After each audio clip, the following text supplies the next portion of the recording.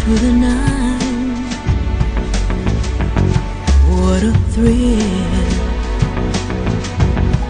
I'm searching and I'll melt into you. What a fear in my heart, but you're so supreme.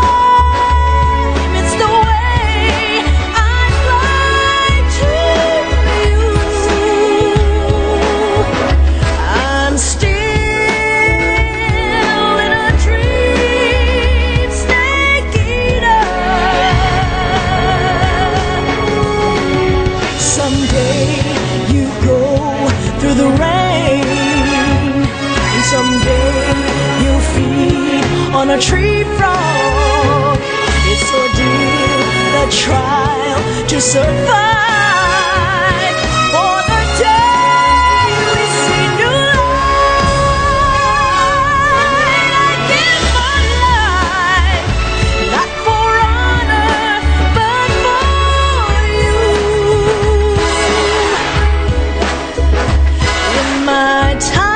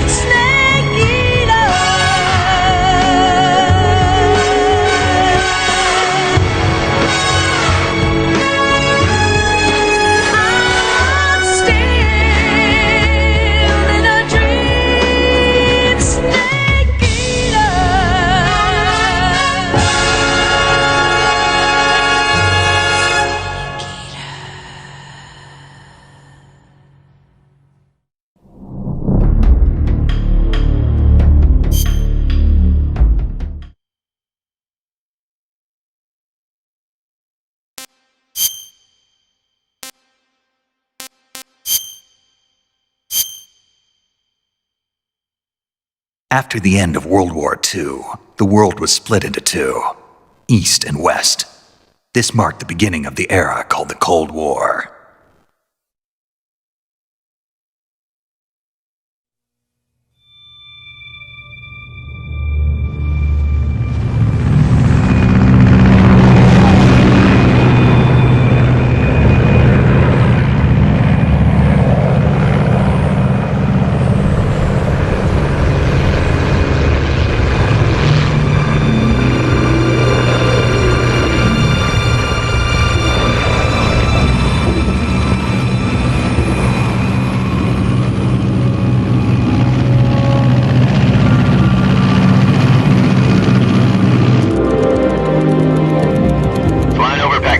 Altitude 30,000 feet. Approaching Soviet airspace. 20 minutes to drop off. Commencing internal depressurization. Equipment check. Arm main parachute. All right. You ready to go? Drop zone still showing a high pressure mass. Cav okay. Good. We've got high visibility.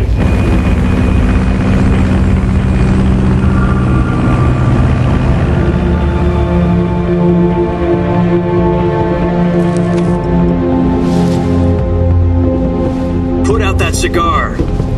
Connecting oxygen hose to interior connector. Put on your mask.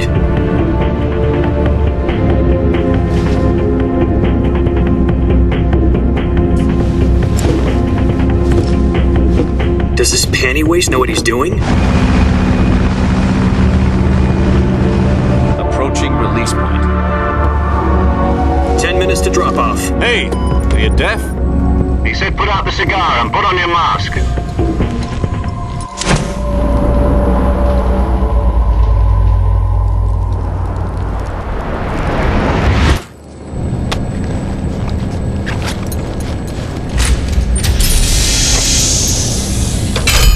Repressurization complete.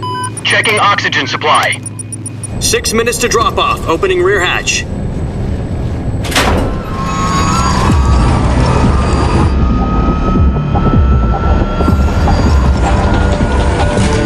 Sunrise.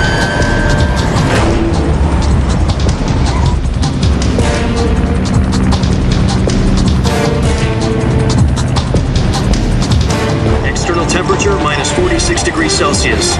2 minutes to drop off. Stand up.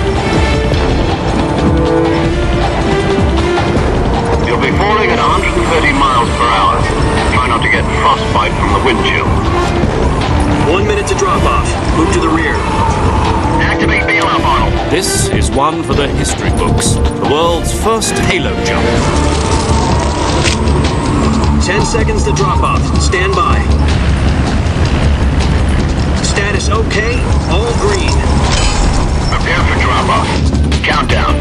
5, 4, 3, 2, 1. Spread your wings And fly. God be with you.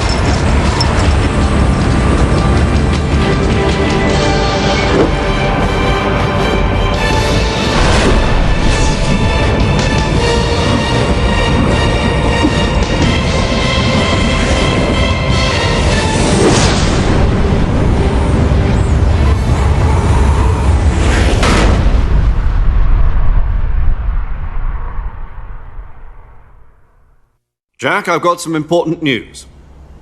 The head of the CIA has finally given us the green light for the Virtuous mission. Virtual mission? No, the Virtuous mission. The future of our Fox unit depends on it. If it succeeds, we'll be officially organized into a unit. Virtuous mission? Sounds like some kind of initiation ritual. Don't get cocky. This isn't a training op. Right. So what exactly is this wonderful mission? Well, about 2 years ago, a certain Soviet scientist requested asylum in the West through one of our moles. His name is Nikolai Stepanovich Sokolov.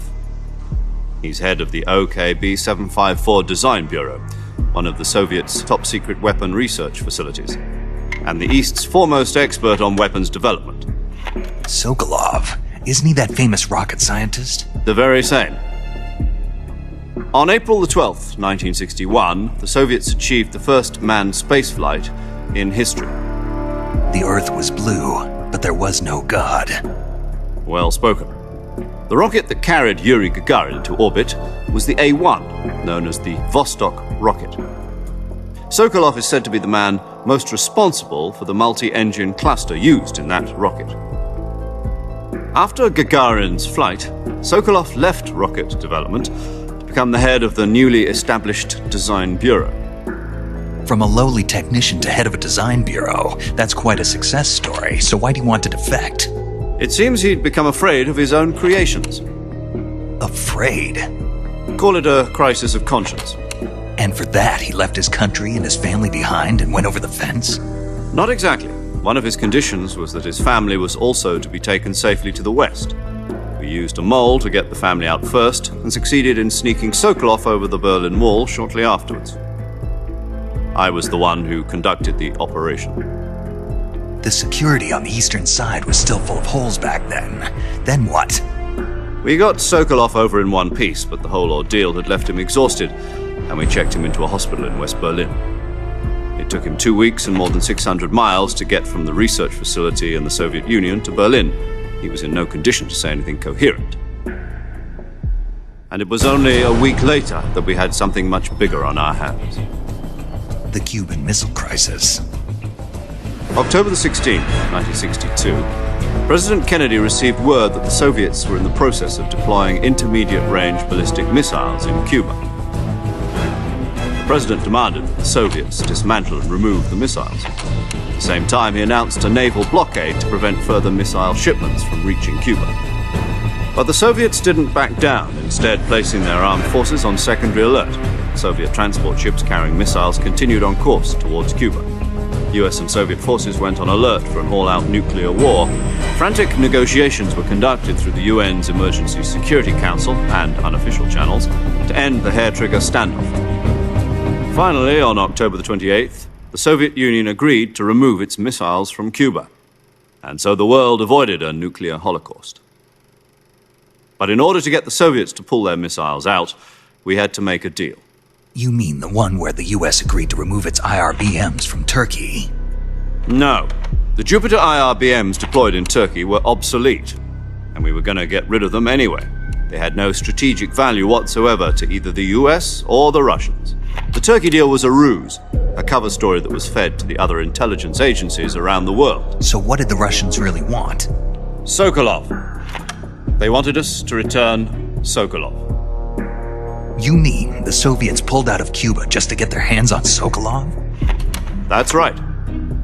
What the hell was he working on? At the time, we had no idea. We were running out of time. It was either give up Sokolov or risk full-scale nuclear war. In the end, we had no choice. President Kennedy gave in to Khrushchev's demand. The next day, I got Sokolov out of the hospital, handed him over to agents on the eastern side. Sokolov kept on screaming, "Save me," until he disappeared from my sight. Then a month ago, we received some new information from one of our moles. About Sokolov? Yes. He was taken back to the research facility and forced to continue working on the weapon in question under KGB supervision. What's more, it's on the verge of completion. So what kind of weapon is it? Something to do with space rockets? No, missiles. Same technology. I guess you're right. We don't know the details, but it appears to be a new kind of nuclear device. For half a year now, the Soviets have been conducting frequent nuclear tests at Semipalatinsk. Something to do with the weapon, I assume. We're talking about a secret weapon so big that Khrushchev was ready to pull out of Cuba to get it back. Is Sokolov still in the facility? No, according to our intelligence, he's in Selinoyarsk, a place in the mountains about 3 miles to the west that's known as the Virgin Cliffs. The Virgin Cliffs. Nice name for a virtuous mission. They moved him there just recently. Why? Apparently, they're conducting a field test of the weapon, but it's our best chance to get him back. This mission would never have been possible if he was still in the research facility. This is our last chance. Sokolov must have known that too when he contacted us.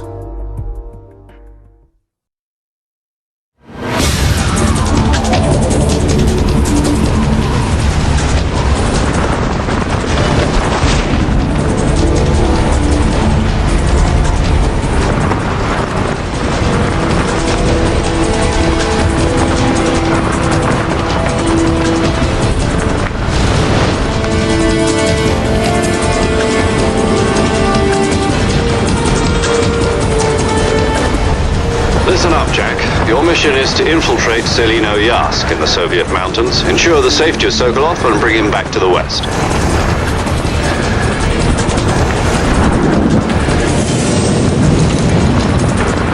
If we don't get Sokolov back before that weapon is complete, we'll be facing a major crisis. The clock is ticking.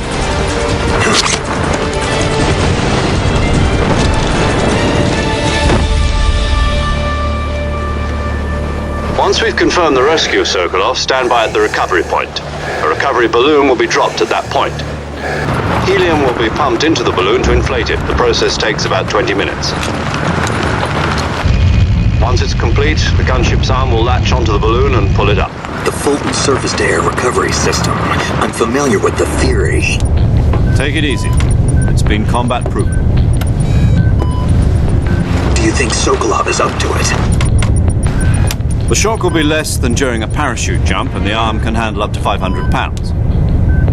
So you're planning on going over the border in a single combat Talon? She's equipped with 2 6-barrel 20mm Vulcan cannons, as well as 2 40mm machine guns. Sounds like she could hold her own against a battalion of tanks. Even with the fuel in the reserve tank, we're facing a 4-hour time limit. If all goes well, it shouldn't take more than a few hours. Home in time for dinner. But if anything goes wrong, you'll be eating dinner, breakfast, and all the rest of your meals in the jungle.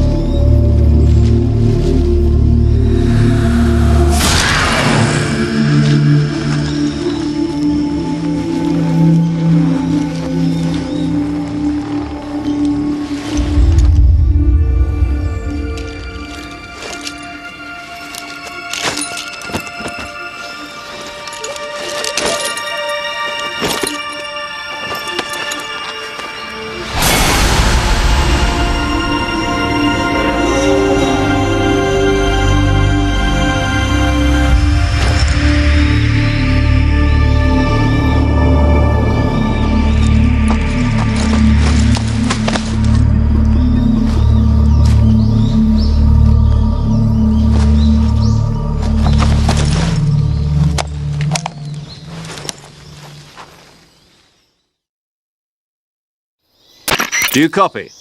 You're already in enemy territory, and somebody might be listening in. From here on out, we'll be using code names to refer to each other. Your code name for this mission will be Naked Snake. I'll be referring to you as Snake from now on. You're not to mention your real name. Snake? What, you don't like snakes? What do you mean? You've eaten one before, haven't you? In survival training. I'm glad to hear that. I don't know if I'd ever order one in a restaurant, but... Be careful, you might not have a choice. What about you, Major? What should I call you? Let's see. I'll be Tom. Call me Major Tom. This will be a sneaking mission. You must not be seen by the enemy. You must leave no trace of your presence. Is that clear? This kind of infiltration is the Fox unit's speciality. In other words, weapons and equipment are procured on site. That goes for food as well. You're completely naked, just as your name implies. Great. Now I see why you asked me if I like snakes. I suppose calling me Snake was your idea of a joke, too. No. There's a good reason for that. I'll tell you later when the time is right. Gotcha. Getting back to the subject, how exactly am I supposed to feed myself? You've been issued a knife and a tranquilizer gun. Use them to hunt for food. You'll also find some medical supplies in your backpack. Yeah, about the backpack. I lost it in a tree on the way down. I see. Well, you'd better go back and get it then. You know where it is? No problem. I can see it from here. It's stuck on a branch. To climb a tree, stand in front of a tree that's covered in ivy and press the action button. I'll be monitoring your progress over the radio. We can't risk violating Soviet airspace, but I'll be in the gunship. My frequency is 140.85. I'll give you a call if I need to talk to you. If you need to talk to me, use the send function. Okay, Snake, go get your backpack.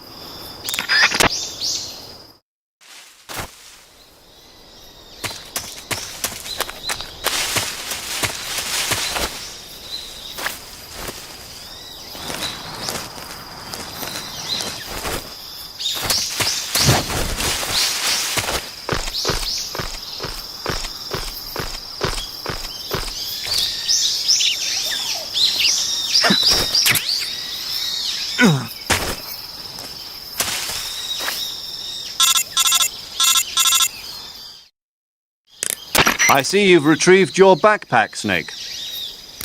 To equip a weapon, it's necessary to take it out of your backpack. In the survival viewer, choose Weapon from the backpack. Your available weapons will be displayed in a window in the upper left. From that list, choose the weapon you want to equip and press the Enter button. For other equipped items, just do the same thing from Item. Got it. Use the survival viewer backpack. Yep, that's right. Survival is fundamental to this mission. After you've been out in the field for a while, your stamina will start to drop. If your stamina gets too low, it'll affect your performance. You won't be able to shoot accurately, for example, and your wounds won't heal as smoothly. Keep an eye on your stamina so you don't run out. To recover lost stamina, you can hunt for local flora and fauna. You can use either your tranquilizer gun or your knife to hunt. My only weapon is a Mark 22 Hush Puppy tranquilizer gun? That's right. It's been fitted with its own suppressor. However, the suppressor will deteriorate every time you fire. Once its durability reaches 0, the noise suppression effect will be gone. So don't get too trigger-happy with it. The suppressor's durability is shown in the icon. Any weapons and equipment beyond what you're carrying now, you'll have to find as you go. I have to find my own weapons and equipment? Whose crazy idea was this anyway? Solo covert actions are standard Fox operating procedure. You can't leave any traces of your presence. No weapons, equipment, footprints, sweat, or bodily waste. The same goes for bullets and cartridges, too. Your presence in enemy territory is already a violation of international conventions of warfare. There aren't supposed to be any American soldiers in Russia. It could spark an international incident. You can't let anyone see you. You can't let the enemy know you're there. This is a stealth mission. You're a ghost, Snake, in every sense of the word. And there'll be no rescue if you're captured. The military and US government will deny any involvement in the affair. Then I'll just have to take care of myself, huh? I'm afraid so. You've been given a fake death pill for that purpose. SIS guidelines stipulate that soldiers on covert ops like this one be issued a potassium cyanide capsule. Tape it to your body so you can take it when you need to. How generous of you. Use it if you're taken prisoner by the enemy. It'll send you into a state of false death for a short time. Fooling them into thinking that I'm really dead. So how do I come back to life? Just take the revival pill. You mean that thing they put in my tooth before the mission? That's the one. But be careful. If you remain in a state of false death for too long, nothing will be able to bring you back. Remember that. I'll keep it in mind. You said this was a solo mission, right? Right. I guess that means I can't count on any reinforcements. Correct. The mission rests entirely in your hands. A real one-man army. Relax. There's a support team ready to back you up over the radio. Who? I'll introduce them to you. This time, survival is of utmost importance. The first member of the support team will be in charge of monitoring your physical condition, acting as a medic, so to speak, as well as recording your mission data. She's a member of Fox as well, and she's here on the gunship with me. She? Hello, Snake. I'm paramedic. Nice to meet you. Paramedic. As in a medic who comes in by parachute. Aren't you going to tell me your real name? Are you going to tell me yours, Mr. Snake? My name, huh? It's John Doe. And they call you Jack for short. You're a regular Captain Nemo. A name means nothing on the battlefield. After a week, no one has a name. What's your name? Jane Doe. Very funny. I wasn't joking, but I'll tell you my name only if you manage to make it back alive. My frequency is 145.73. She's also in charge of recording your mission data. Whenever you want to save, send a message over the reserved save frequency, 140.96. So saving lets me record my mission data. That's right. It also records the state of your health. Good to know. There's one more person I want to introduce you to, Snake. Huh? Speaking of snakes, you remember the boss, don't you? A legendary soldier and your mentor. Actually, it was the boss that got the DCI's authorization in the first place. She's going to be serving as Fox's mission advisor. Boss is? She also helped me plan this mission. She and I were at SAS together. Jack, is that you? How many years has it been? Boss? That's right. It's me. Talk to me. Let me hear your voice. It's been 5 years, 72 days, and 18 hours. You've lost weight. You can tell just by the sound of my voice. Of course I can. I know all about you. Really? Well, I don't know anything about you. What's that supposed to mean? Why'd you disappear on me all of a sudden? I was on a top-secret mission. You didn't need me anymore. But there were still so many things I wanted you to teach me. No, I taught you everything you needed to know about fighting techniques. I taught you all I could. The rest you needed to learn on your own. Techniques, sure. But what about how to think like a soldier? How to think like a soldier? I can't teach you that. A soldier needs to be strong in spirit, body, and technique. And the only thing you can learn from someone else is technique. In fact, technique doesn't even matter. What's most important is spirit. Spirit and body are like two sides of a single coin. They're the same thing. I can't teach you how to think. You'll just have to figure it out for yourself. Listen to me, Jack. Just because soldiers are on the same side right now doesn't mean they always will be. Having personal feelings about your comrades is one of the worst sins you can commit. Politics determine who you face on the battlefield. And politics are a living thing. They change along with the times. Yesterday's good might be tomorrow's evil. Is that why you abandoned me? No, it had nothing to do with you. I already told you, Jack. I was on a top-secret mission. A soldier has to follow whatever orders he's given. It's not his place to question why. But you're looking for a reason to fight. You're a natural-born fighter, but you're not quite a soldier. A soldier is a political tool, nothing more. That's doubly true if he's a career soldier. Right and wrong have no place in his mission. He has no enemies and no friends. Only the mission. You follow the orders you're given. That's what being a soldier is. I do whatever I have to get the job done. I don't think about politics. That's not the same thing. Sooner or later, your conscience is going to bother you. In the end, you have to choose whether you're going to live as a soldier or just another man with a gun. There's a saying in the Orient, loyalty to the end. Do you know what it means? Being patriotic. It means devoting yourself to your country. I follow the president and the top brass. I'm ready to die for them if necessary. The president and the top brass won't be there forever. Once their terms are up, others will take their place. I follow the will of the leader, no matter who's in charge. People aren't the ones who dictate the missions. Then who does? The times. People's values change over time, and so do the leaders of a country. So there's no such thing as an enemy in absolute terms. The enemies we fight are only enemies in relative terms, constantly changing with the times. As long as we have loyalty to the end, there's no point in believing in anything, even in those we love. And that's the way a soldier's supposed to think? The only thing we can believe in with absolute certainty is the mission, Jack. All right, but do me a favor. What is it? Call me Snake. Snake. Oh, right. Your code name is Snake. It suits you well. That's right. The legendary unit that the boss put together during World War II was a snake. The Cobra unit, a group of heroes that brought the war to an end and saved the world. As long as you've got a legendary hero backing you up, you'll be fine. Isn't that right, Snake? Yeah, I can't think of anyone else I'd rather have with me. Oh, and one more thing, boss. Yes? It's good to hear your voice again. Same here. After all, who knows if either of us will make it out alive? Snake, you are always best at urban warfare and infiltrating buildings. But this is the jungle. Survival is going to be key. Those CQC techniques I taught you are sure to come in handy. CQC? Close quarters combat, huh? I've been in the Green Berets for the past few years. I'm probably pretty rusty. Not to worry. I'll be here to help you remember. After all, this is your first actual survival mission.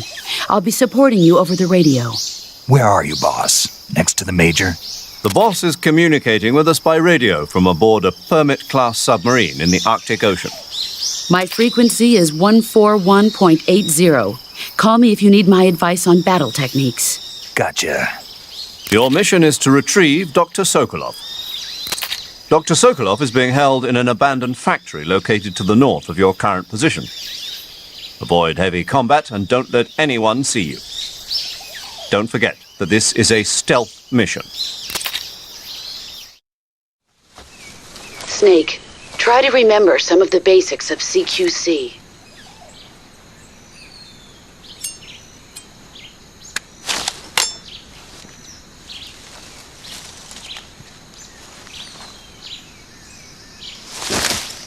Commencing virtuous mission now.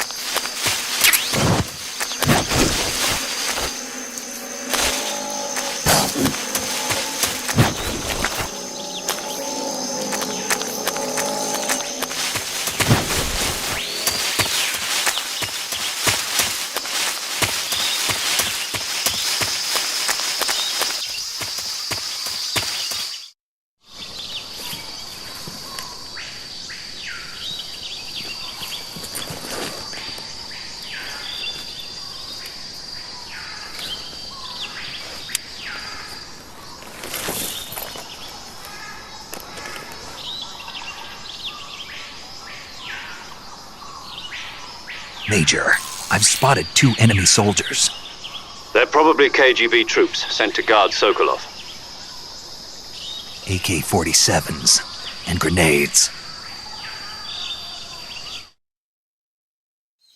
Snake, your presence in Soviet territory is already a violation of international law. We can't let the Kremlin find out that the CIA and the American government are involved. Contact with the enemy is strictly prohibited. Don't engage them in battle either. This is a stealth mission. Got that? The Major is right. The point of this mission is to sneak through the jungle without being seen. The success of the mission depends on how well you use your camouflage. Change your camouflage by selecting Camouflage from the Survival Viewer.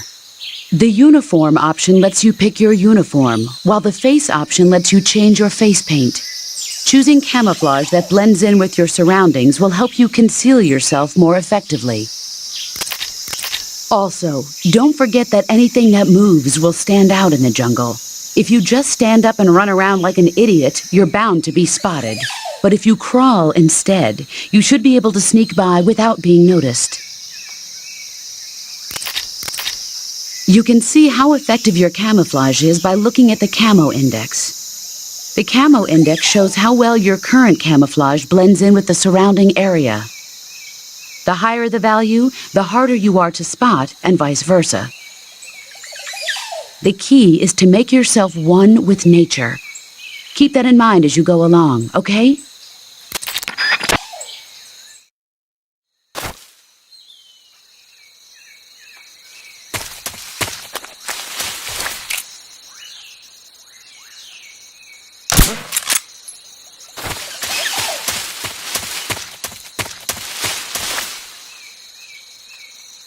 Just my imagination.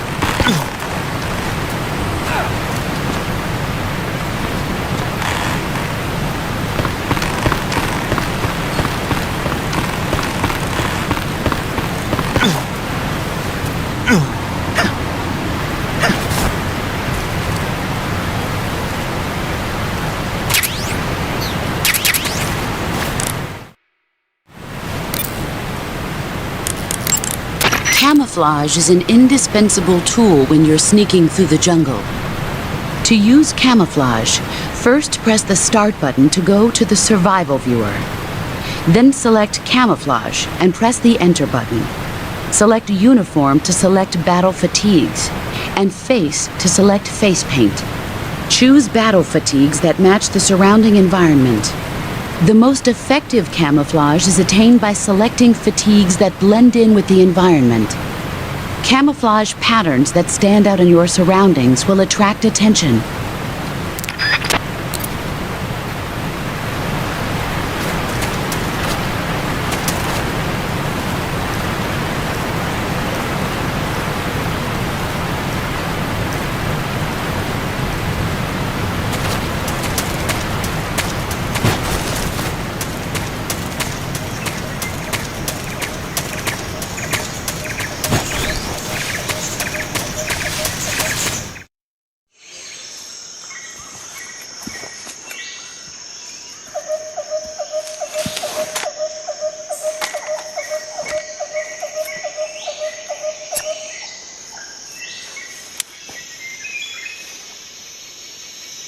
Major, I've reached the abandoned factory where Sokolov is supposedly being held. This place is a dump.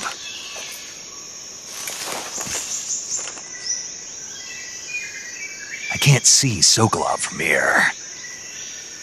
The security is pretty tight. There are sentries posted around the perimeter. I wonder how many are inside. Your objective, Sokolov, is inside the factory. They should be holding him in a room in the northeast section. Northeast section. Got it. Be careful. Your mission is to bring Sokolov back alive. He must not be exposed to any kind of danger. Do not approach Sokolov while in the alert phase. Right. Oh, and one more thing, Snake. You mean there's more?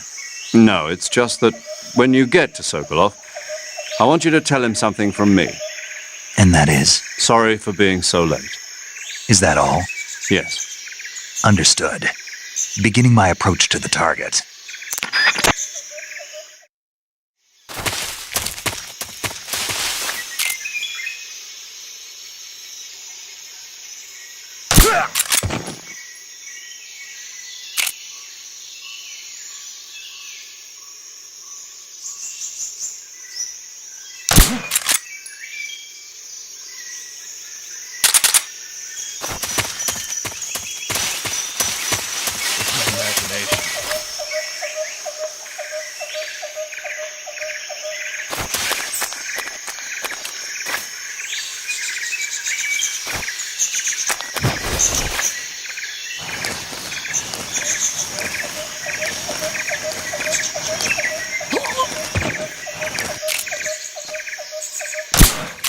The enemy! He's here!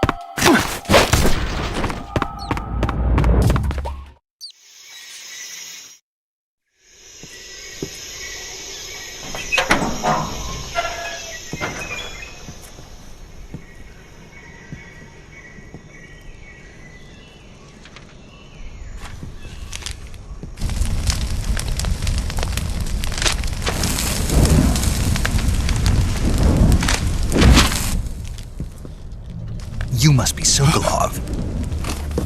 Are you one of Volgin's men? You'll never get it from me. No. I'm a CIA agent. I've come to escort you back to the other side of the Iron Curtain. You're CIA? Yeah. I was sent by Major Zero, the man who got you out 2 years ago. Zero? I have a message from him. What is it? He said to tell you sorry for being so late. Did he now? What does it mean? It means he's a man of his word. But we've got no time for this. You have to get me out of here before they arrive. Who's they? Colonel Volgin of GRU. You in the West know him as Thunderbolt. Thunderbolt? Never heard of him. He's a member of the Army's extremist faction, a man who seeks to seize control of the motherland. Ever since the Cuban Missile Crisis 2 years ago, Khrushchev has been pursuing a policy of peaceful coexistence with the West. Despite resistance and criticism from hawks in the army and the provincial authorities, Khrushchev has managed to suppress the opposition so far. But the failure of his agricultural policies has put him in a precarious position. And on top of that, the tragedy last November. President Kennedy's assassination. Precisely. In a sense, Khrushchev has lost his biggest partner, and his power base is rapidly crumbling away. A certain group is plotting to use this opportunity to seize power by rallying the anti-government forces, overthrowing Khrushchev, and installing Brezhnev and Kosygin in his place. The mastermind behind this plot is Colonel Volgin of the GRU. He has control over another secret weapons research facility much like this one, OKB-812, known as the Granin Design Bureau, and is using it to further his plans. But that is not enough to satisfy him. Now he's plotting to seize the secret weapon I have been developing here and use it as leverage in his bid for power.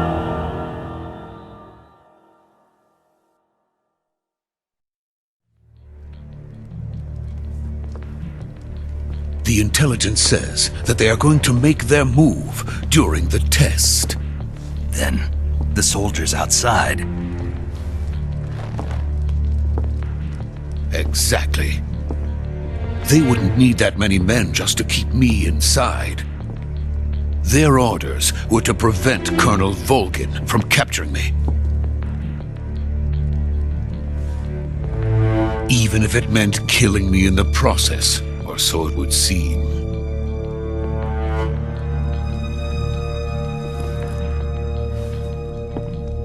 Volgin will come. I'm sure of it. You must get me out of here before then.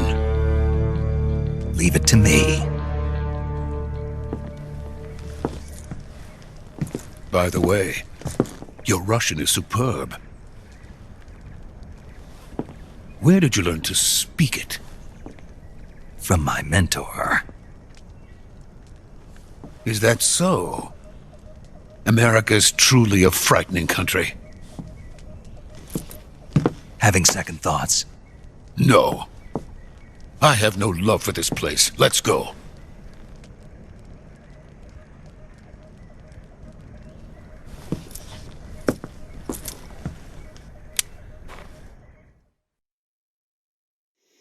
Major, this is Snake. Sokolov is safe with me. He's doing fine. No injuries. Good work, Snake. Now hurry up and get Sokolov to the recovery point. We'll rendezvous with you there. Roger. What about the sentries? I managed to get past them. I see. What about the boss? We lost contact with the boss some time ago. What happened? It's probably just a weak signal. Just hurry and get Sokolov out of there.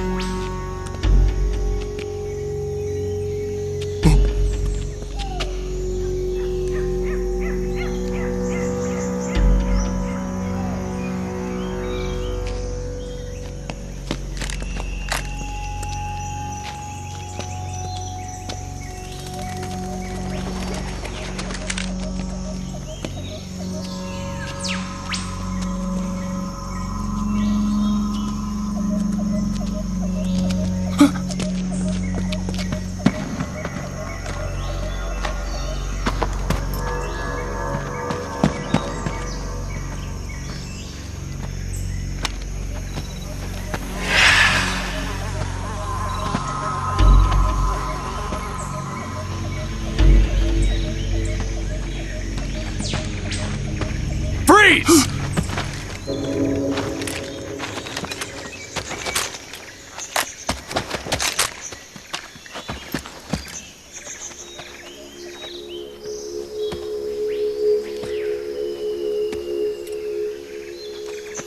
So this is the legendary boss. Huh?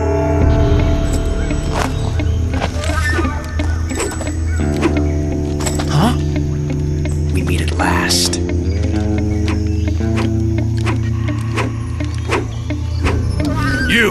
You're from the Ocelot unit of Spetsnaz. Huh. What's a GRU soldier doing here?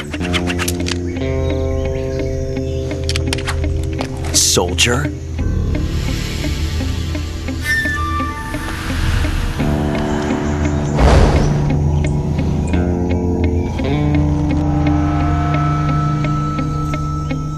He's the Ocelot commander. That's Major Ocelot to you. And don't you forget it.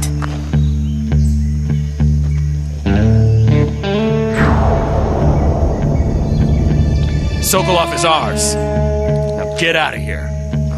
And Ocelot never lets his prey escape. What?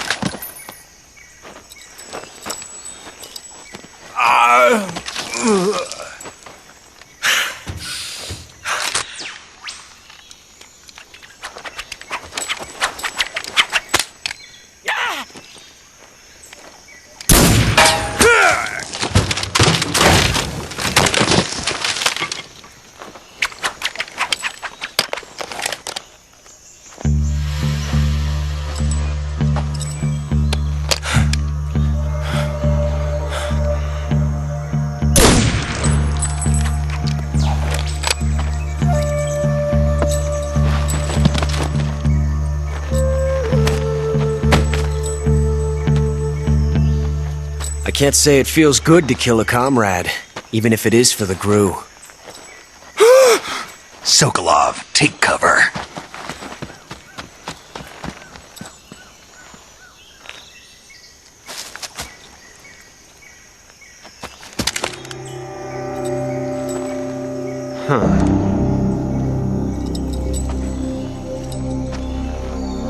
You're not the boss, are you?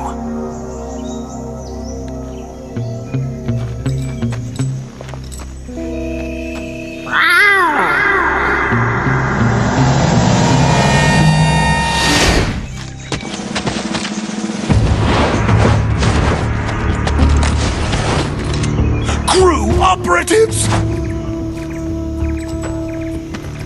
What is that stance? Huh. That gun.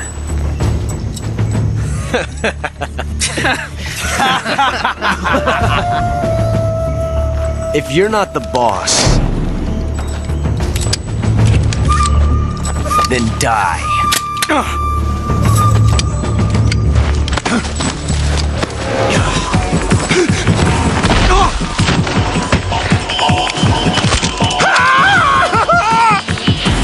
Major! Leave it! Shoot the other one! Whoa!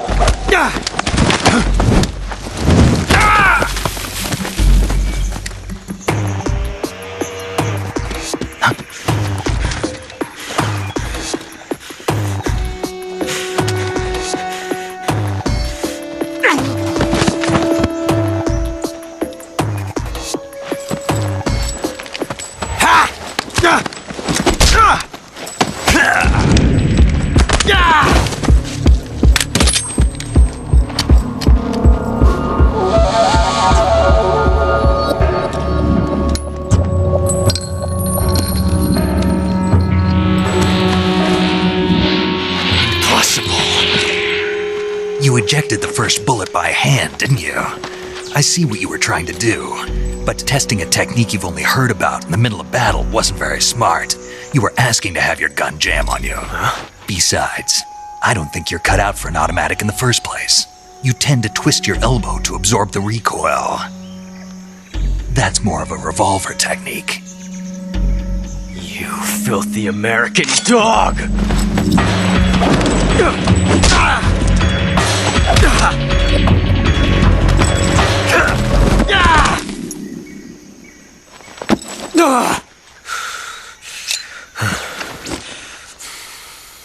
But that was some fancy shooting. You're pretty good. Pretty good.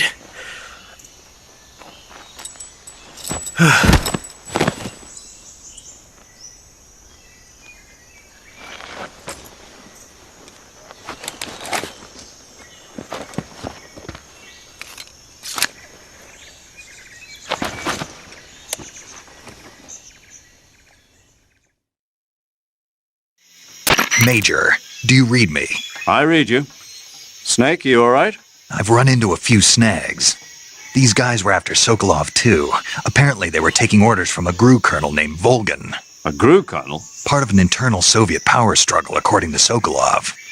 Something between the KGB and GRU. Between Khrushchev's supporters and Volgan's. Sokolov was being guarded by the KGB and hunted by GRU? Snake, it sounds like this could be even hotter than Cuba. I don't like it. Something about the whole thing stinks. I agree. You'd better hurry. Sokolov ran off by himself, but I'll catch up to him. We're counting on you.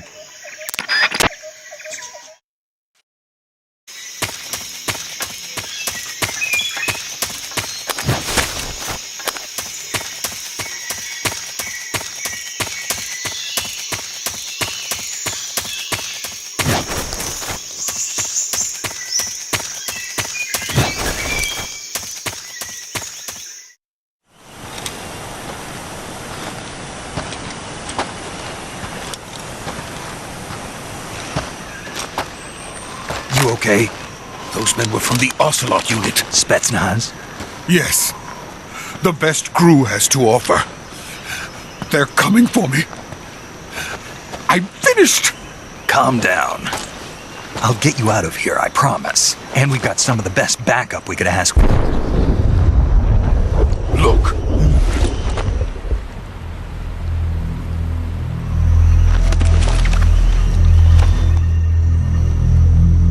That's what they were making you build? Yes. The Shagohod. The treading behemoth. A tank capable of launching nuclear IRBMs. It can launch nuclear missiles from that kind of terrain? Oh, yes. And without support from friendly units. A nuclear-equipped tank capable of operating solo.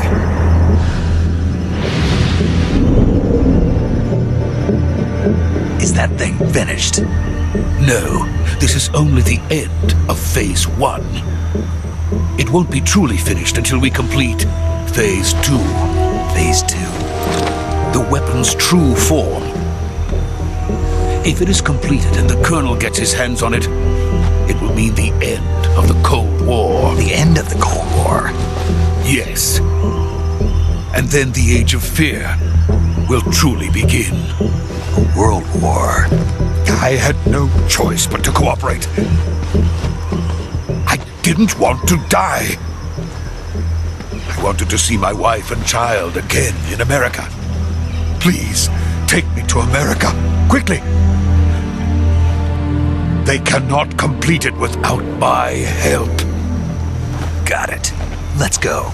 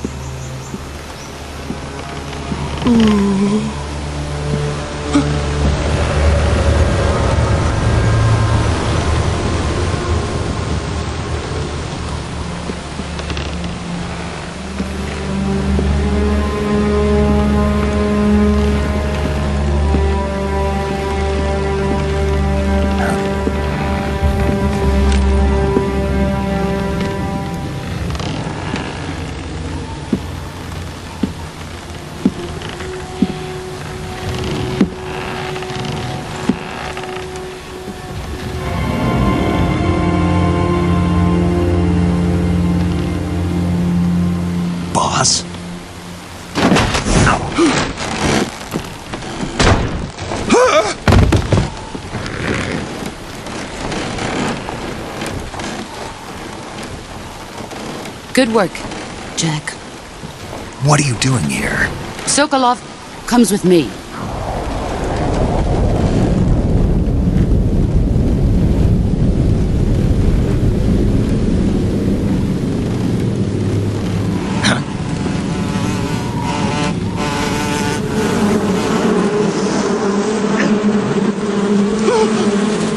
Hornets.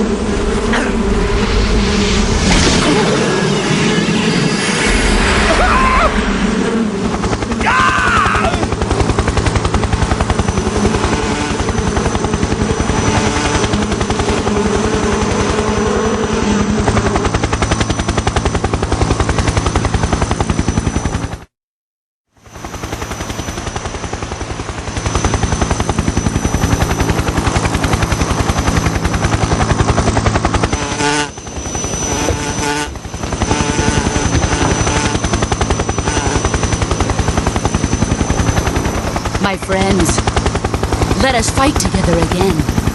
I have waited long for this day. We will fight with you once more.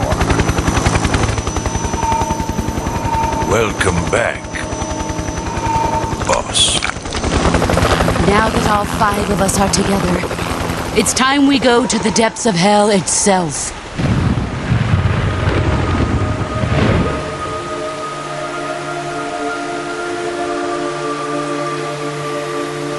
It's raining blood. Is he crying?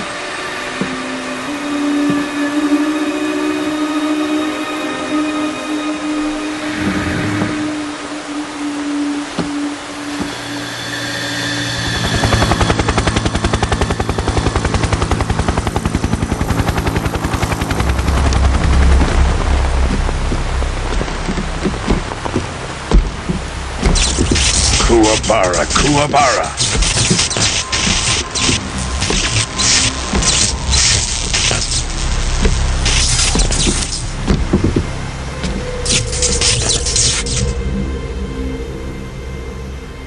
Ah, what a joyful scene. Colonel Vogan. Welcome to my country. And to my unit.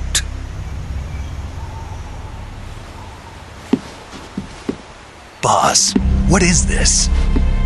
I'm defecting to the Soviet Union. Sokolov is a little gift from my new hosts. Recoilless nuclear warheads.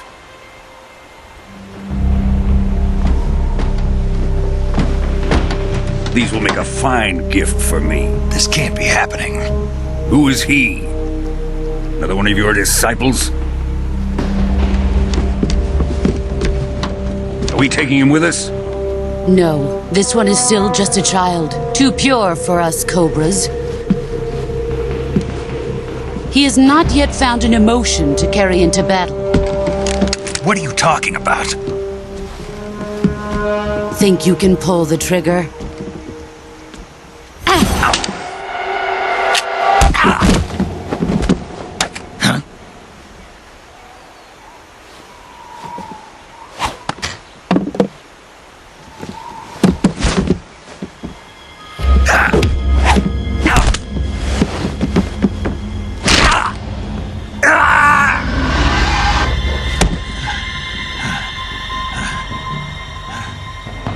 He's seen my face. We can't let him live.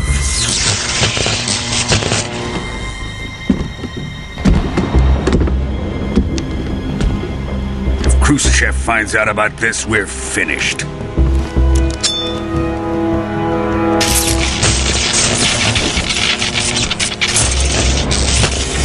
He must die.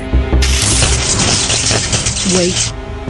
He's my apprentice. I'll take care of him.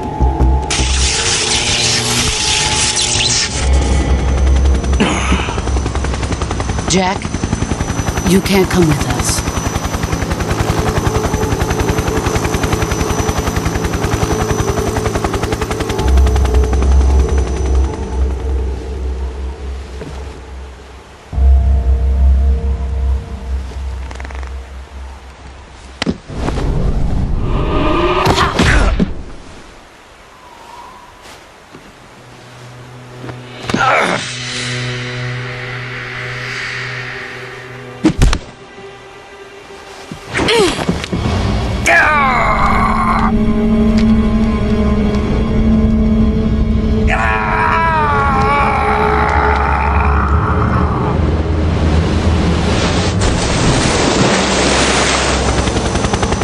The new blood has been rejected.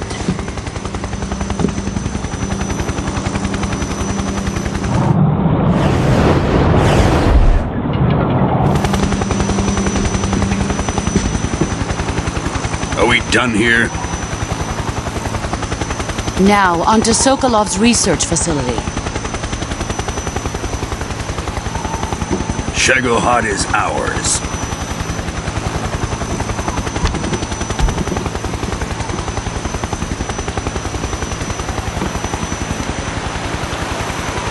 Drift away. My place is with them now.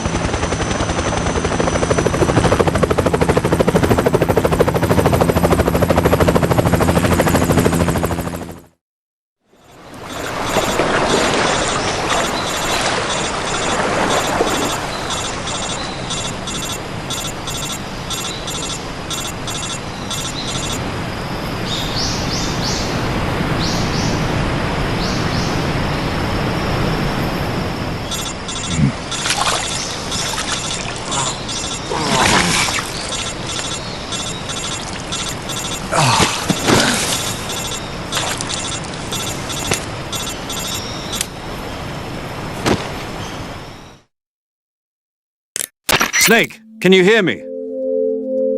Yeah. Just barely.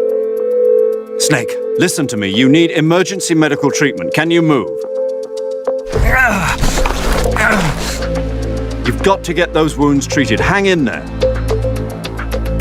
All right, let's get you fixed up. Paramedic? Okay, Snake. Just relax and it'll all be over before you know it. Stay with me. I've seen people in worse shape before. Think you can handle it?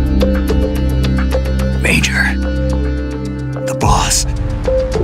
She's defected. We'll talk about that later. First, we've got to get you patched up. Okay, here we go. First, open the survival viewer with the start button. If you select cure, you can start the treatment. Healing is divided into treatment using medicine with the item window button and surgical treatment using the weapon window button. Your injuries include a fractured left elbow and rib bone, and lacerations on your upper arms, right elbow, and abdomen. They need to be fixed using surgical treatment. Move the healing cursor with the left stick to the affected part of your body. Once you've selected the affected area, hold the weapon window button and use the left stick to select the medical item and then press the enter button.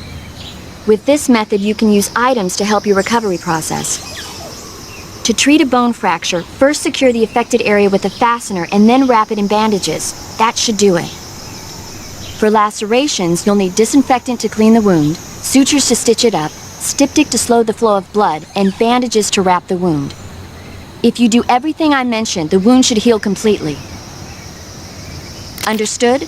Yeah. Stay with me. Go into the survival viewer and treat those wounds.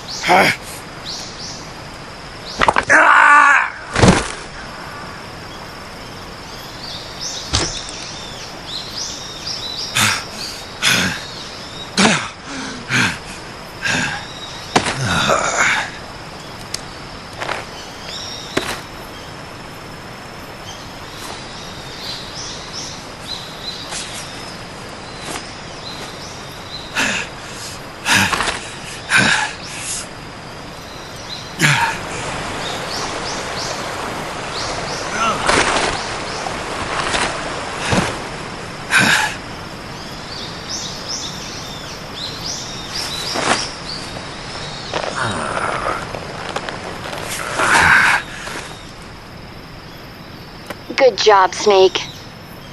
We're coming to get you now. Just stay where you are. We'll drop a recovery balloon. Can you set it up?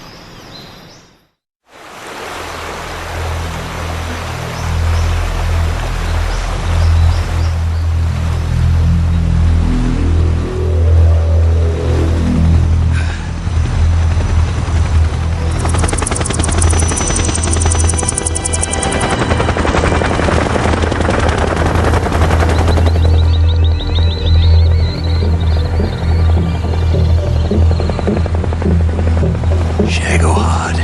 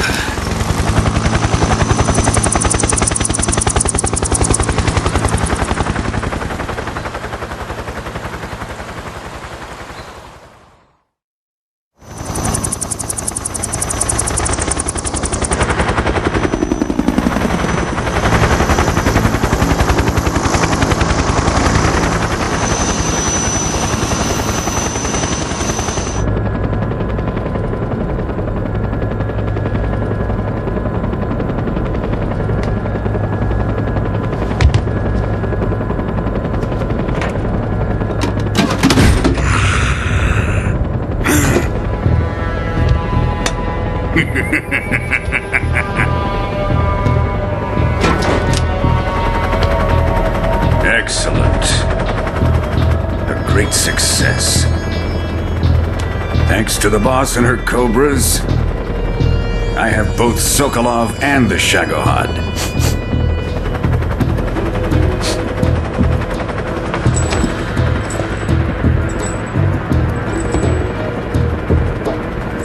What are we going to do with the girl?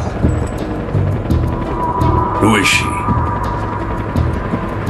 Apparently she's Sokolov's woman.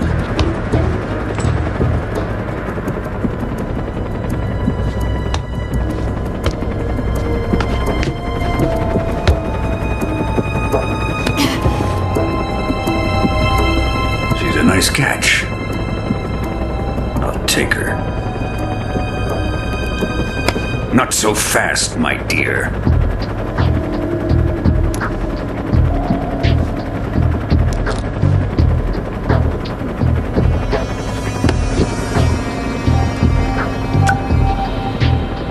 A kiss of death? Are you KGB? We may be able to use her.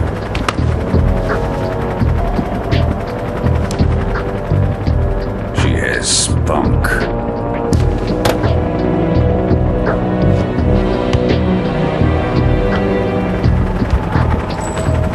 Shall we take her back to the base? Perhaps we should. We have no further use for Sokolov's research facility. I think it's time I gave this marvelous new toy a try. Colonel, even if they are our enemies, they're still our countrymen. But it won't be me that pulled the trigger.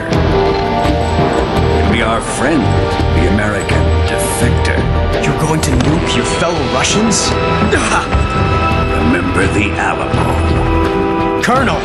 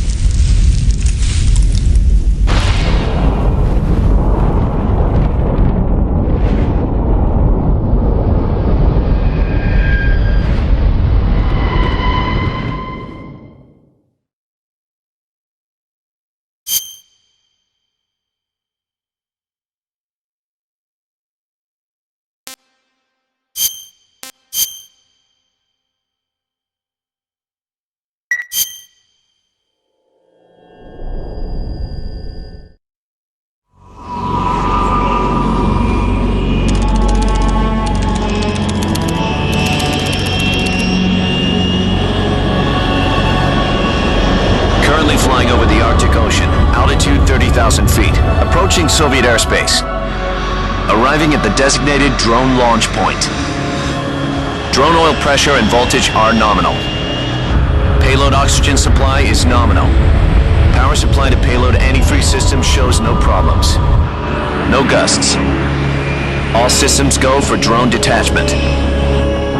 Snake, we can't risk a halo jump this time around. Airspace security has gotten tighter since we were last here. We can't get as close to the ground as we did during the Virtuous mission.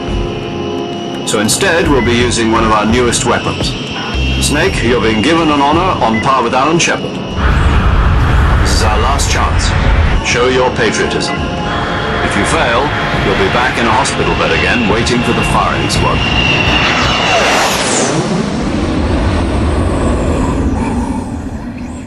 So how does it feel to be a patient in one of the most advanced ICUs in the world?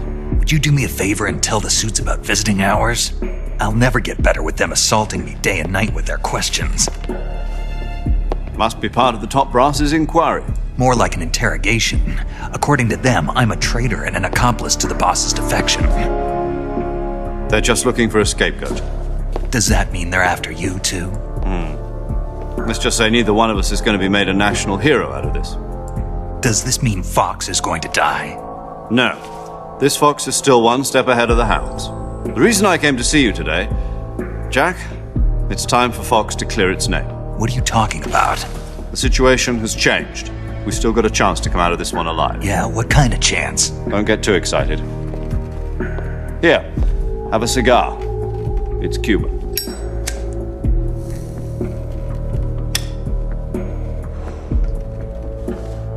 This morning, I had a meeting with the CIA. They decided when they're going to execute us? No. Something even bigger. Yesterday, the White House received an unexpected call. President Johnson? Yes, I hear you, Mr. Chairman. It was a hotline call from Khrushchev to President Johnson. From the head of the Soviet Union? That's right. A few days ago, one of our country's main design bureaus, OKB 754, was destroyed in a nuclear explosion. At about the same time, our anti-aircraft radar picked up a signature that appeared to come from one of your military aircraft. Does any of this sound familiar to you? In retaliation, I have placed our armed forces on secondary alert. Depending on your response, I may be left with no choice but to order the military to maximum alert and unleash Armageddon. With the help of your predecessor, I was able to survive the Cuban incident. But my power is not as great as it once was. If I am to survive this crisis, I must have your full cooperation. I should have contacted you myself. Did you know that one of our soldiers defected to your country a week ago? No. So you haven't heard then. The man who arranged the defection was a GRU colonel by the name of Yevgeny Borosovich Volgin. Volgin? Of the Brezhnev faction. Go on. Who is the soldier? Her name is the Boss. She's a living legend. During World War II, she was the one who led us to victory in that war. In Russia, you know her as Voyevoda. You mean the Boss? The mother of your special forces? Yes, that's the one. And she took 2 miniature nuclear shells along with her. The Boss took 2 miniature nuclear shells? I'm afraid so. I believe they were a gift for her new hosts. The Davy Crockett Atomic Battle Group delivery system was completed 2 years ago. But serious problems were found with the launcher's range and precision. Although they were mass-produced, they've never been deployed in battle. But Sokolov's research facility was completely wiped out. The whole area is polluted. I can only offer you my deepest condolences over this terrible tragedy. So, The boss, with Colonel Volgin's help, stole 2 experimental nuclear shells and took them with her as gift when she defected.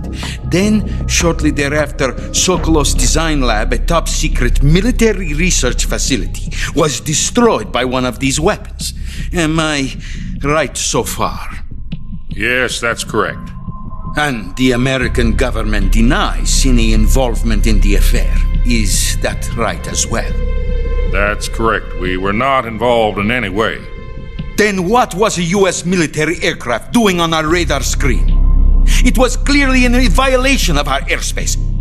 And yet you say it was not acting under your orders. That's correct.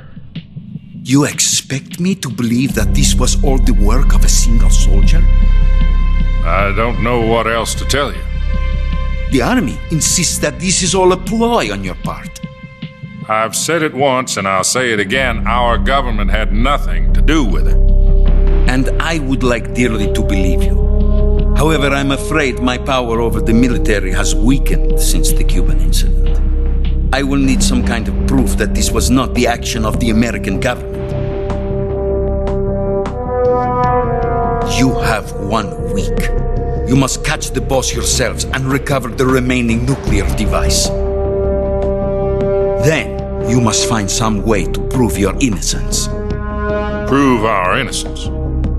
Yes, preferably something painful. Prove to me that this is not merely another one of your tricks. The boss should be close to Colonel Volgin. How about a little co-action? I would not expect too much if I were you. The political situation here is unstable. And Colonel Volgin is a member of the Brezhnev faction, which seeks to topple my government. 1 week. You have only...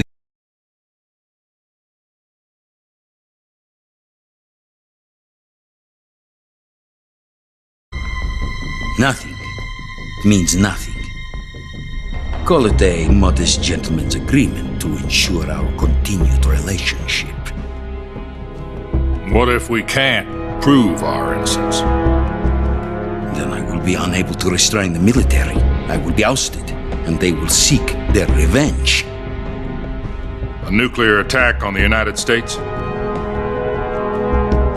I leave the disposal of this situation entirely to your discretion, Mr. President.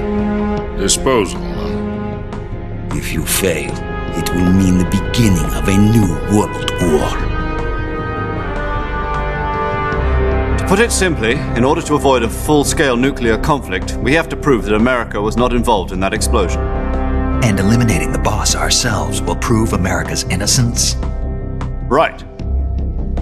The higher-ups have decided that you're the only one capable of pulling this off. You were her last apprentice. Screw this one up, and we'll both be 6 feet under. There's no choice.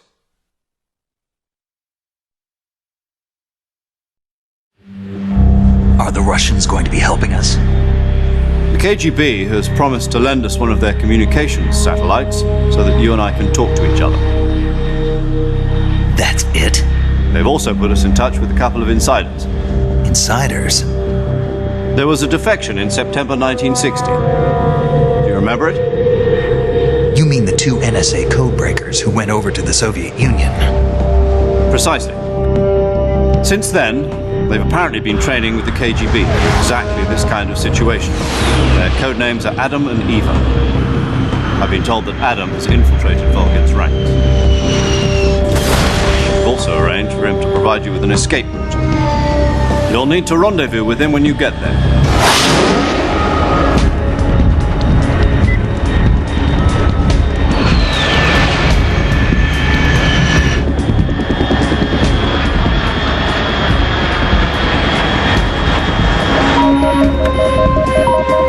Control.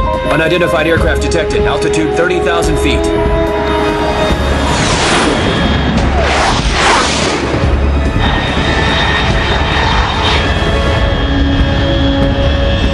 It's fast. Estimated airspeed exceeding Mach 3. Bearing south. I'm about to lose it.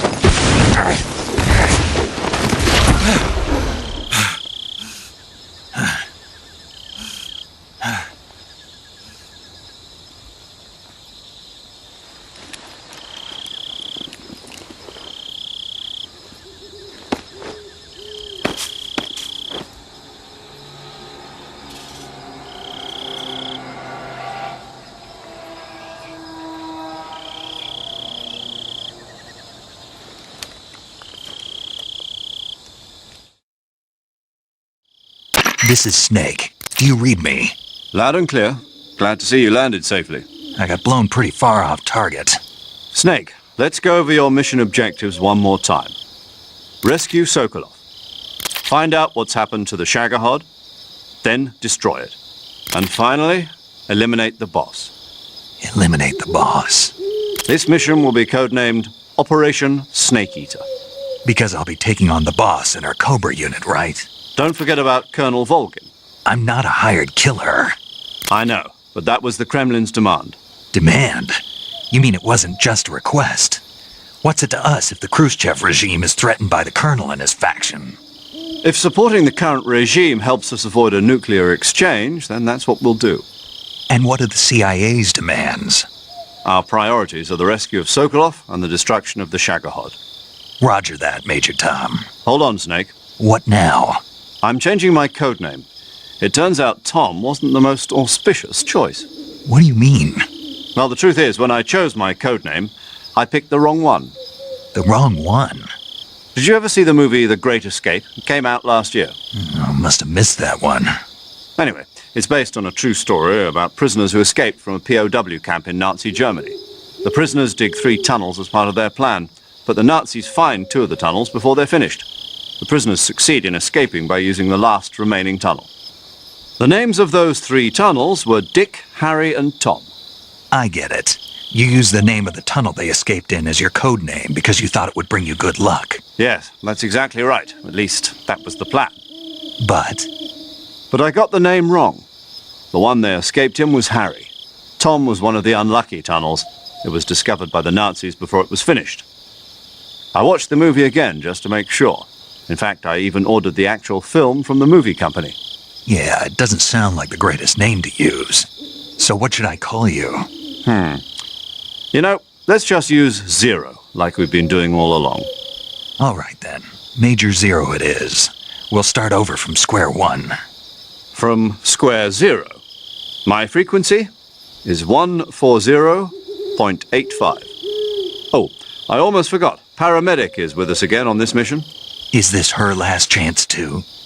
If we fail, she'll have her medical license revoked. It's more or less the same kind of fate.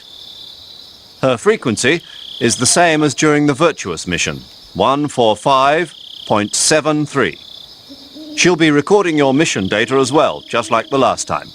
That frequency is also the same, 140.96. And there's one more person on your support team. His name is Mr. Sigint. He's an expert on the latest in weapons and equipment technology. You'll be going up against some of the world's most advanced weaponry when you infiltrate the research facility.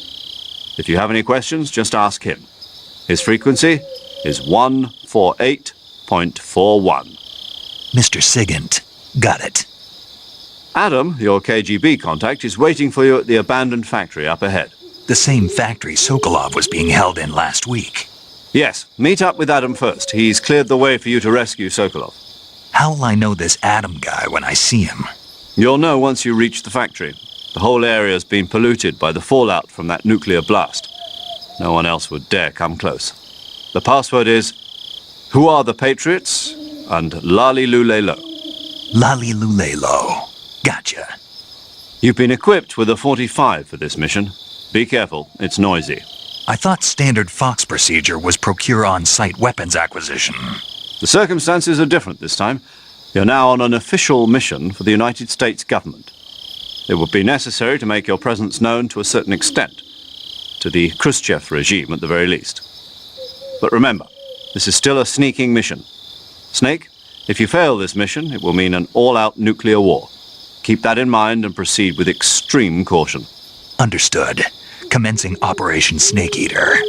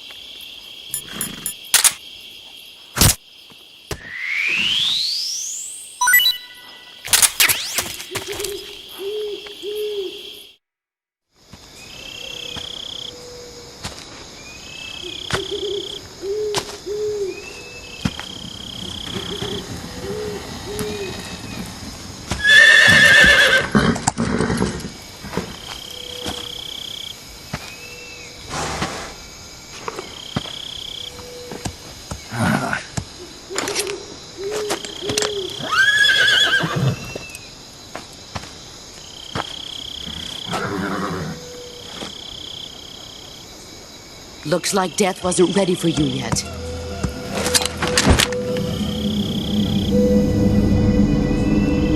Boss. That arm still hurt?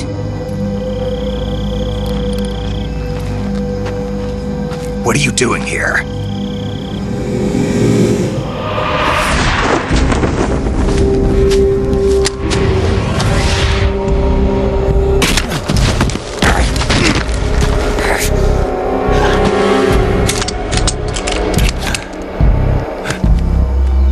Go home.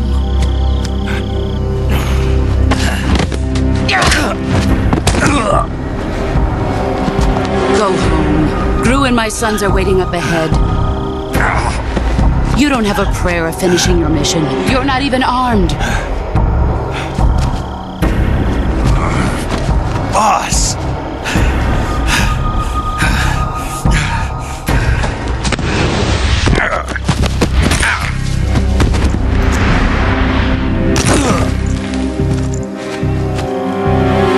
I'm not your boss anymore. There's nothing for you here. Go home. Go back to your boss. There's no need to prove that you are virtuous here. This isn't America.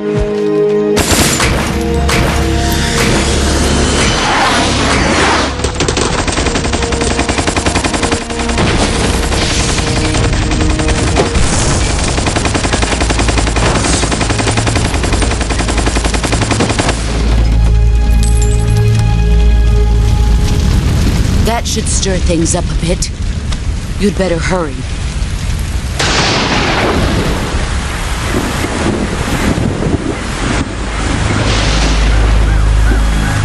The border is 60 miles south of here.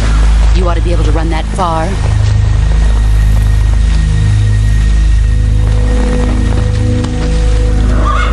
Why'd you defect? I didn't. I'm loyal to the end, to my purpose. What about you, Jack? What's it going to be? Loyalty to your country or loyalty to me? Your country or your old mentor? The mission or your beliefs? Your duty to your unit or your personal feelings?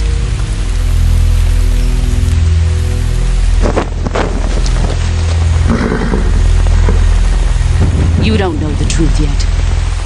But sooner or later, you'll have to choose. I don't expect you to forgive me.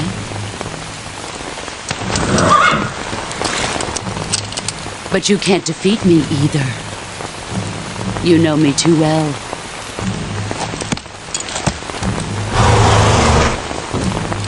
Just look at that bandana. If you can't put the past behind you, you won't survive long.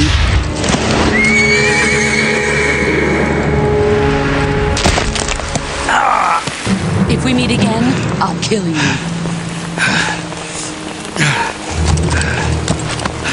Now, go home.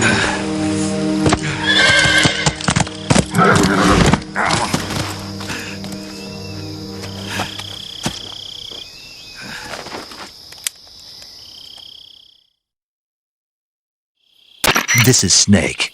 Major Zero. I read you, Snake. I was ambushed by the boss. You were what? The drone's been shot to hell. It's up in flames. That's not good. Enemy scouts are going to come looking for you. Yeah, I know. But what was the boss doing here in the first place? There's got to be a leak somewhere. No, that's impossible. The man the boss is working with, Volgin, isn't exactly on speaking terms with Khrushchev. I lost my gun. The boss destroyed it. Snake, I know how you're feeling. It's hard for me to believe, too, that a legendary hero like the boss would go over to the Russians. That she'd double-cross us like this. But that's how it is, and if you don't accept it, you'll never be able to beat her. That's not the problem. In terms of sheer technique, I'll never be able to beat her. I know that all too well. You've got to do it, Snake. She's your enemy and your objective. Enemy? We were together for 10 years, and now you tell me she's my enemy? Enough. Hurry to the factory where Adam is waiting. Scouts have probably already been sent out to investigate the explosion. You've lost your weapon, right? That means you've got no chance of winning in a battle situation. Whatever you do, don't let them see you.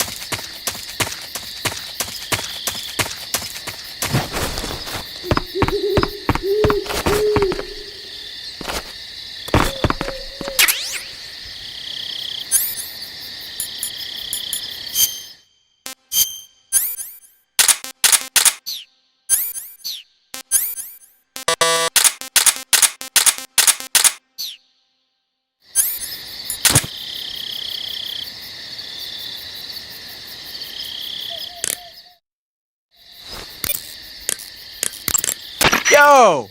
You're Snake, aren't you? And you're Sigint? None other. I heard that you're an expert on weapons, equipment, and cutting-edge technology. Close. Huh? I am the expert on weapons, equipment, and cutting-edge technology. Ah. I'm the guy that designed your trank gun, active sonar, and motion detector. If you want to know anything about weapons or equipment you find in the field, just send me a message and ask. Later. Sounds like the Cobra unit's members' names came from the specific emotions they each carry into battle. Emotions? Yeah. For unbearable torment, the pain. For true oblivion, the end. For infinite rage, the fury. For absolute terror, the fear. And for unsurpassed bliss, the joy. The joy? It's another name for the boss, because of the joy she feels in battle, I suppose. Ah.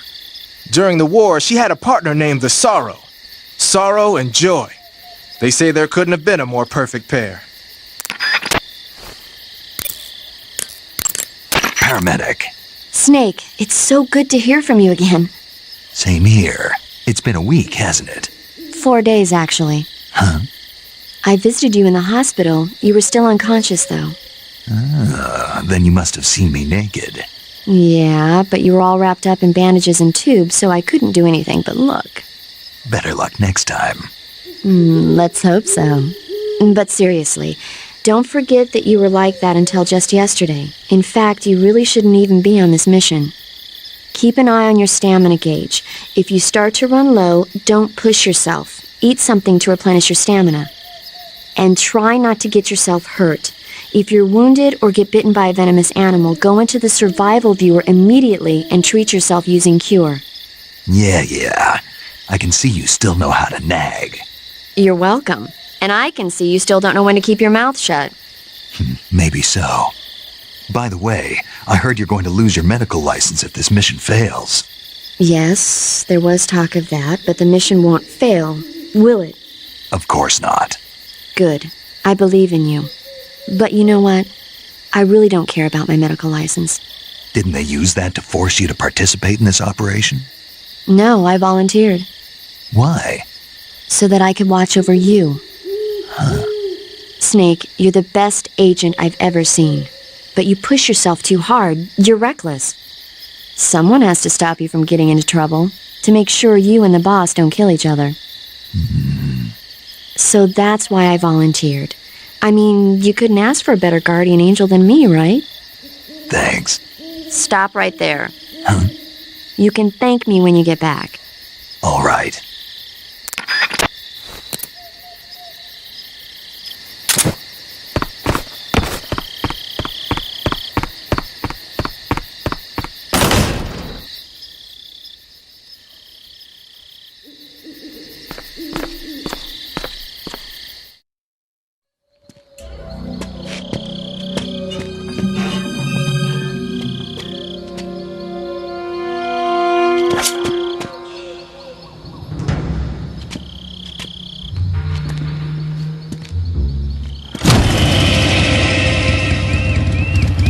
Sorry I'm late. Cut the engine. They'll hear us. Are you the agent they sent? Are you Adam? I thought you were supposed to be a man. Adam couldn't make it. All right, say the password. Who are the Patriots? Who are the Patriots? Answer me!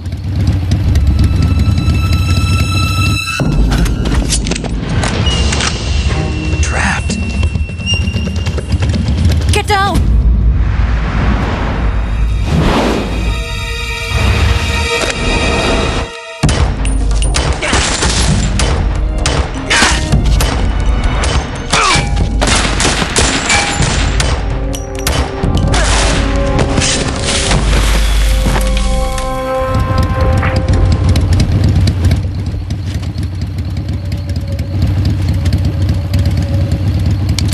There is your answer.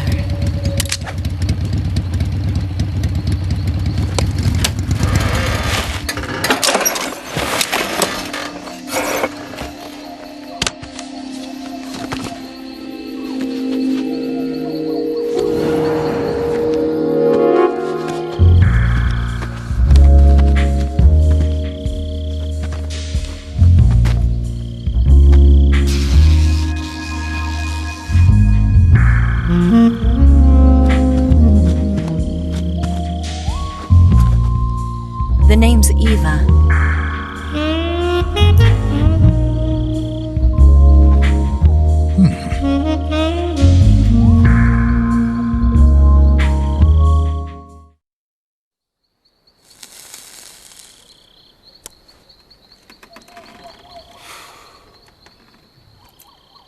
This wasn't part of the plan. What happened to Adam?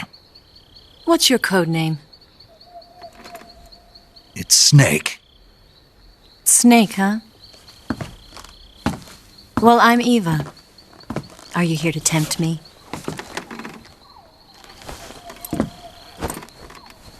What happened to Adam? Colonel Volgan is a very suspicious man. He decided Adam wasn't the right person for this mission. And you were? Yes, Why? because I can do things he can't. I heard you used to be a codebreaker for the NSA. I was. 4 years ago, I defected to the Soviet Union with Adam. Mauser military. The broom handle. It packs quite a punch. Nice to have when you're on a bike. You held it sideways and used the muzzle jump to create a horizontal sweep. That was impressive. Bet you've never seen that technique in the West. It's imitation, isn't it? Yeah. It's a Chinese Type 17 pistol. Around here, even that's hard to come by. Don't worry, though. The one I've got for you is American-made.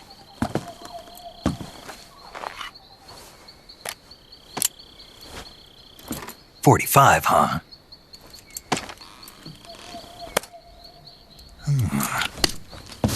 Incredible. Do you like it?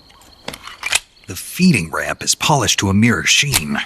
The slide's been reinforced, and the interlock with the frame is tightened for added precision. The sight system is original too. The thumb safety is extended to make it easier on the finger. A long type trigger with non-slip grooves. A ring hammer. The base of the trigger guard's been filed down for a higher grip. And not only that, nearly every part of this gun has been expertly crafted and customized.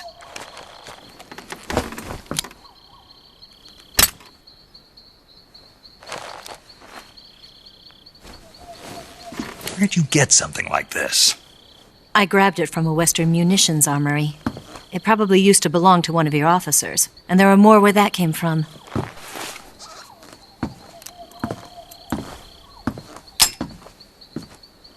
You had this with you, didn't you? Better take this too. What's that? A disguise to make you look like a scientist. A disguise? Yes. You're here to rescue Sokolov, right? Sokolov's still safe then? Yes. He's being forced to continue his work on the Shagohod. Where? At the lab. They've got a whole army of scientists there developing new weapons. Security is tight, but if you disguise yourself as a scientist, you might be able to sneak in. Can we get Sokolov out of there? We'll see, won't we? Tell me how to get to the lab. The safest way in is from the rear. First, you'll need to head north through the jungle. You'll come to a heliport used for shipping materials. Pass the heliport and continue north, and there will be a large crevice. Descend into that area and you'll reach a cave. Move through the cave and you will arrive at a mangrove swamp. After the swamp, there'll be a warehouse. Make your way through the warehouse and you'll come out just south of the lab. Got it. And just what are you doing there? In close-range combat, a knife can sometimes be more useful than a gun. By doing this, I'll be able to hold a knife at the same time and still keep the gun steady. That way, I can instantly switch between a gun battle and a knife fight.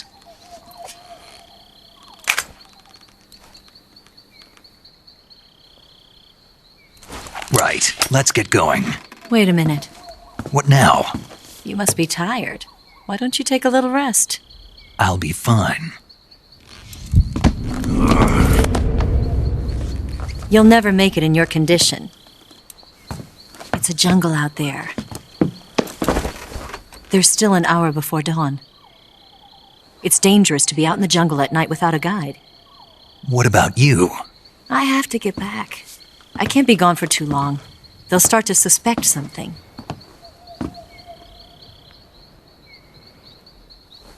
Don't worry. I'll keep you updated over the radio. That's it? My orders are to provide you with information, nothing more. You look disappointed.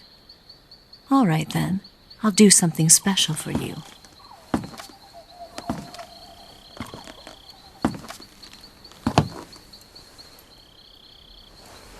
I'll stand watch until dawn. Now be a good boy and lie down.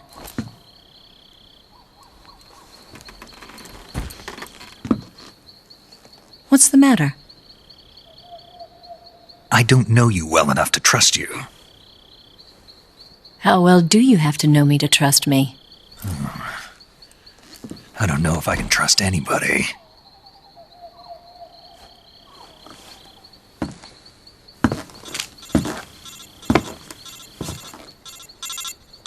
Gonna get that?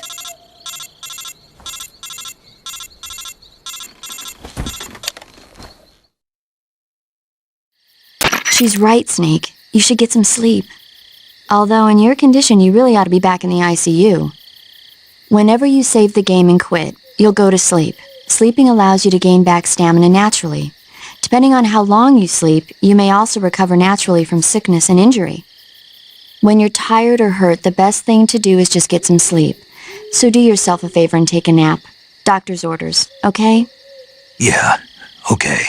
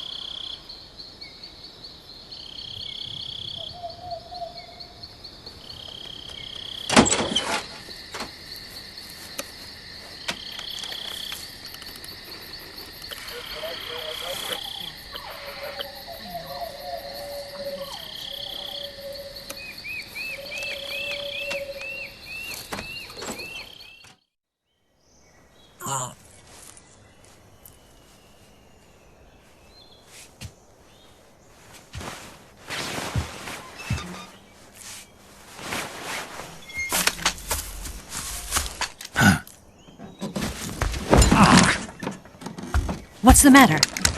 We're surrounded. I see 4 of them.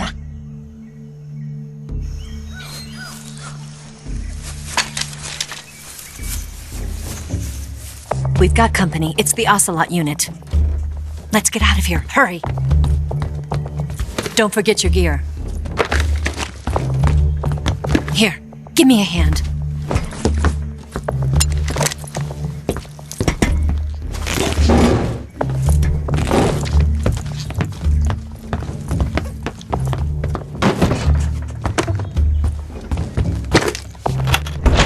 We can use this to get to the basement.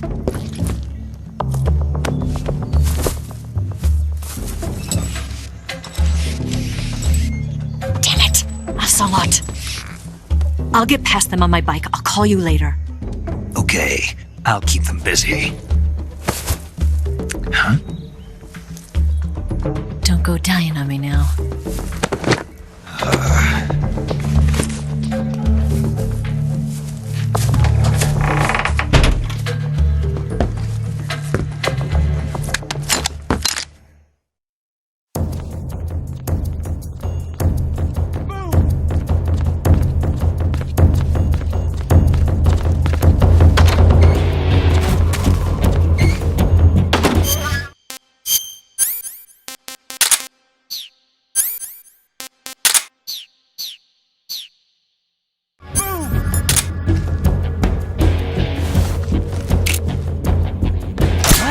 Where did that come from?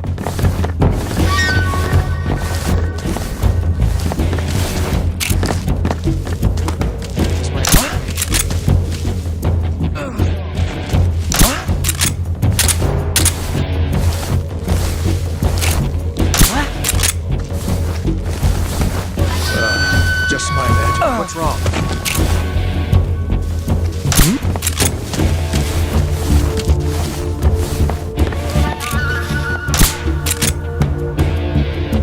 Just my imagination.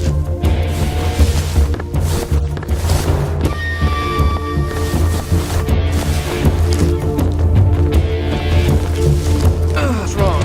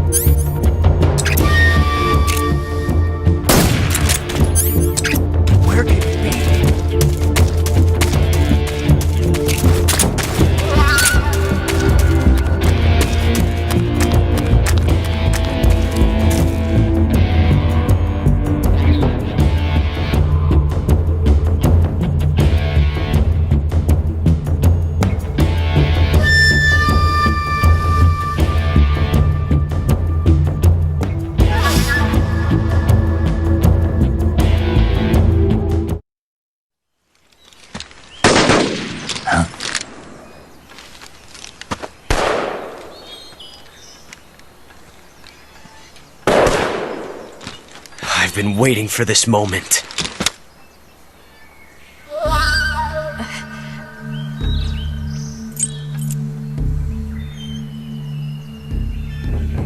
That's it! That's the stance! I don't think so.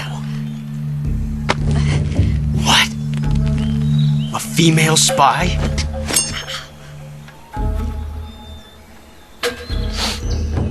This bitch is wearing perfume. Stay where you are. I've had enough of your judo. I see you've got yourself a single-action army. That's right. There'll be no accidents this time.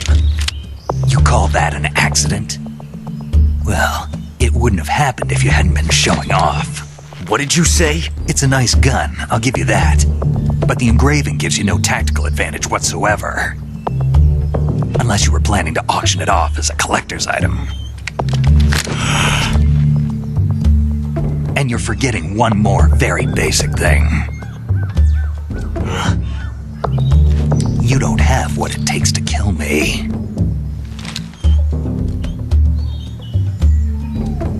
We'll see.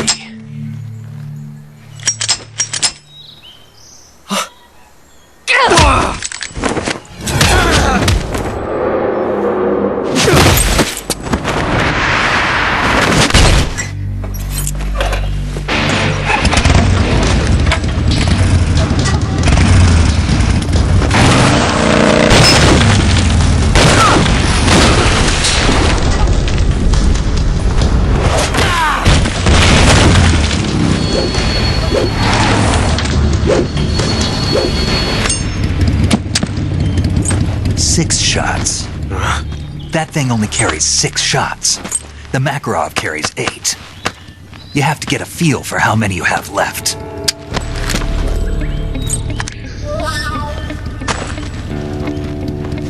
This is a high-class weapon. It's not meant for shooting people. Damn!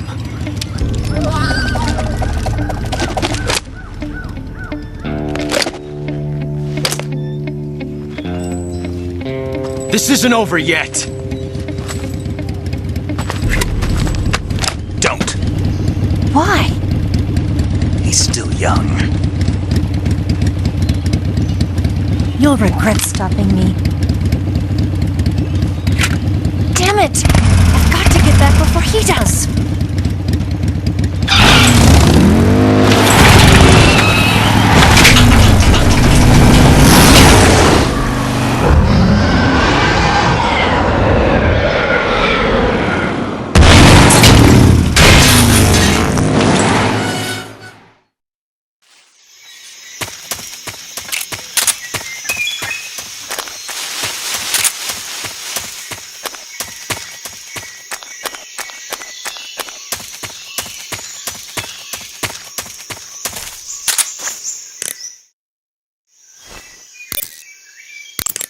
It looks like you've got rid of all the ocelots. Yeah. Now proceed with the rescue of Sokolov. According to Eva, you should start by going to the crevice to the north and... Can we trust her? What's that? Eva is with the KGB, isn't she? Can I really believe what she says? How do I know she won't double-cross me? There are no guarantees in espionage, Snake, only calculated guesses. At this point in time, the KGB stands nothing to gain by stabbing us in the back. So you're saying I can trust her? I'm saying the chance that she'll betray you is low. Ah. Of course, we checked the route she gave you against our own data. It looks like a pretty solid infiltration route. It makes good use of weak spots in the enemy's defenses. You shouldn't have any problems. Follow the route Eva showed you and proceed with the mission. Roger. First, enter the cave through the crevice. Eva said it was to the north, so head that way. Hey, Snake, remember back at the abandoned factory when you whittled the grip of that 45 down? Yeah. I've never heard of a customization like that before. Why the grip? To fit it with a knife. A knife? You're gonna keep the knife and the gun both at the ready? That's the idea. Why would you want to do that? Sometimes a knife works better in close proximity encounters. So I equip both at the same time. That way I can switch back and forth in an instant. Badass. So that's that. CQC. Snake, you said Eva said her Mauser was a Type 17, right? Yeah, what about it? That model was produced in the 1920s in a weapons lab in the Shaanxi province in China. The cartridge part sticks out lower than the original to accommodate 45 caliber rounds. The barrel and chamber are a little bit thicker too. But most telling of all, it's got Chinese characters engraved on both sides of the frame like you saw. And that firing stance Eva was talking about where you hold the gun horizontally, that's a trademark of the Chinese. Just like you were saying, when you're firing in full auto mode, the muzzle jump effect gives you a horizontal strafing motion. They say it's especially deadly in indoor and close-range mop-up actions. The Japanese called it bandit shooting and used to dread it. Makes you wonder where she learned to shoot like that. You know that army motorcycle that Eva was riding? That's a replica of a German model. A replica? Yeah. After World War II, the Soviets confiscated an entire assembly line from a German motorcycle factory, machines and all. And then they took it back with them and started producing replicas? Exactly. Originally, that motorcycle was designed to be used with a sidecar attached. That means it's got enough power to drag a 200-plus pound sidecar around. So that's how she could pull off all those crazy stunts. Uh-huh. Of course, it takes a lot of skill to be able to control that much power. That Eva chick is something else. The Davy Crockett's that the boss took with her when she defected are mortars that fire nuclear warheads. They're named after Davy Crockett, the hero who died defending the Alamo in the Texan War of Independence. Remember the Alamo? That's right. The warheads are equivalent to between 10 and 20 tons of TNT. Every building within 150 yards of the hypocenter is completely obliterated. But the warheads the boss had with her were some kind of experimental super bomb, so they're actually even more powerful than that. I don't even want to think about what happened if she used it again. Snake, you know what you have to do. Yeah, I know. You're wearing the tiger stripe pattern camouflage, huh?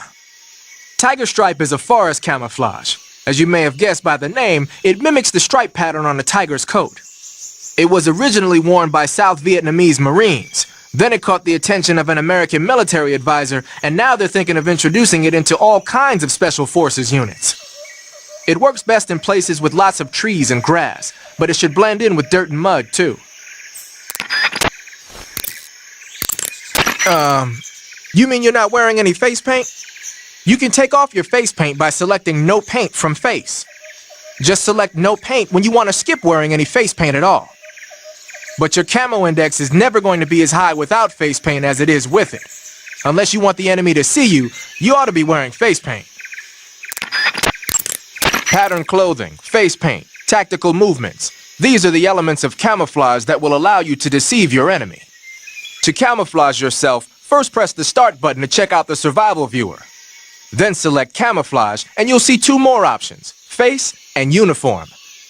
Choose Face to apply face paint, and Uniform to change your field uniform. Simple, really. Make sure and choose something that'll match your surroundings.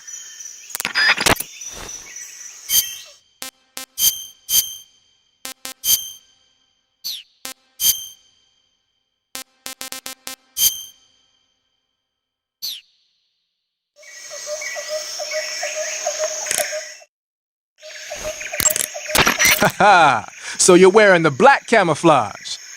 The black uniform isn't really camouflage. It was intended to have a psychological shock effect on enemies in hostage rescue operations and stuff like that. But it should also make you pretty hard to see if you wear it in a dark environment. And it might also work on black, earthy surfaces like you'd find in swamps. Wearing black face paint, huh? Painting your face with black paint should give you a high rate of camouflage in dark areas.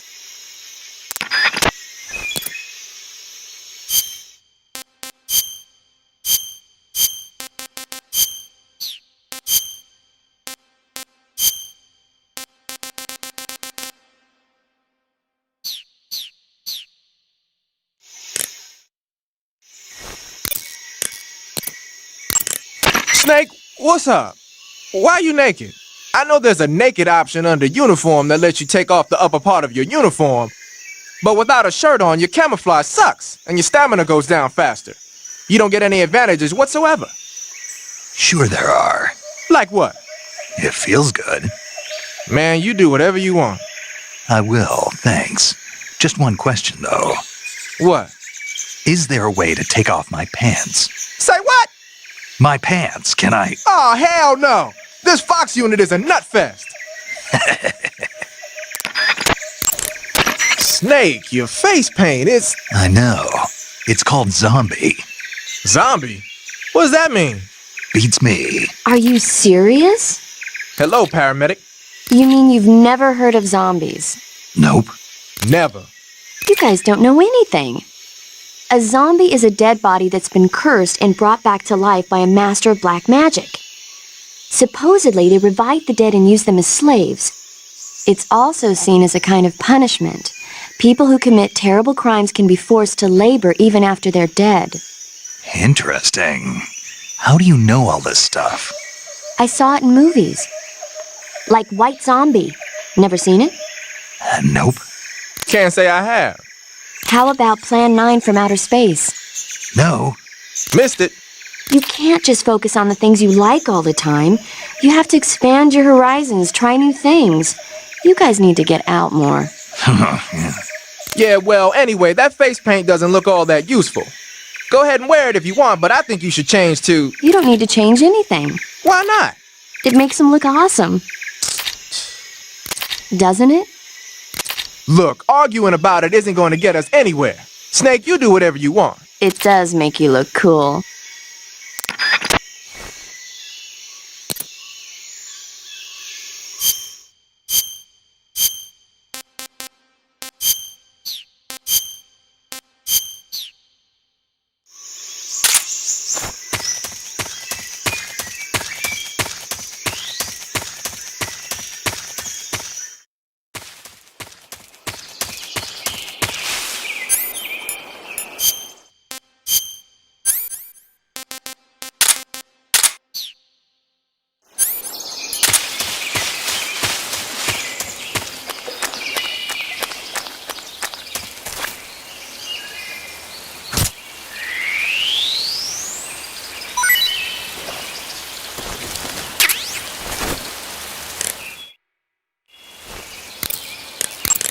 I see you've caught a a milk snake.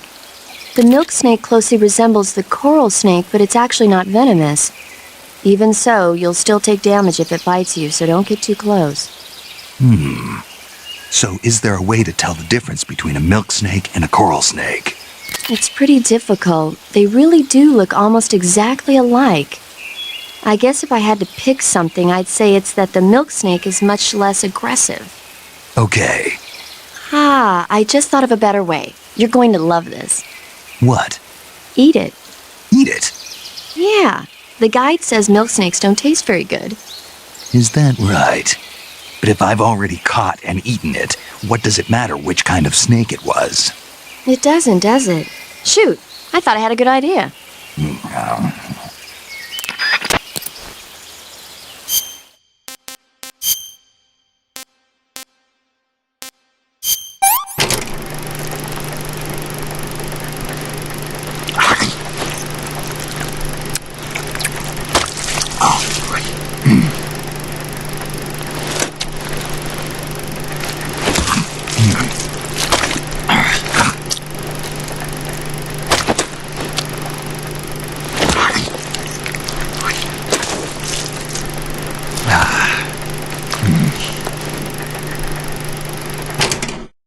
Disgusting.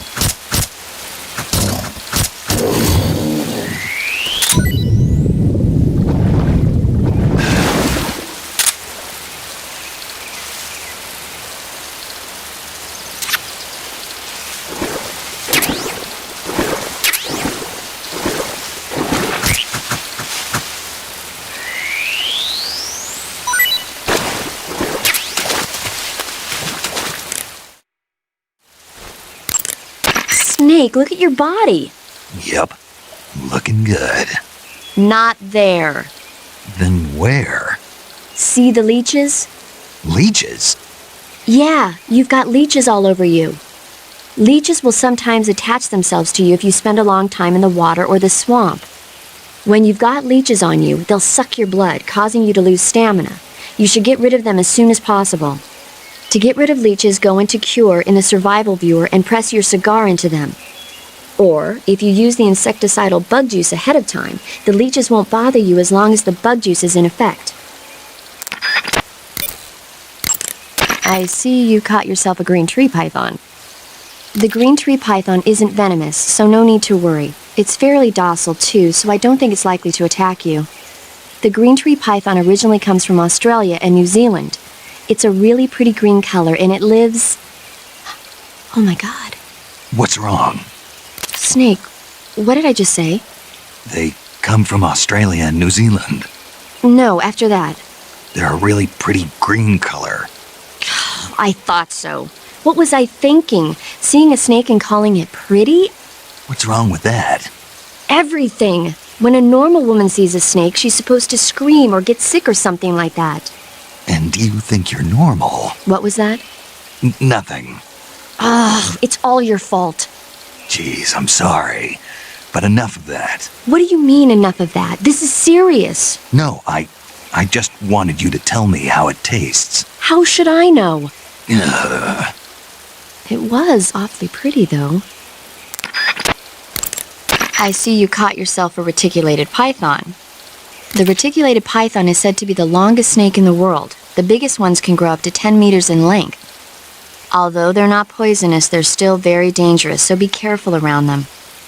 They have a highly ferocious temperament, and they can swallow whole, even large animals like deer and pigs. Their most distinguishing feature is the mesh pattern of their scales. This pattern acts as a highly effective natural camouflage. If you think there might be a reticulated python about, pay close attention to your surroundings. Otherwise, you could get bitten before you even know it's there. It's a huge snake, but you should be able to capture it alive by using the tranquilizer gun. I'll bet if you capture one and throw it at an enemy, it'll give him a good scare. Right. But how do they taste? Huh? Do they taste good? You're actually going to eat one. Why else would I be asking?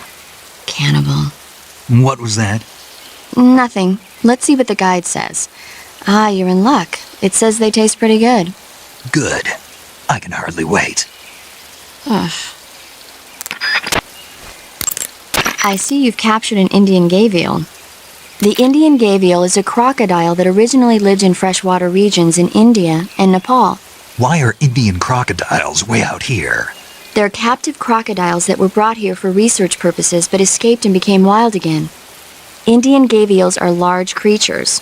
Adult males grow to over 6 meters in length. You'll never catch one alive, even if you use the tranquilizer gun. Got it. So, how do they... Taste? Yes, I did look into that. You know what they always say. Tastes like chicken. Sounds delicious. But be careful when capturing an Indian gavial. Normally they're cowardly creatures, but the ones in the forest there are belligerent. Apparently they attack humans. What do you mean? They weren't the direct subject of any serious research, but some think they may have become violent as a side effect of the atomic research that was conducted nearby. I see you have a calorie mate. Calorie mate? The thing you're holding now? Oh, the little block that looks like a cookie? Try it, it's pretty good. Okay. But what is this thing? Never seen anything like it. Calorie Mate is an energy supplement that contains all the proteins, lipids, vitamins, carbohydrates, and minerals needed for a balanced diet. It's a well-balanced food. Because of that, it's just perfect for giving your body the nutrition it needs in combat. It sounds like a space-age food. Real astronaut food is not very good, but that should taste fine. Yeah, and it'll help balance out all this jungle food I'm eating. It's easy and quick to eat, so it's perfect when you're running late for an important mission in the morning.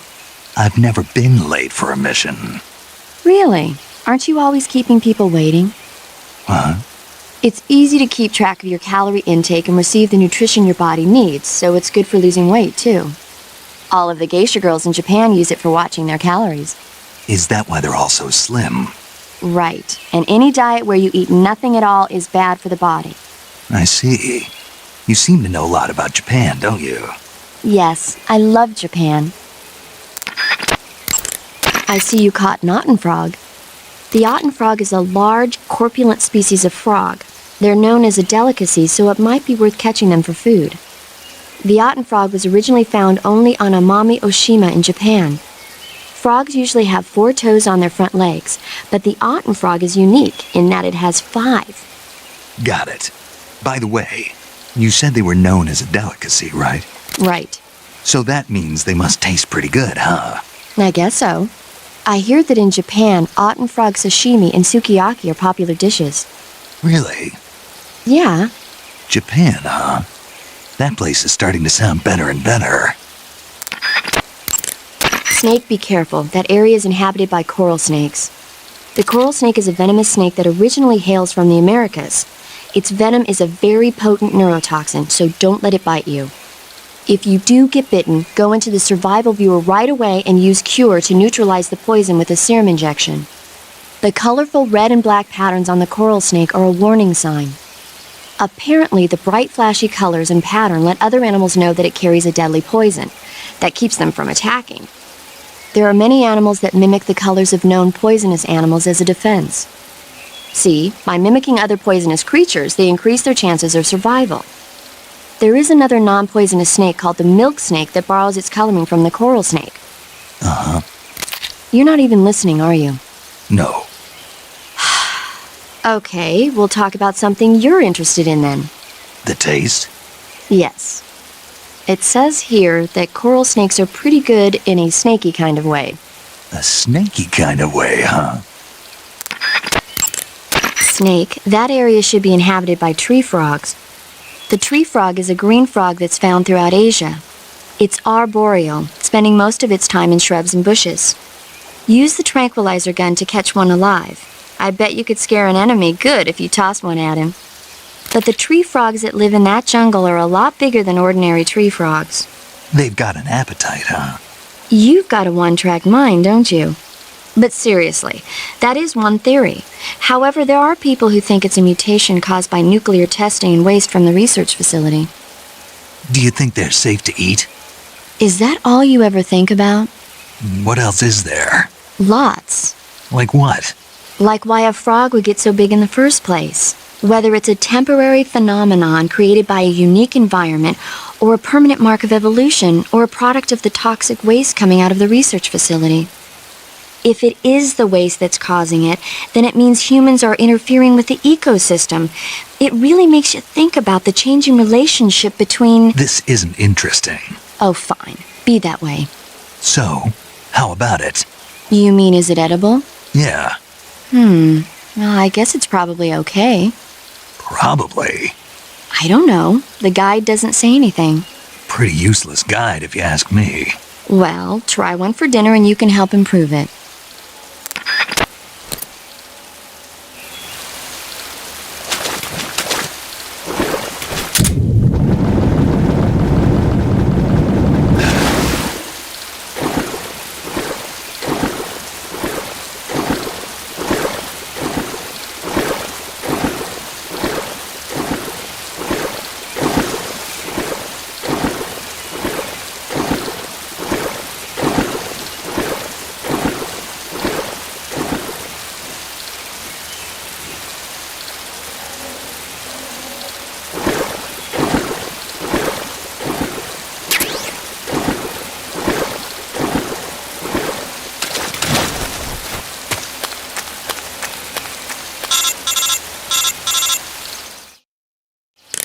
Snake, are you there?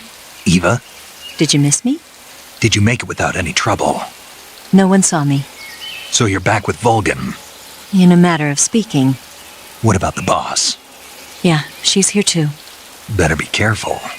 Thanks, I will. The boss and I get along pretty well, though. I guess we traders have a lot in common. Why would anyone want to defect? Betraying your country like that, I just don't get it. Are you talking about the boss? Why do you do it? Weren't you born and raised in America? Yes, in a small rural town. I never even knew there were other countries, other cultures, other ways of thinking, until I went to work for the NSA.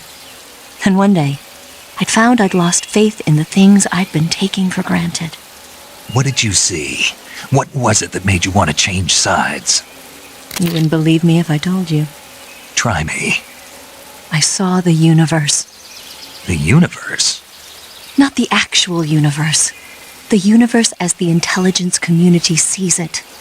I realized that the gravity in this universe was holding me back. That's all. People and countries are both changed by their environment and by the times.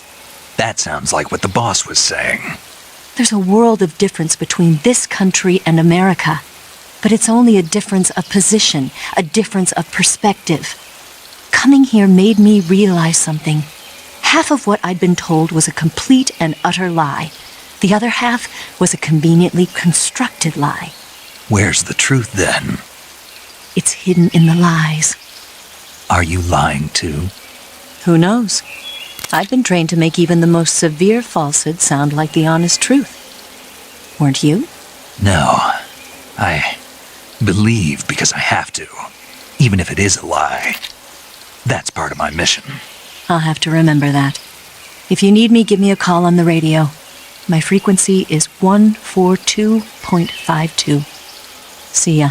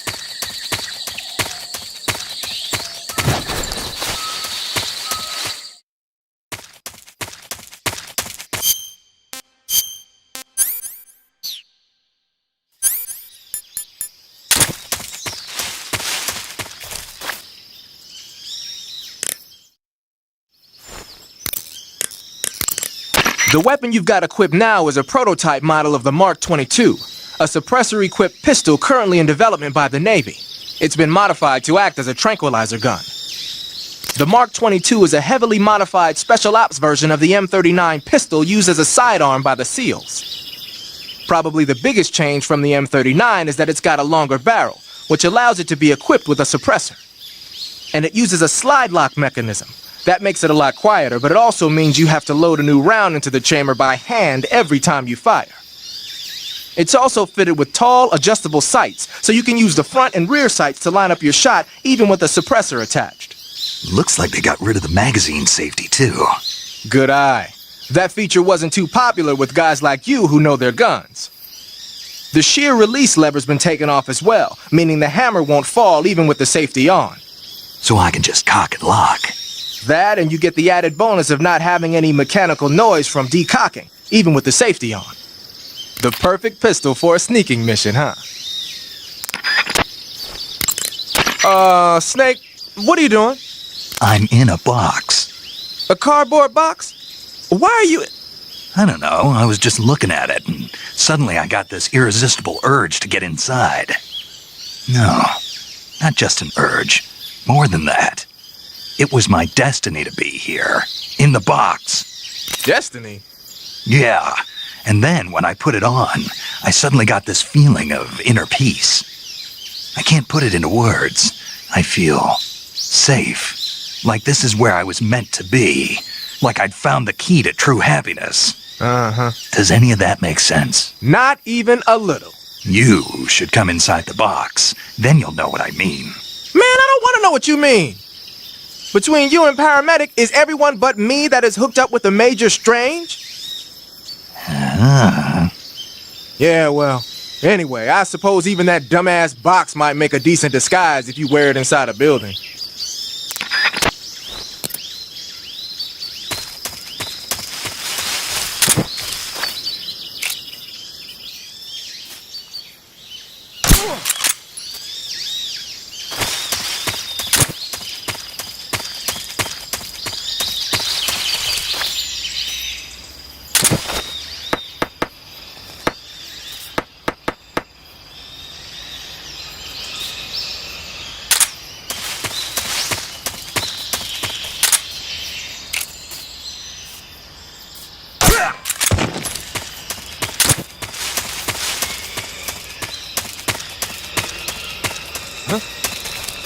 A box? Here?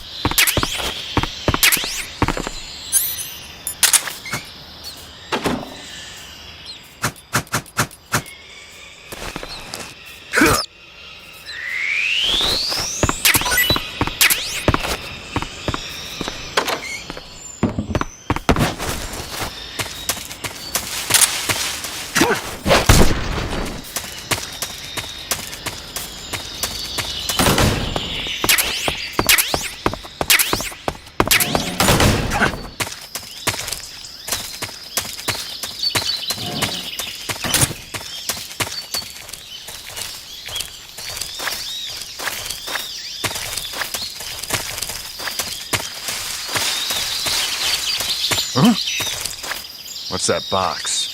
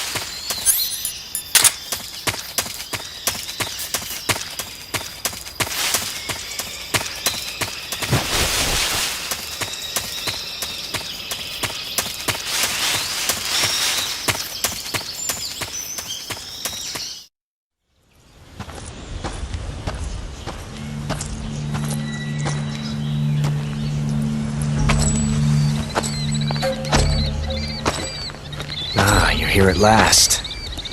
Looks like the boss's info was right.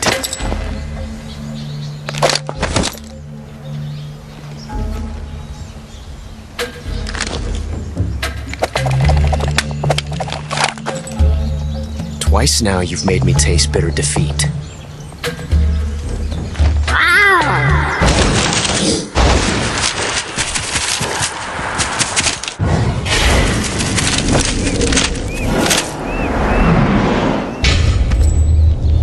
I hate to disappoint the Cobras, but you're mine now. All of you, leave us.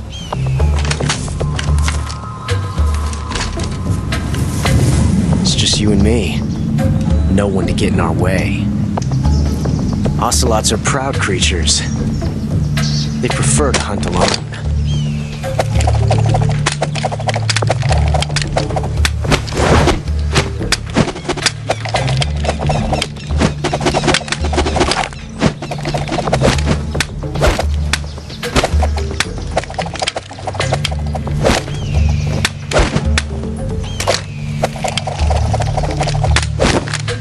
Shots.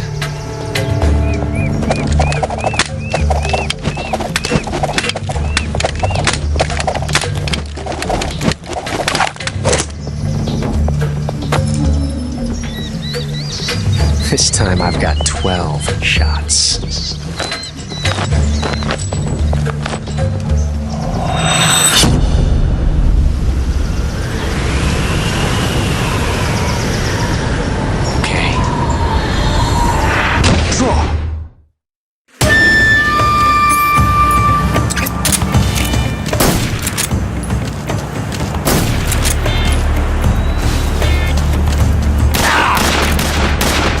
Range, huh?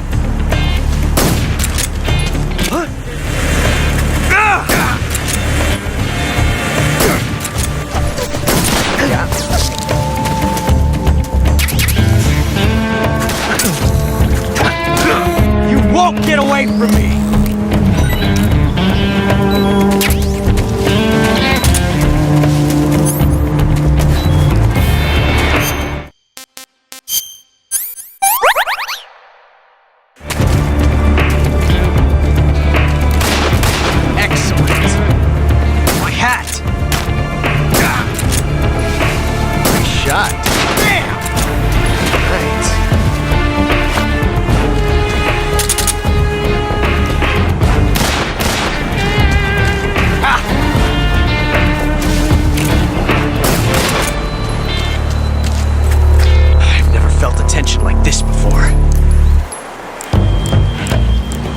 Different from simply changing a clip.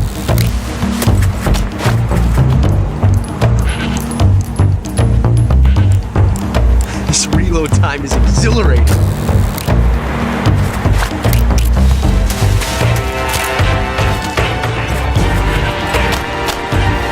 I love it!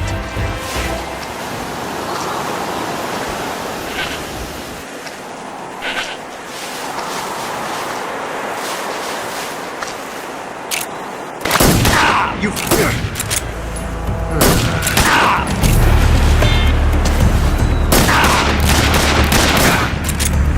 Touché.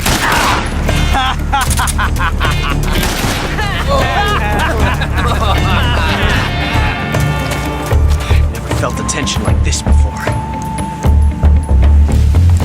That's so different from simply changing a clip.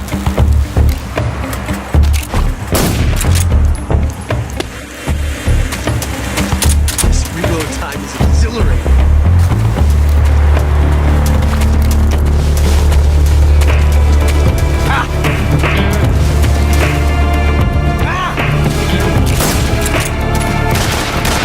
Too fast for that one. Got it. Not bad.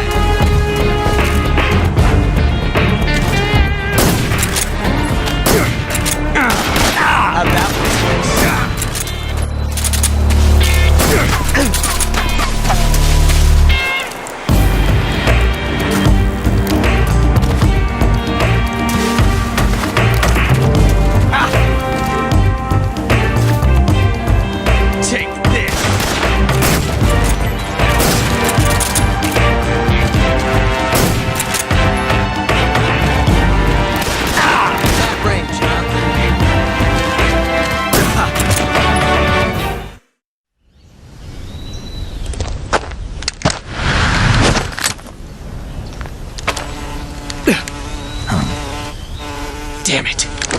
He found us.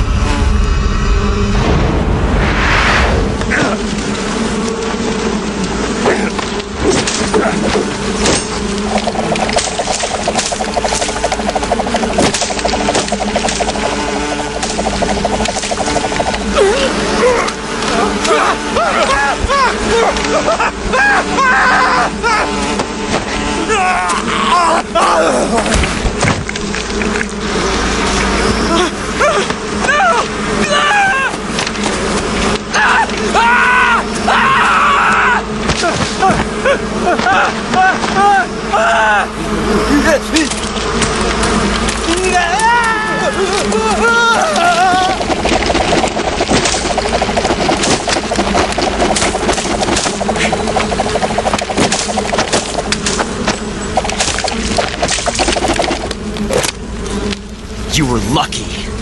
We'll meet again.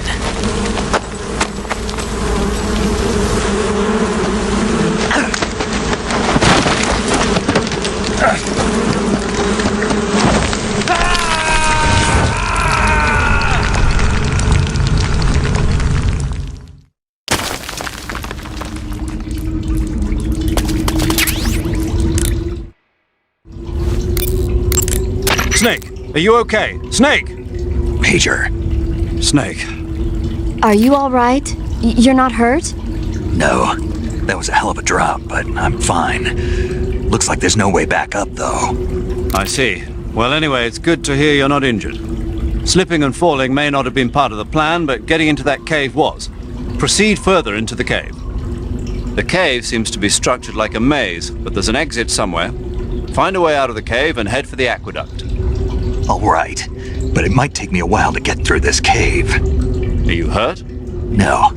Is it the enemy? Did they set a trap for you? Not that either. Then what is it?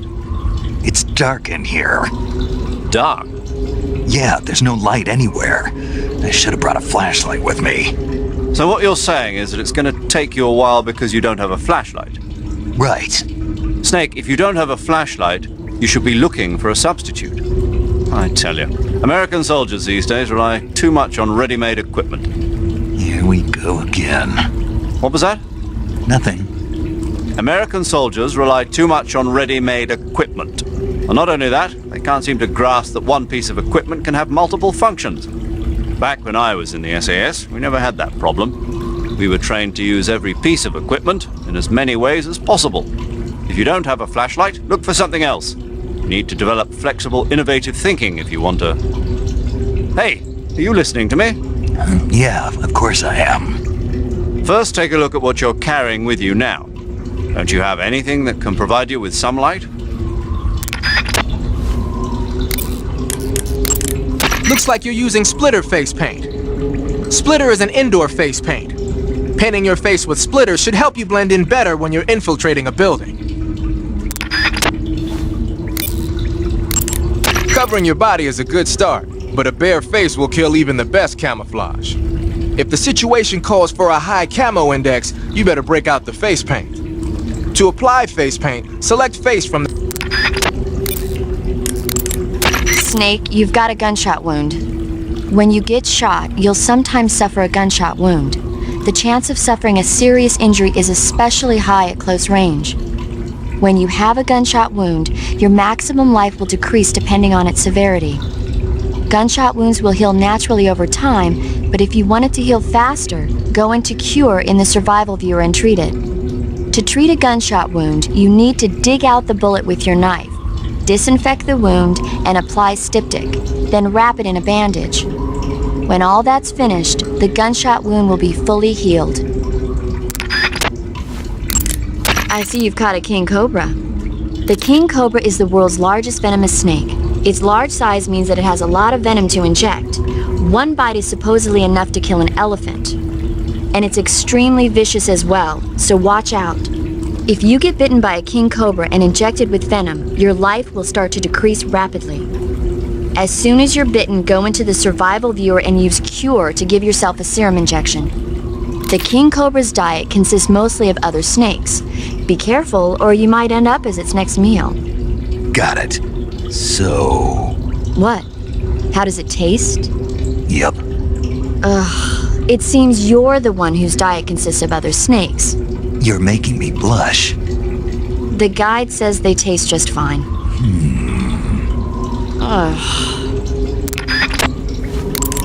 I see you caught yourself a rat. The rats in that area are the descendants of wild Norway rats that were domesticated by humans as pets and lab animals. They're not poisonous, and I don't think they'll attack you, but they're quick little creatures, so you might have a hard time catching one. So how do they taste? Snake? What? They're rats. I know what they are. Do they taste okay? The guide says they're not that bad. Good enough for me. Ugh. Looks like you found a Golova. Golova? Yeah, it's a fruit that's found only in that region. It's related to the jackfruit, which is commonly found in Southeast Asia. Jackfruit, huh? Yep, he's a cannibal. Huh? I didn't say anything. No, I'm sure you... I said, I'm sure you'd like it. Oh. Golova means head in Russian. It's probably called that because the fruit grows to about the size of a human head. It's supposedly pretty good to eat, with a uniquely sweet flavor. The fruit itself is fairly large, so you can make a meal out of it. Golovas grow directly off the trunk of the tree. If you're running low on stamina, it might be a good idea to keep an eye on the tree trunks.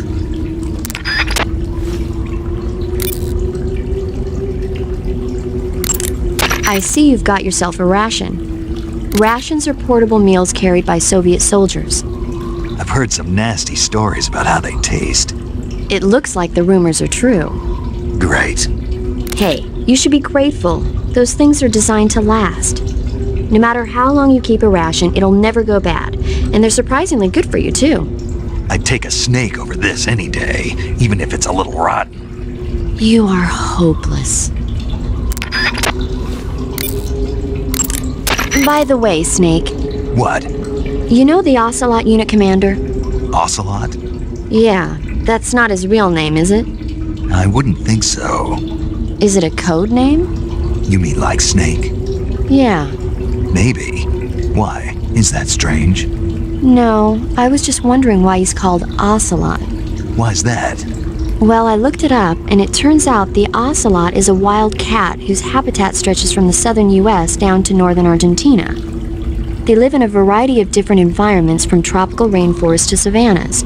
The biggest ones can grow up to 1 meter in length. They're normally solitary creatures, and their diet consists mainly of small animals and fish. During the day, they sleep up in the trees, but at night... Yeah, paramedic. Oh, right. So, the ocelot is an animal that lives on the American continent. But then I wondered, why would a Soviet officer be using the name of an American wildcat? Good question. Maybe it's because he's fast and agile like an ocelot. Yeah, maybe you're right. But why'd you go to all the trouble of looking it up? Because I was curious. Was it helpful? Sure. The gauge below your life gauge is your stamina gauge. It shows, as the name suggests, your remaining stamina. As you consume stamina, your natural life regeneration is slowed, and your hands shake more. Your O2 gauge and grip gauge also become shorter. Excessively low stamina can often impede your mission objectives. Make sure you replenish stamina before that occurs. That area is inhabited by the Taiwanese cobra. The Taiwanese cobra is native to Taiwan and southern China. It's quite vicious and carries a potent neurotoxin in its fangs. Be careful. If it bites you, go into the survival viewer immediately and use the cure option to inject yourself with serum. Sounds interesting. Don't ask me. Huh? The guide doesn't say. If you absolutely have to know, then you'll just have to try it yourself and see. I didn't say anything. But you were going to ask, weren't you? About the taste? Maybe. I'll talk to you later, Snake.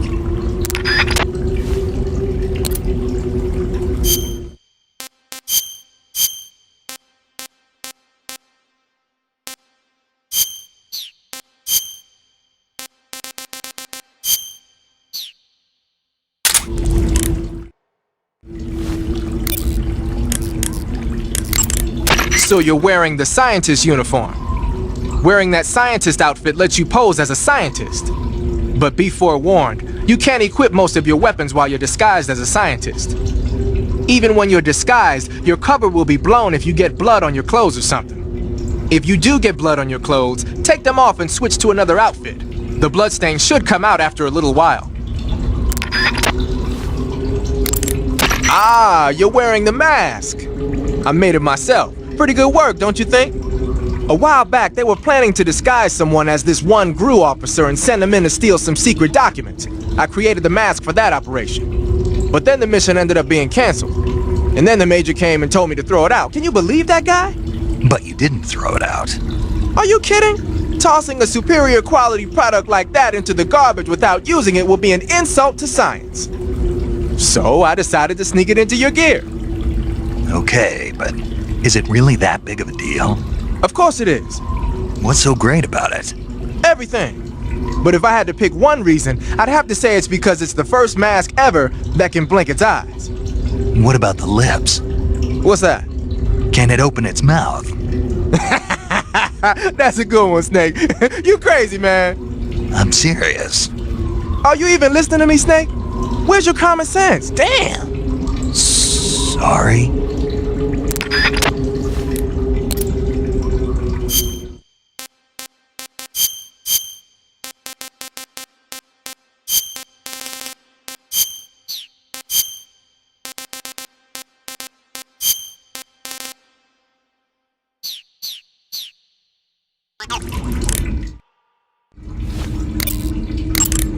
Snake, what is that stuff you're wearing? I don't know. It's called Gakko camo, whatever that means. What? Paramedic? You've never heard of Gakko? Nope. Never. You must live in a cave or something. Well, excuse me. By the way, Snake, that outfit is really killing your camo index. Unless you want the enemy to see you, I suggest you change your clothes as... Why? Why? Because his camo index is... Camo index, schmamo index. Hold on now. He's wearing the Gakko suit. Why? Because it looks cute. Snake, talk some sense into her. What's wrong with being cute? Am I the only normal person around here? The camo index, located in the top right corner of the screen, tells you if your outfit is getting the job done. The higher the value of this index... Snake, you've got a gunshot wound.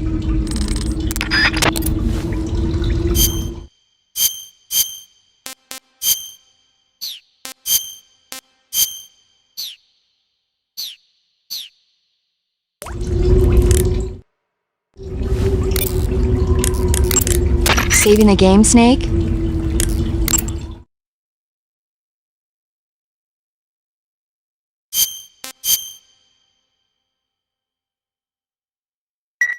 Hey, Snake, you ever heard of Godzilla King of Monsters? No, what is it? It's a movie. You haven't seen it? Nope. It's about this monster called Godzilla, who grows to an enormous size in a nuclear test and goes on a rampage in Tokyo. Nuclear test, huh? Then the Marshall Islands must be crawling with giant monsters right about now. It's just make-believe. Maybe that's why my pants have been so tight lately. Snake, it's a movie, not a report out of Los Alamos. I know, so then what happened? Godzilla is immune to all weapons, and humanity has no way to stop the monster. Dr. Shirazawa develops a new type of weapon, but meanwhile, Godzilla is getting closer and closer to Tokyo, obliterating everything in its path.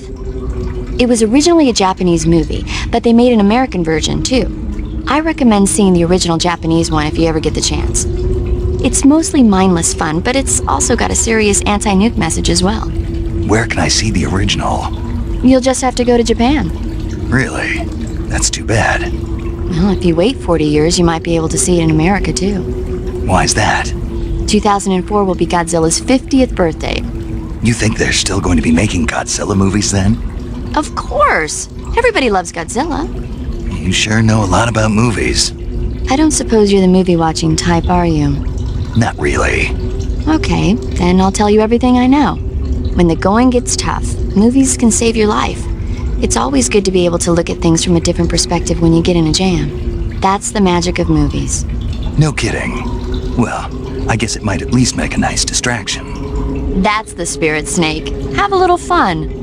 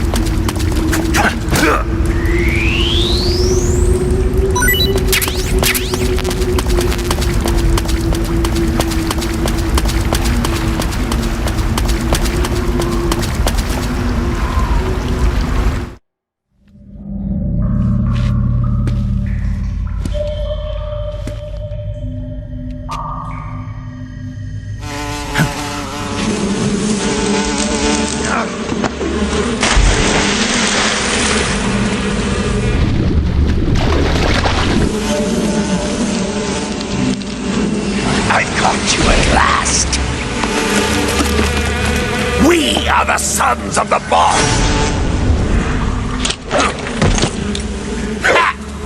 I am the pain!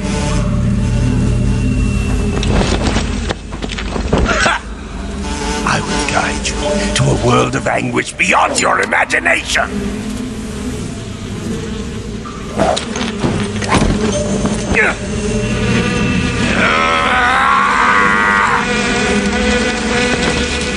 Let's get started. Go, my brother!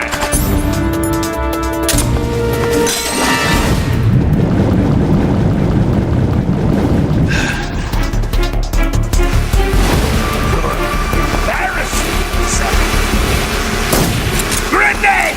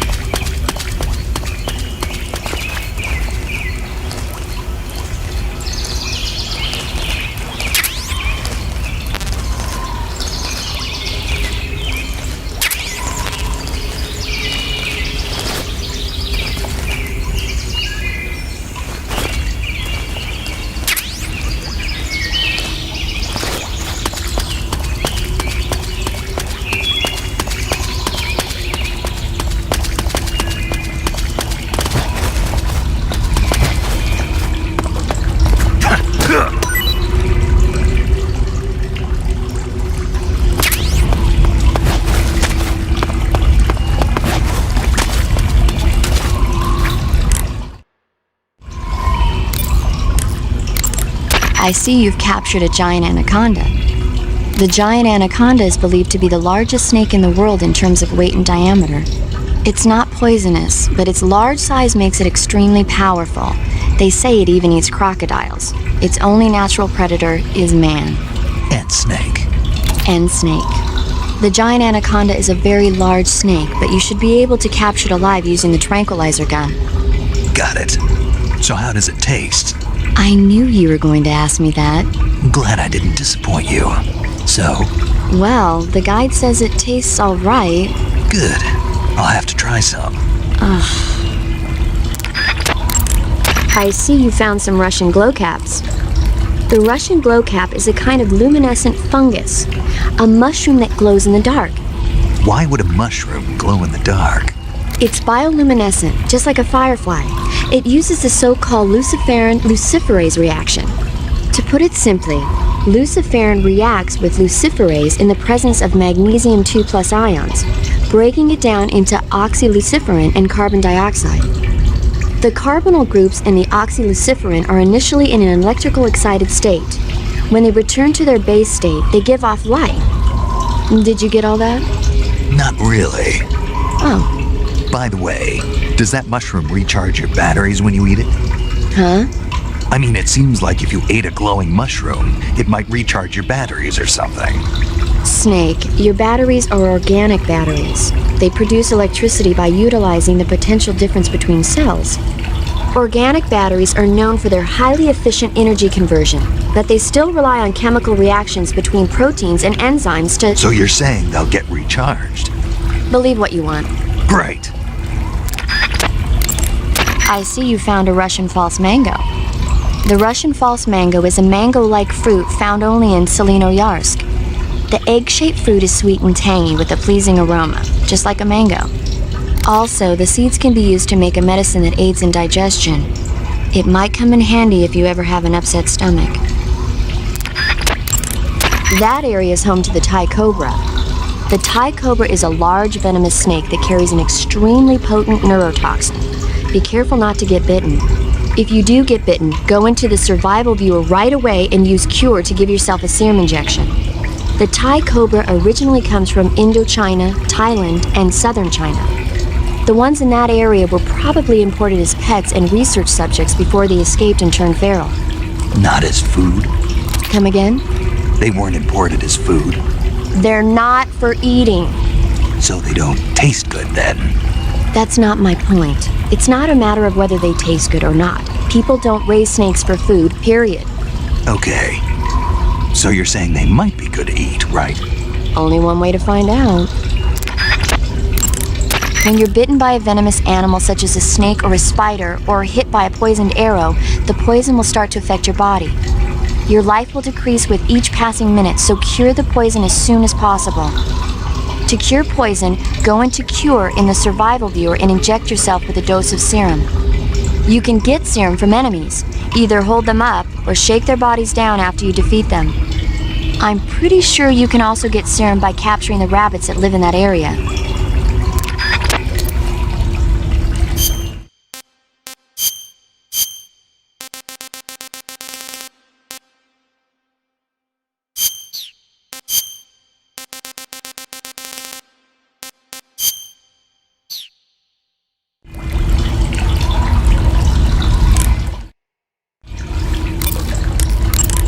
I heard you fought against KGB troops in the Virtuous mission, but this time you're up against Spetsnaz. Spetsnaz is the Special Forces unit of GRU, the intelligence wing of the Soviet Defense Ministry's General Staff Office. Spetsnaz troops undergo rigorous training in all types of special ops, from assassination and demolition to intelligence gathering. That and Volgan's loaded, man. His unit is one of the best equipped in the entire Soviet Union, if not the best. I heard the enemies you encountered in the Virtuous mission were only carrying weapons like AKs and grenades. Well, it ain't that simple anymore. In addition to AKs, some of the patrols you'll encounter might be equipped with Scorpion submachine guns and shotguns. The Scorpion is even lighter than the AK, making it much easier to handle. Basically, a guy with a Scorpion is not gonna miss you as often as with an AK. The shotgun is a powerful weapon. One blast is enough to floor you and you're likely to be seriously wounded. Watch for that, man.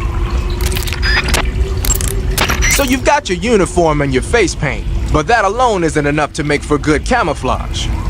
Camouflage means blending in with nature.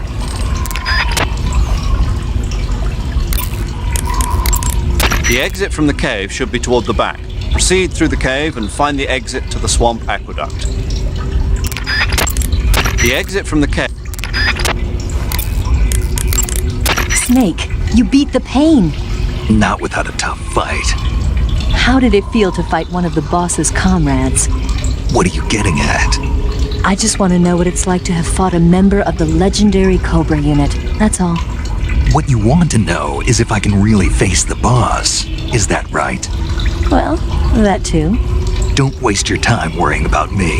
I'll get the mission done. I certainly hope so. So the exit of the cave is up ahead? Right. Go to the end of the cave and you'll come out in an aqueduct overgrown with mangroves. This leads to the Ponizovye swamp.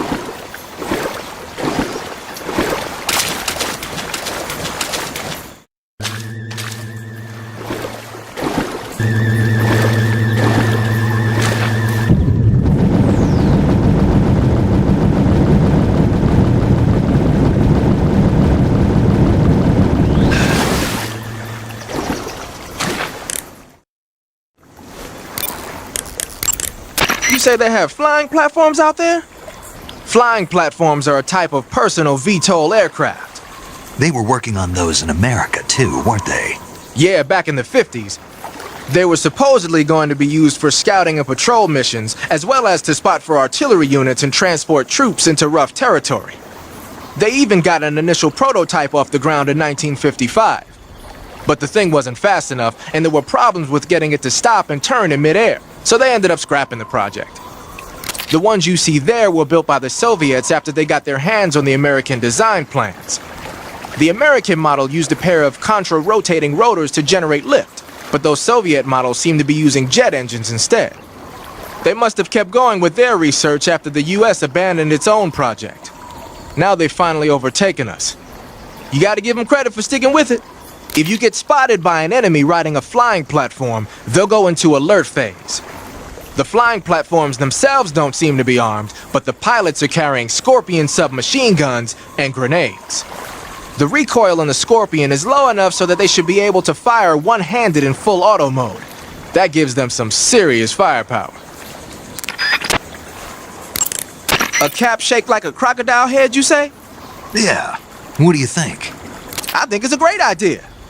You know, animal disguises are one of the oldest tricks in the book in the intelligence world. I don't know whether it's true or not, but I've heard that during World War II, the OSS used to use cow suits. Supposedly, they sent agents out to hide in herds of real cows so they could spy on enemy units as they passed by. Nowadays, I guess most people wouldn't even give a crocodile-shaped cap a second look. They think it was just a gag item. But if you use it the right way, it can be an effective weapon for spying. I gotta hand it to you, Snake. You're one sharp guy. You okay, Snake? Forget it. Huh? I see you've caught yourself a big-eyed trevally. The big-eyed trevally is a type of mackerel. The adult fish lives around coral reefs, but the young can be found in freshwater areas such as estuaries and rivers. Good to know. So, how do they taste? The guidebook doesn't say. Huh. Well, if they're a kind of mackerel, they should be okay to eat, right? You'd think so, but... But what? Well, I've heard stories about people getting ciguatera poisoning after eating the adult fish. Ciguatera poisoning? Uh-huh. Fishes that live near coral reefs are sometimes contaminated with a poison known as ciguatera toxin. It apparently gives you food poisoning when you eat it. So I can't eat those big-eyed trevally? I don't know whether those trevally are contaminated with ciguatera or not, but use caution just in case. I see you've caught yourself a maroon shark. The maroon shark is found mostly in Southeast Asia, but it's not actually a shark. It's related to the carp. It's also known as the red-finned cigar shark, the river barb, and the sultan fish. Interesting. So how does it taste? According to the guide, it's good, but it's kind of oily and it has a lot of little bones. Fine with me. I never worry about the little things. So I gathered. I see you've caught yourself an arowana. The arowana is an ancient fish that lives in tropical freshwater areas. Because of its large size, I don't think you'll be able to capture one alive. Ancient fish like the arowana are living fossils. They've hardly changed their form since the Devonian and Jurassic periods. Other ancient fish besides the arowana include the coelacanth, the starlet, and the knifefish. Almost all organisms on Earth have evolved in various shapes and forms, but these fish have kept the same form for hundreds of millions of years. Baffling, isn't it? Sure. Well, I can see you're not interested. Not at all. I'm fascinated by ancient fish. Why? They're supposed to be huge, aren't they? You're wondering whether they'd make a good meal. Yeah. So, do they? The guide says they taste just fine for a fish. Great.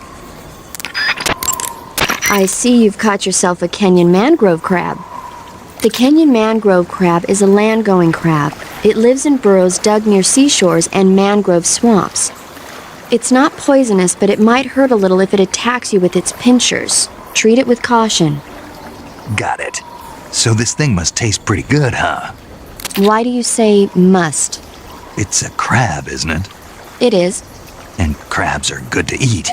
What's so good about them? You don't like crab? Not at all. Why not? Why? How can you eat those things? They're all purple and yellow striped, and they stink like cat pee. But that's just my opinion. Don't listen to me. Let's see here. The guide says... No way. It says they're delicious. Well, if you want to eat one, then go right ahead, but count me out. Snake, what are you... How does it look? It looks cool. Huh? It looks cool on you. It does? Yeah. I don't think cool is the right word. Why? What's wrong with it? What's wrong? Don't you think it looks silly? Doesn't it make you laugh? Aren't you going to ask me what the hell I was thinking? No. Huh.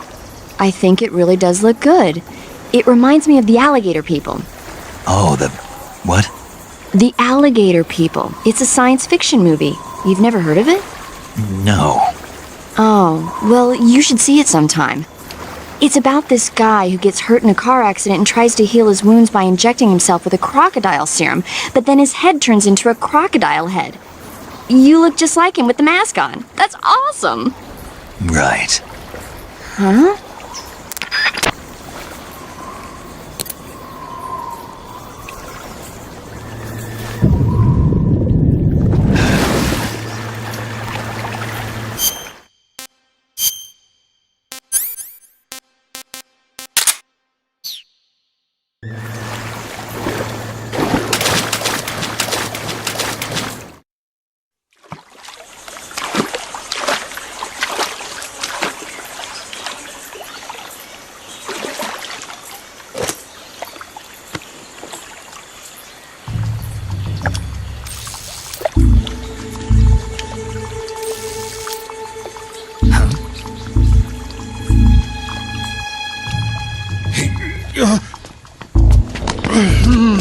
Get your hands off me.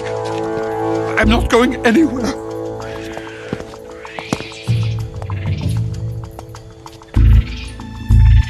Really now? How many times must I tell you?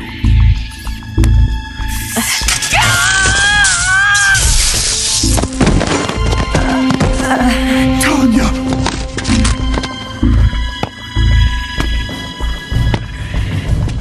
Each time you resist, your lover will suffer the consequences. Is that clear? Vulcan.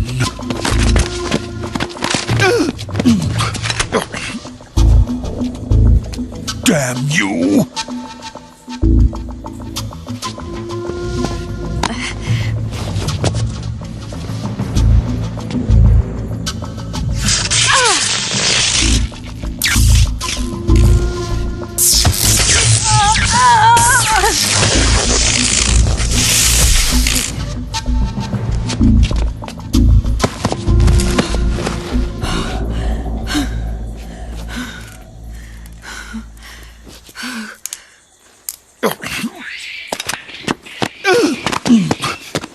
Hold it right there, traitor.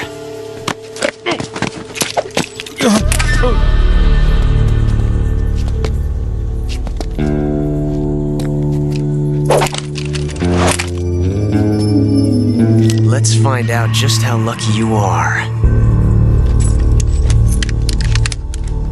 Watch closely.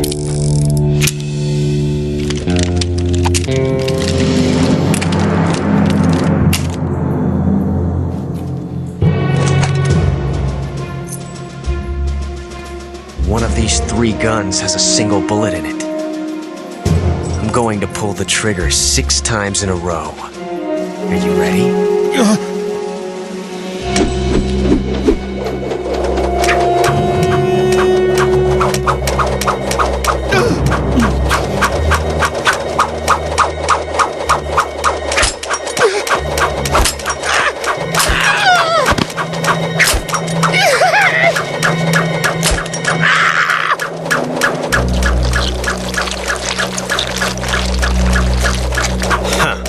Looks like your luck hasn't run out yet.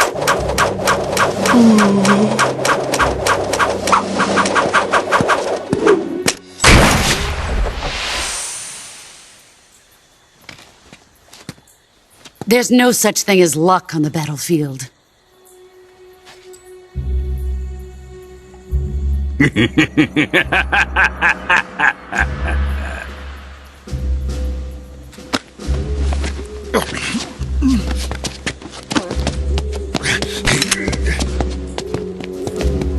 You'd better stay in line from now on. The Cobras will take care of him.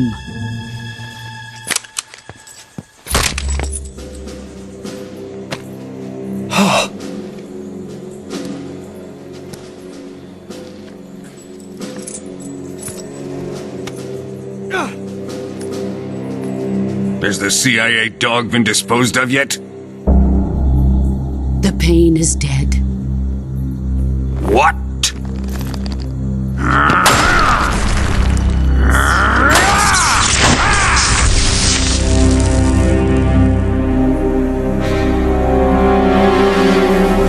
He may be a child, but he's definitely one of yours.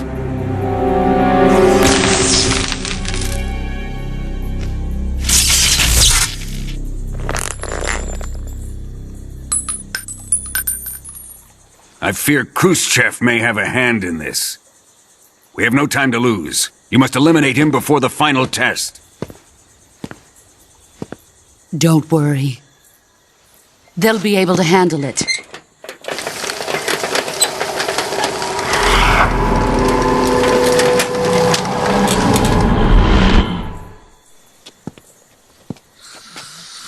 I'm leaving him to you, the field.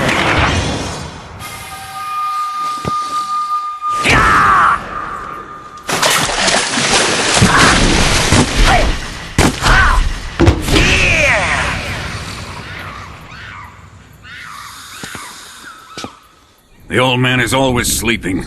Is he all right? The end is saving what life he has left in him for battle. Normally, he's dead. But he'll wake up when the time is right.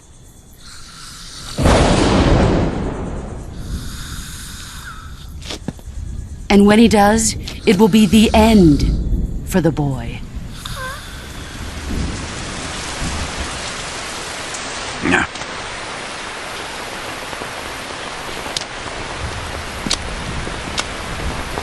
Sokolov isn't worth your love. You can entertain me until the rain stops.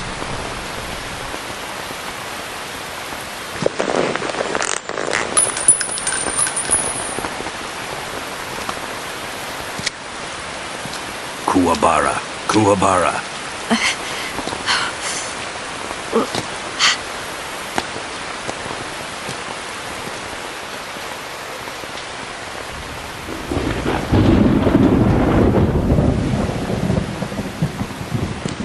Gisaro, is that you?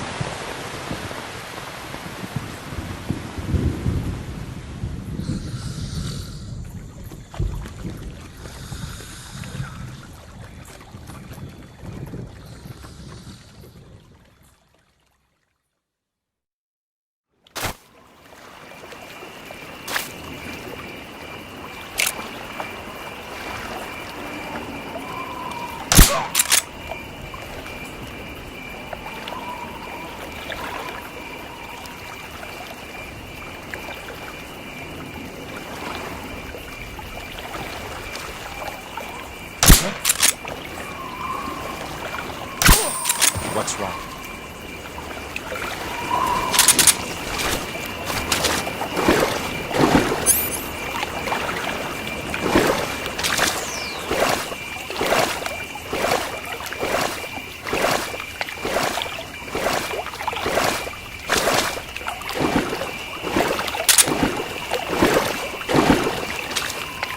What's wrong?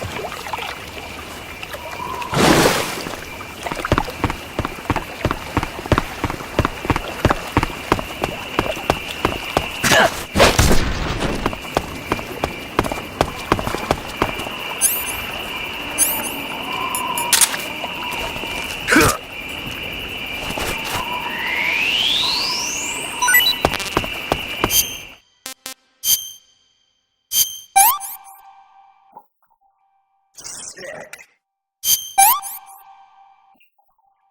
Hey, this works.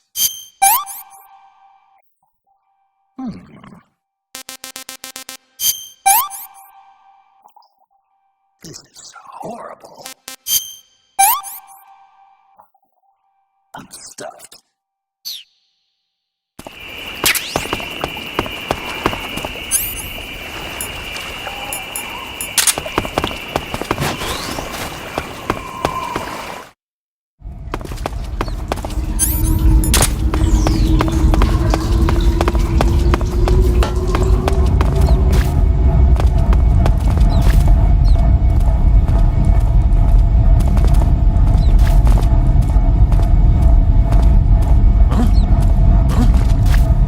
What's that box?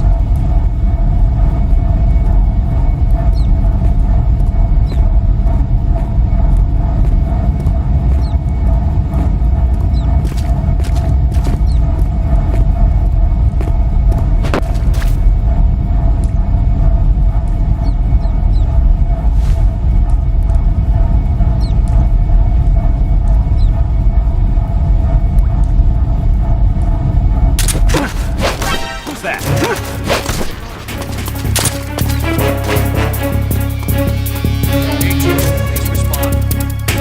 This is HQ. Control here.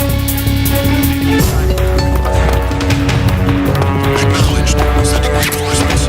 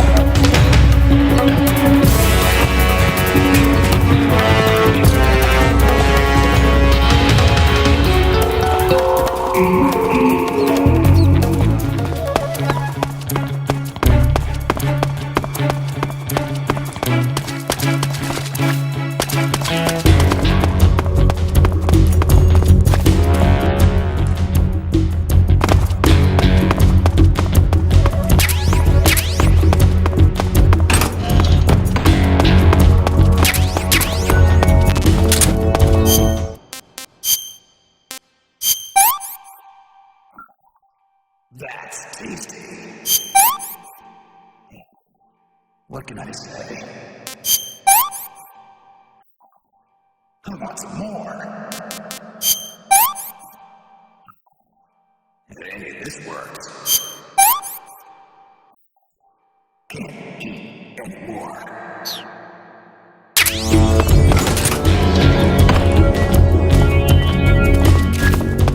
HQ, please respond. This is HQ. Patrol here. We've lost sight of the intruder. Going into high alert. Acknowledged. The enemy is still nearby. Pursue and engage him.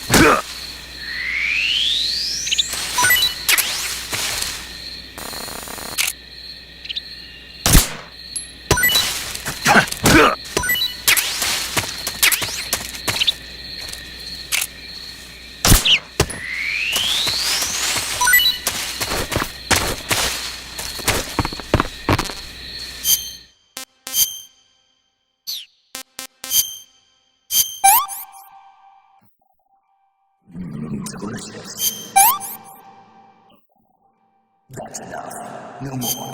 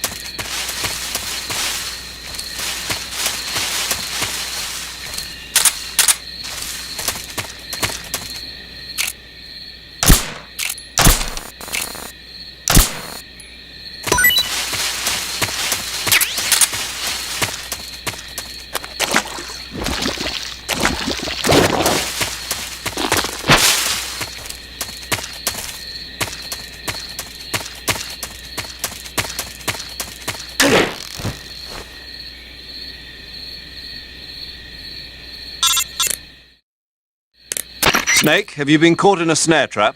Yeah. If you don't get down from there soon, the enemy might spot you. I know that. Then why don't you get yourself down? How am I supposed to do that? It should be obvious.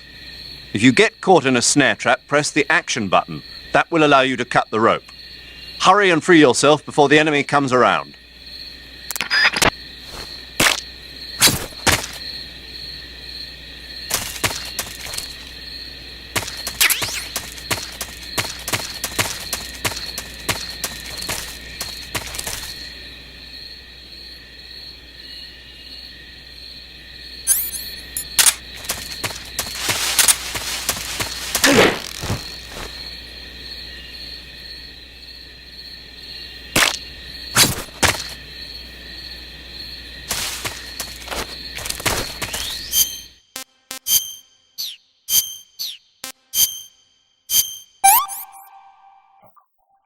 This tastes great.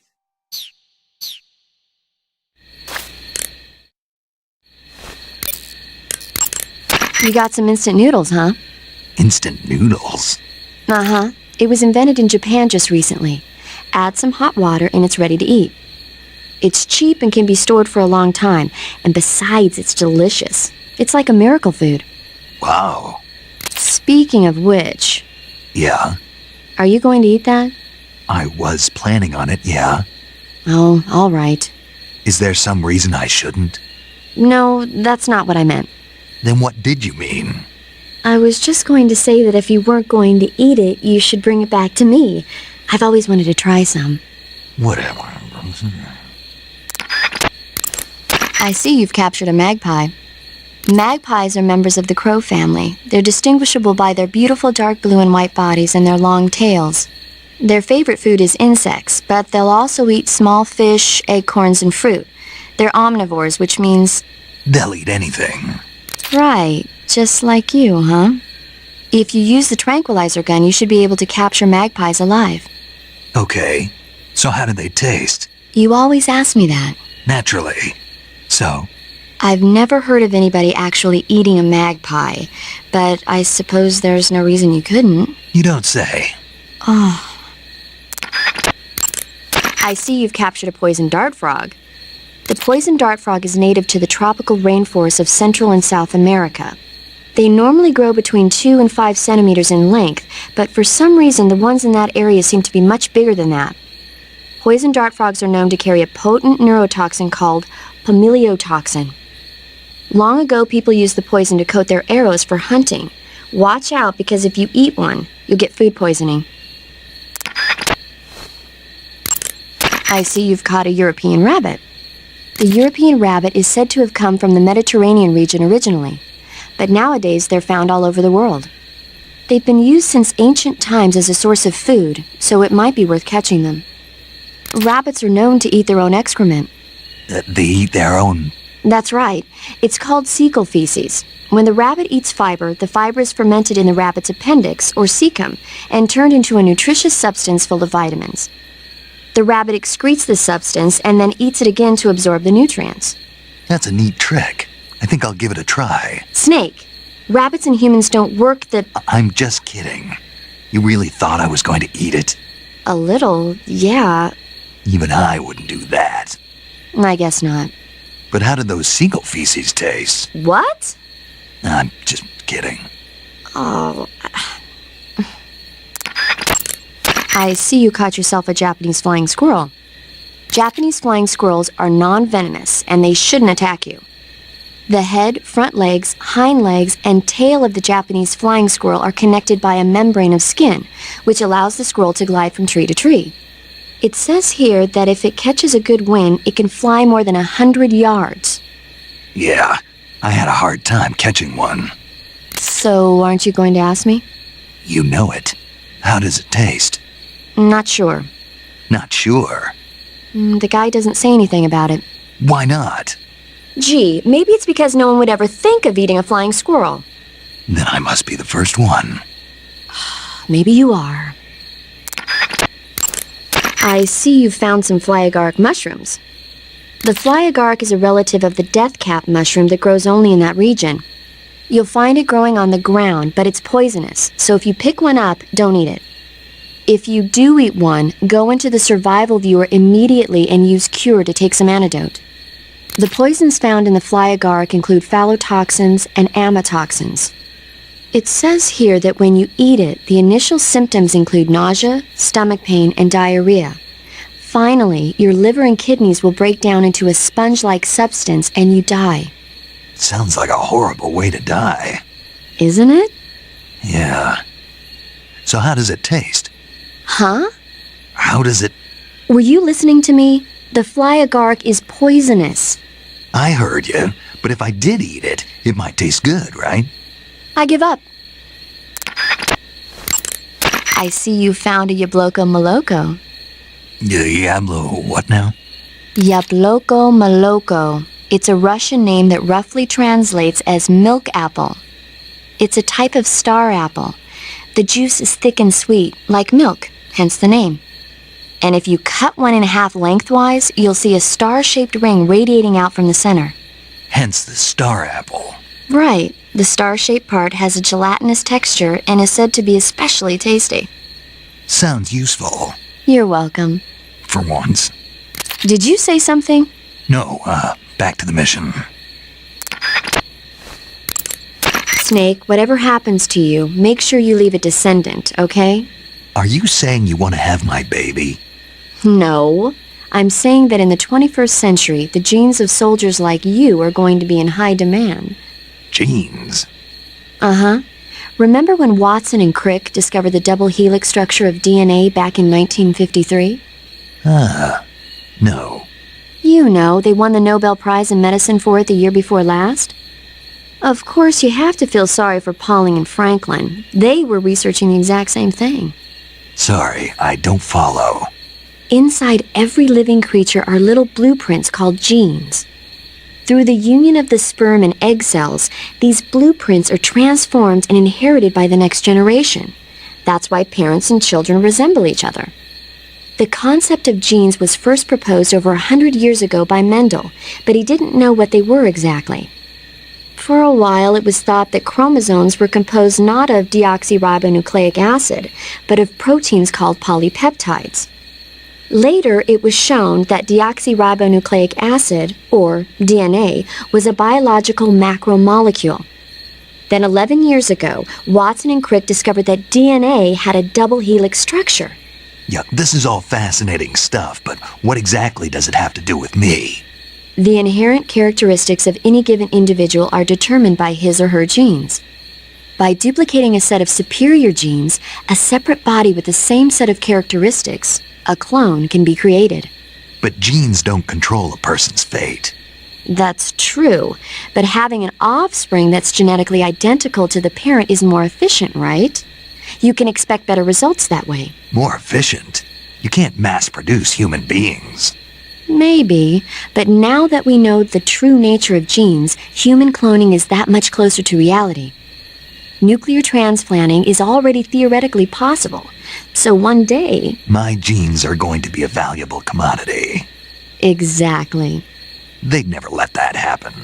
Just think, even if your body dies, you survive and go on to bigger and better accomplishments. If you think about it, it's kind of an honor.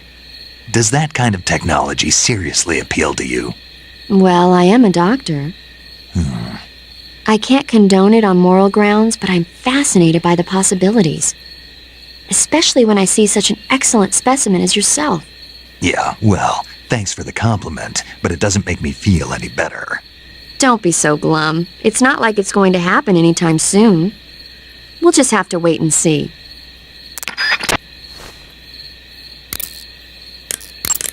There seem to be traps planted throughout that area, and they look a little primitive. Yeah, but this is their territory. Why would they need this many traps here? Maybe it's part of some kind of tactical research. Tactical research? Yeah. As I'm sure you know, the Soviet Union is leading a worldwide revolution among communist forces all over the globe. But a lot of the countries involved don't have the necessary funds and industrial technology, so they need tactics that are both effective and economical. That's what they're researching? Yeah, and traps are one of the best ways to do that. I'll bet that place is one of their testing grounds. Clappers, arrows, pendulums, all of these traps are set off by applying force to a rope. Don't touch the ropes and you'll be fine. Use rolling to get over them, or just crawl under them. Either way ought to work. If you do set off a trap and an arrow or a spiked pendulum comes flying your way, you can still dodge it by immediately diving out of the way. Pit traps and snares are camouflaged into the ground to make them harder to detect. But if you look carefully enough, you can see them through the disguise. Try stalking to proceed with extra caution. In any case, if you think there might be traps lying around, keep a close eye on the ground and stay alert. Pit traps and snares are camouflaged into the ground to make them harder to detect. Snake, the lab where Sokolov is being held is to the north of that forest. Keep on heading north.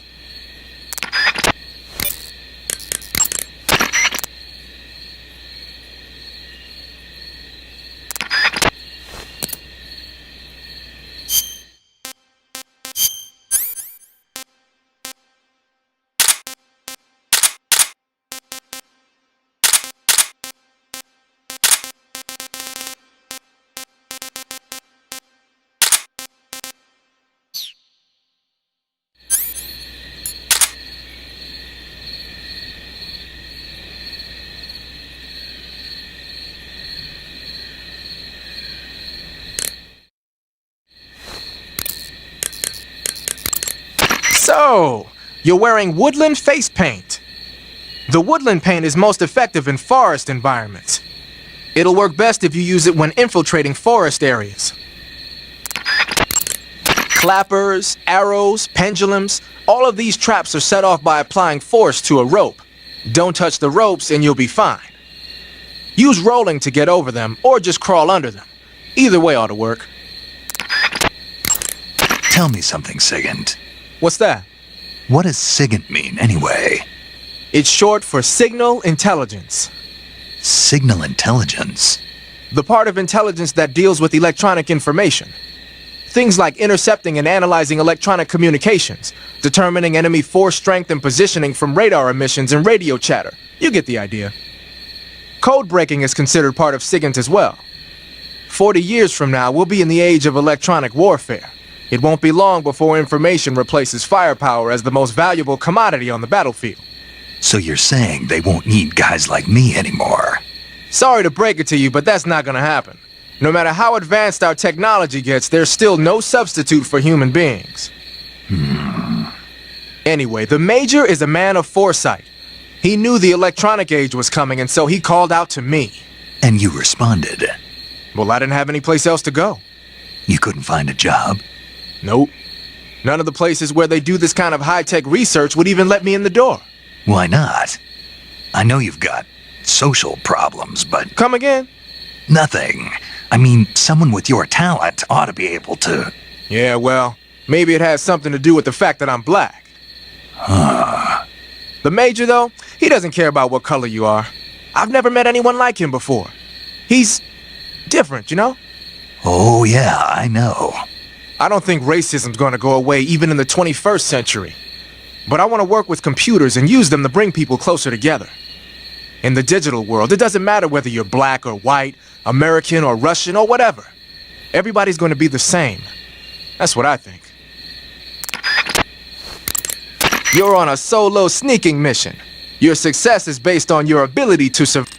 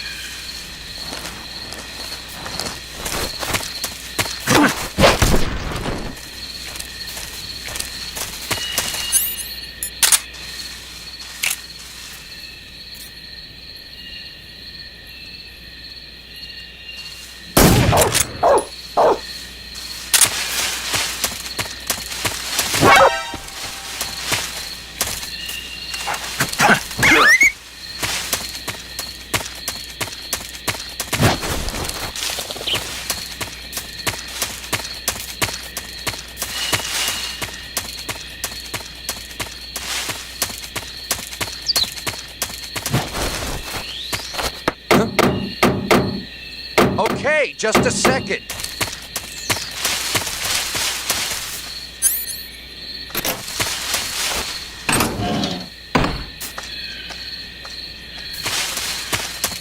Huh? Ho, ho, ho, ho, ho, ho, ho, ho, ho.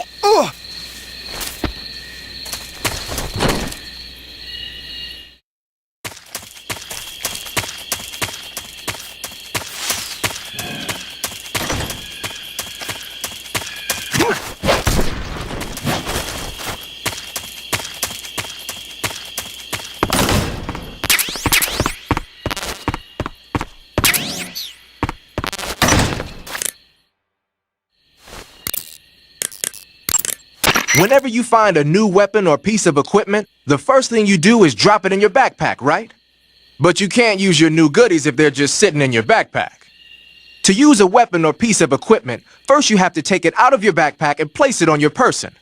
To take an item out of your backpack, use the backpack option in the survival viewer. To place a weapon on your person, select Weapon under the Backpack section of the survival viewer. See that window on the left? That shows a list of all the weapons you've got.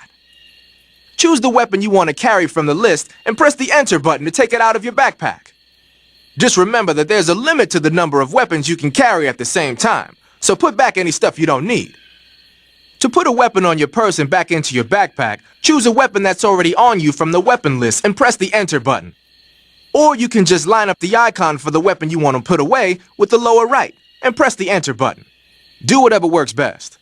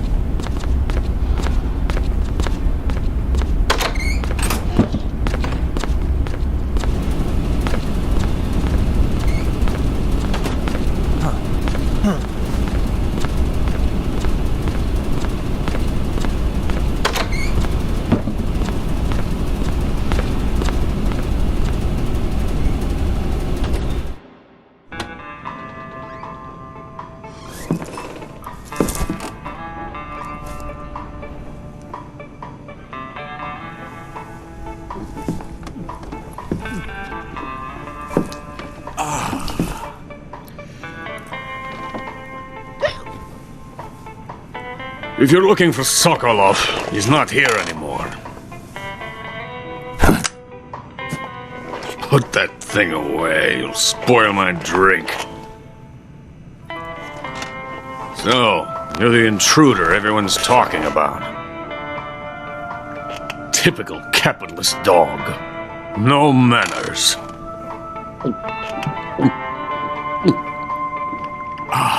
And who are you? You mean you've never heard of me? And you call yourself an agent? Very well, then. I am Alexander Leonovich Granin. A man of some importance, if I do say so myself.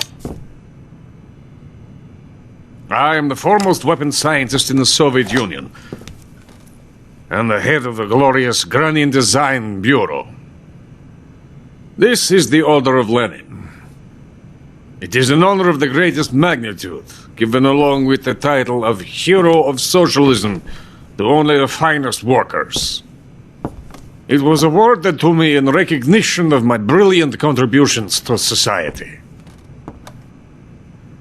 Since the Great Patriotic War, I have created countless weapons in the service of our great communist society. It was thanks to me that we were able to stamp out the Nazi scum. It was I who created the basic design for the mobile ballistic missile system you know and fear as SS-1C.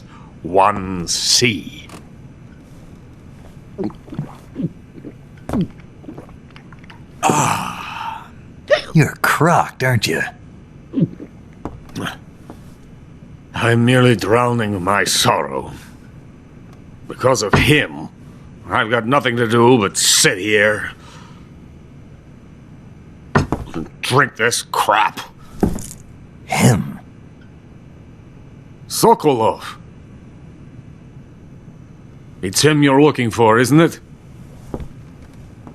Because of him, I have been stripped of my authority. My research has come to nothing.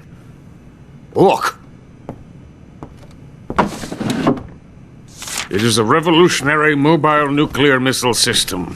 A bipedal tank. A bipedal tank? Yes, a walking tank. A robot.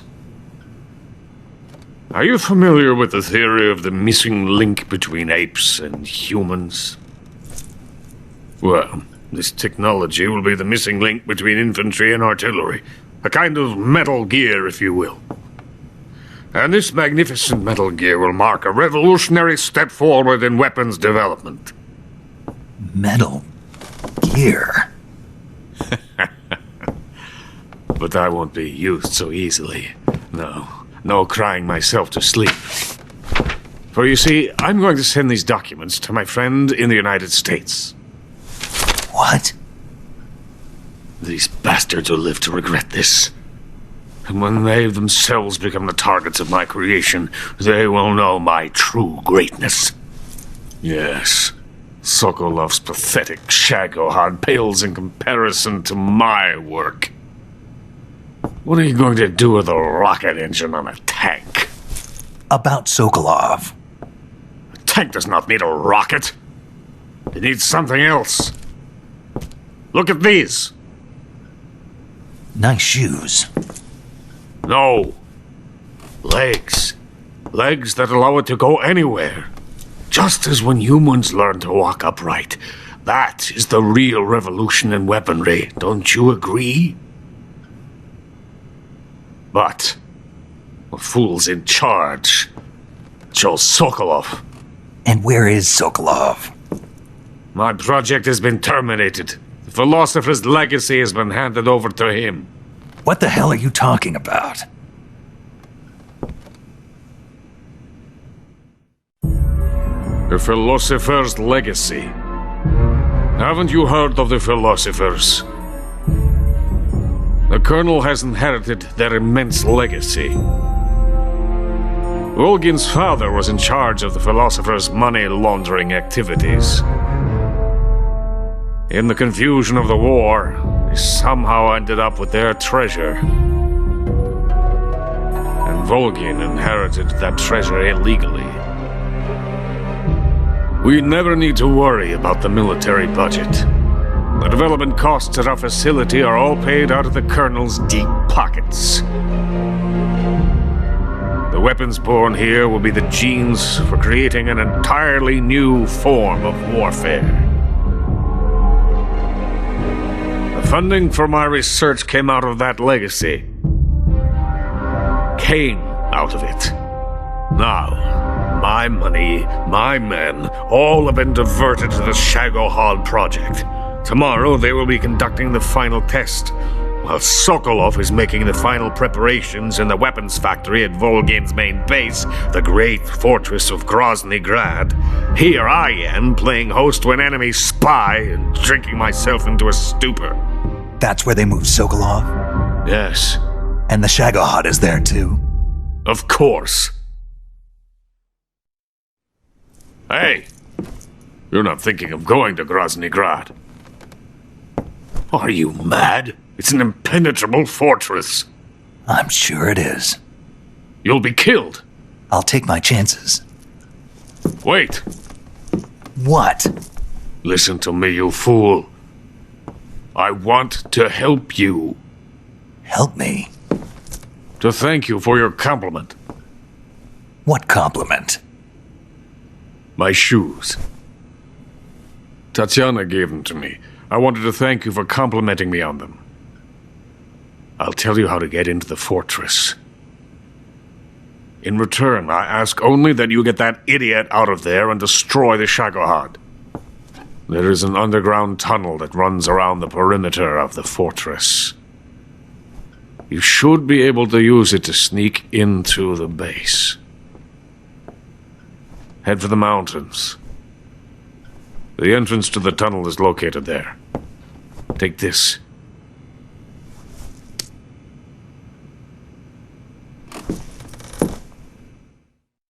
You passed through a warehouse on your way here, didn't you?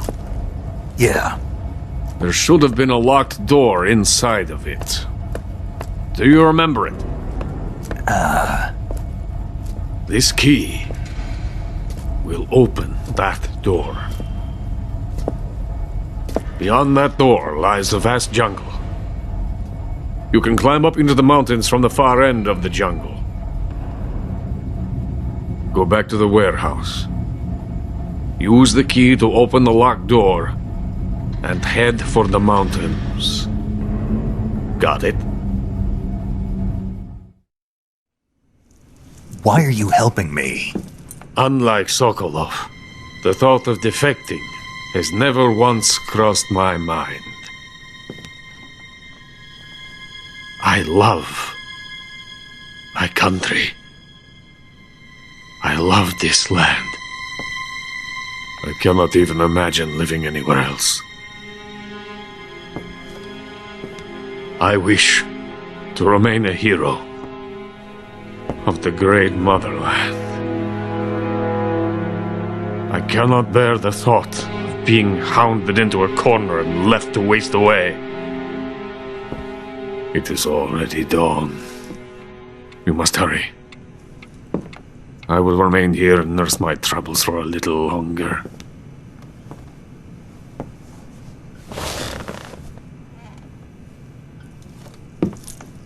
To capitalism!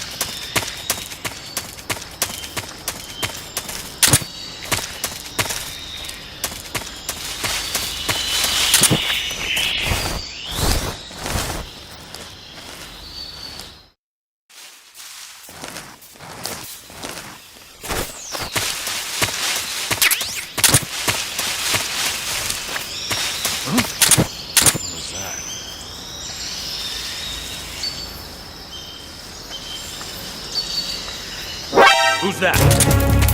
Radio, get us some backup!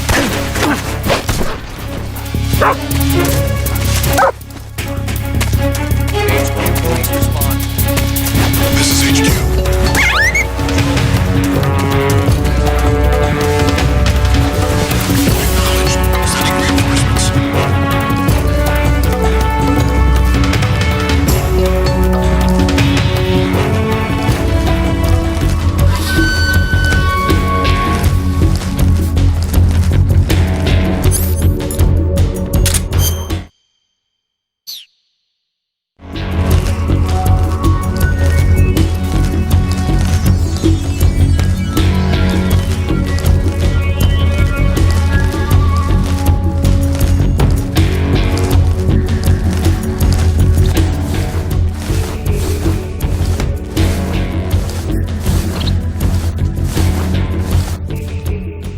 HQ, HQ.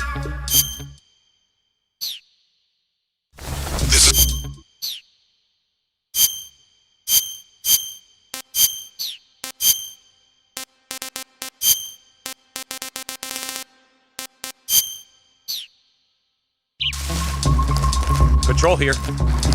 We've lost sight of the intruder, going into high alert. Acknowledged. The enemy is still nearby. Pursue and engage him.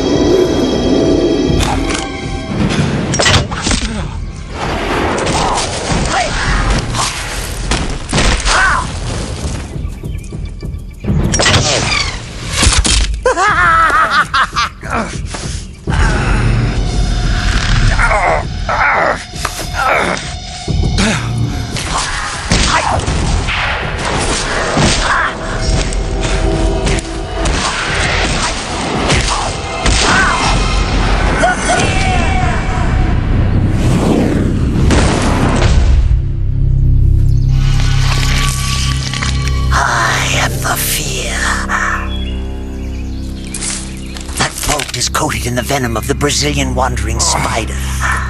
Soon a most exquisite pain will engulf your entire body. Your limbs will be paralyzed, your lungs cease to draw breath. Eventually your heart will stop beating. Ah, but what fun would that be? Not a fitting leader. The boss's apprentice. I will give you fear such as you've never experienced before. Come into my web. It is time for you to feel the fear.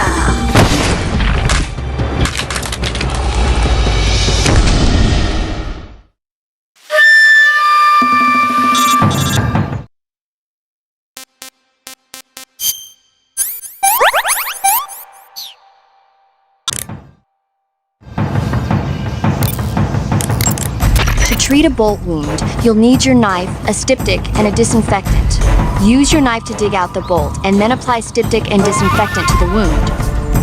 Follow those steps and the wound should heal right up. Now start the treatment. Hurry!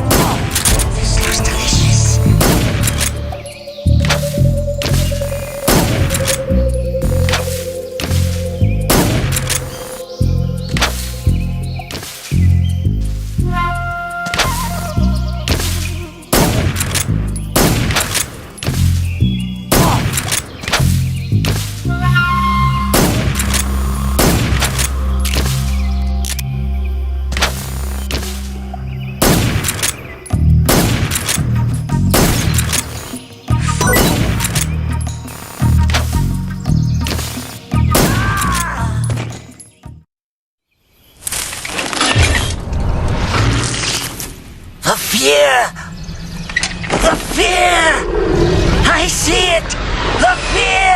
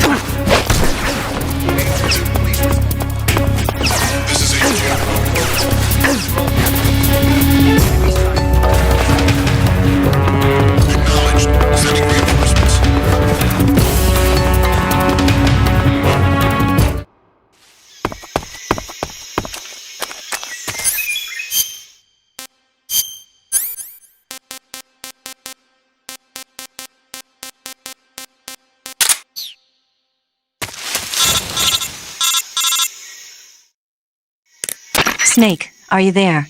Eva, where are you? In the fortress, in Groznygrad. Dr. Sokolov is here too. Is he all right? He's fine. Right now he's busy putting the finishing touches on the Shagohod. Good. That means they haven't killed him. Not yet anyway, but you better hurry. They've already finished the Phase 2 tests. Once the final preparations are complete, they'll have no more use for him. The Colonel won't have any qualms about killing him if he thinks the CIA is closing in. Eva, you can't let Sokolov out of your sight. I know. Snake, do you know where Groznygrad is? Granin told me that I should be able to get there from the mountains to the north, through an underground tunnel. Granin told you? Yeah, he even gave me the key to the warehouse. Why? 'Cause he was drunk, I guess. You've gotta be kidding me. Hell if I know. Snake, there's one problem with that route. What problem? The mountain entrance to the underground tunnel that leads to the fortress is sealed. You need a key to get in. A key? What about the key Granin gave me? That key won't work. But don't worry, I'll figure something out. I have an idea. There are some ruins at the top of the mountains. Meet me there. The top of the mountains. Got it. Wait, there's something else I've got to tell you. Now what? I heard that one of the Cobras is waiting for you in the jungle at the foot of the mountains. He's a legendary sniper called The End. Yeah, I've seen him before. That ridiculously old guy, right? Don't underestimate him. He's known as the father of modern sniping. Is he alone? No spotter? None. He's all by himself. Apparently, he doesn't need a spotter. You can't be serious. The entire forest is on his side. The forest? Stay alert. Yeah, I'd hate to have it be the end for me.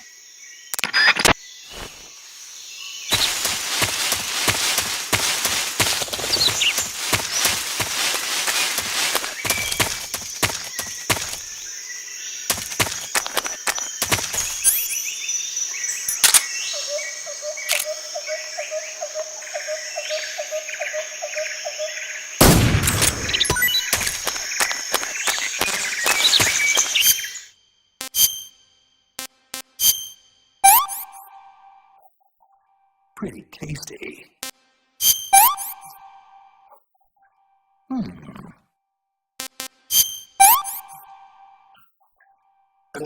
Poison.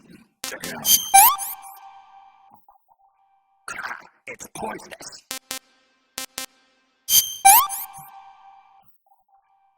Gross.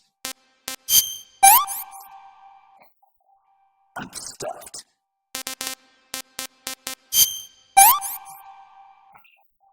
I'm full. That's damn good. That's so great. I'm full. What is this?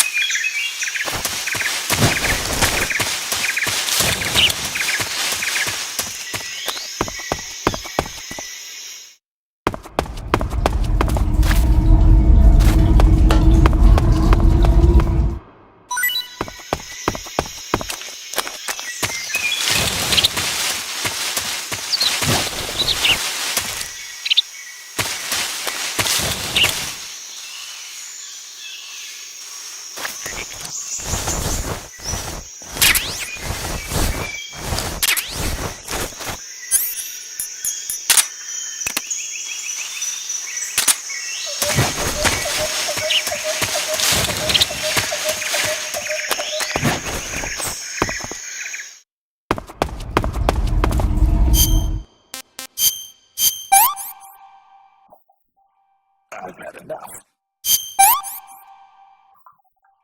Disgusting.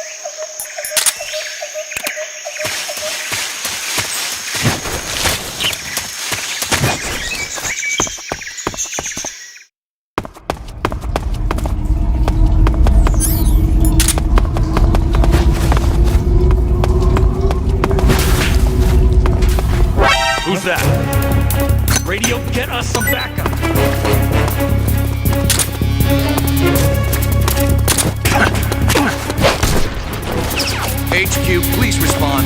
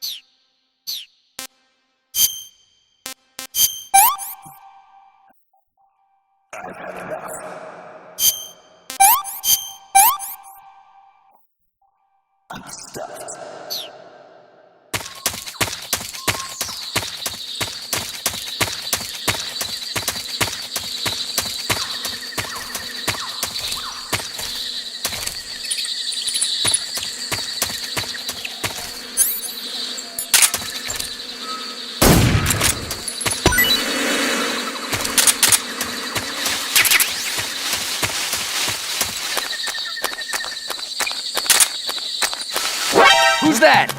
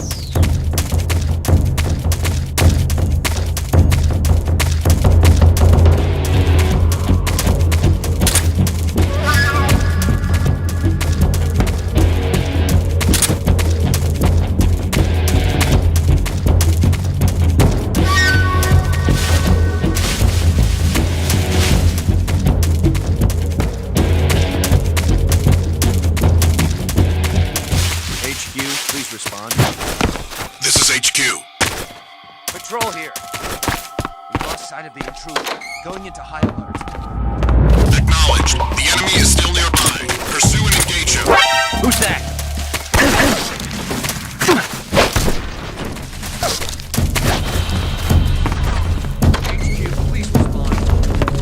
This is HQ.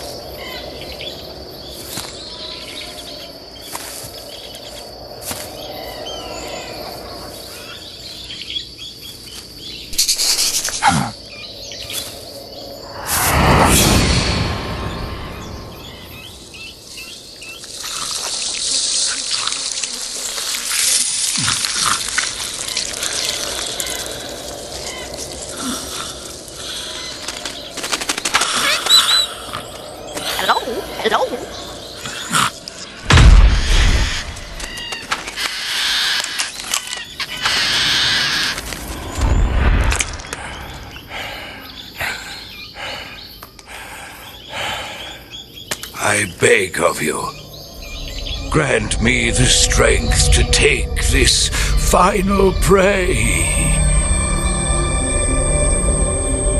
Let me linger in this world just a little longer. I have already slept enough for one lifetime. Enough for an eternity. You have my thanks.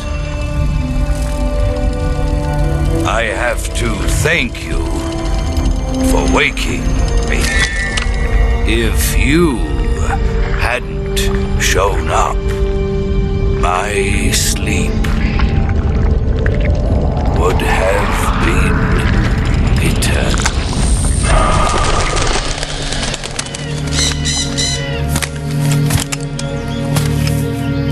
Do you hear me, Snake? I am the end. I am here to send you to your ultimate fate. You'll make a fine quarry for my final hunt.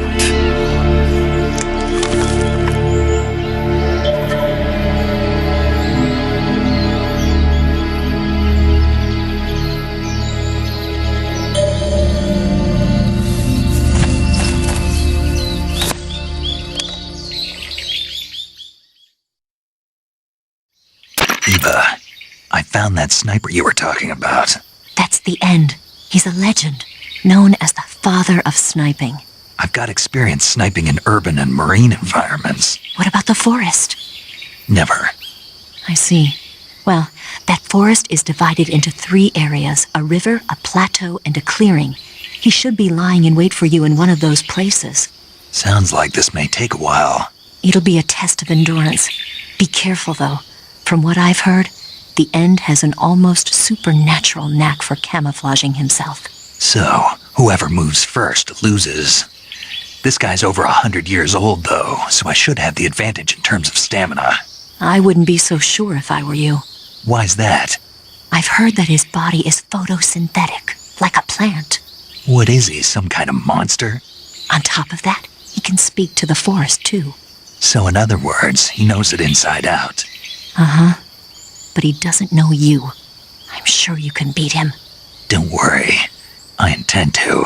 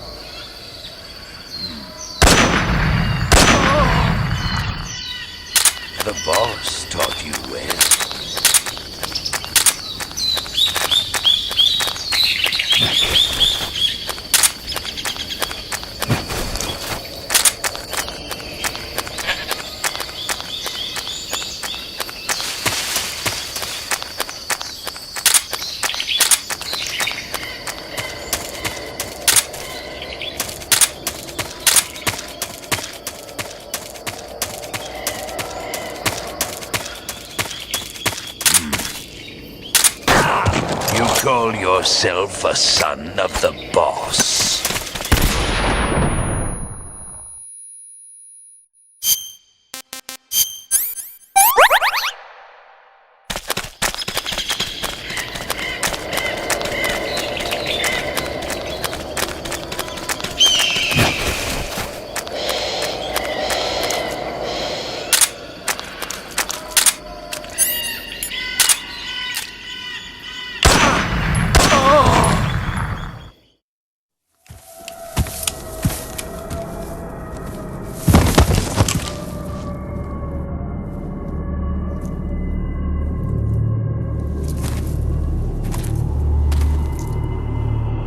Spirits of the forest, I thank you. The boss would be proud of you. The time has come for a younger generation to rise.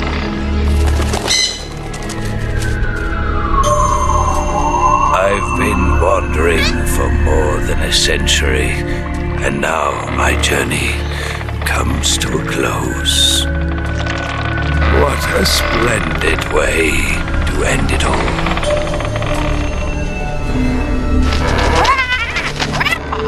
I have no regrets. I can return to the form of the...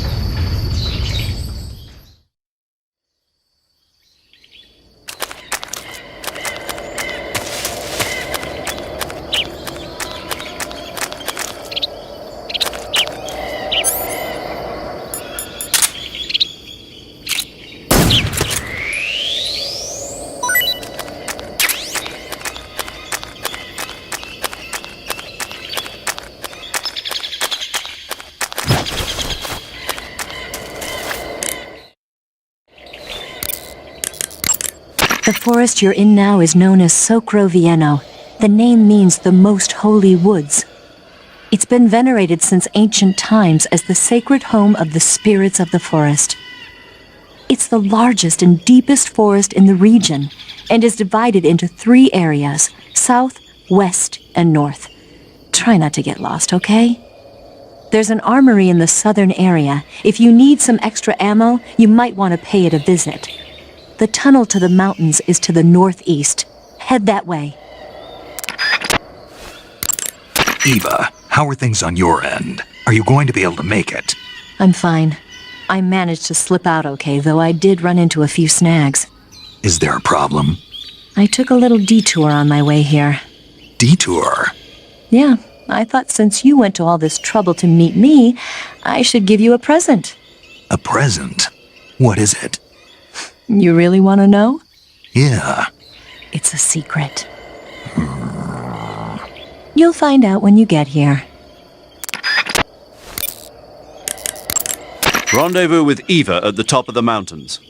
According to her, the shaft leading to the mountains should be located in the far northeastern corner of the forest. Enter the shaft and head into the mountains. Proceed to the northeast.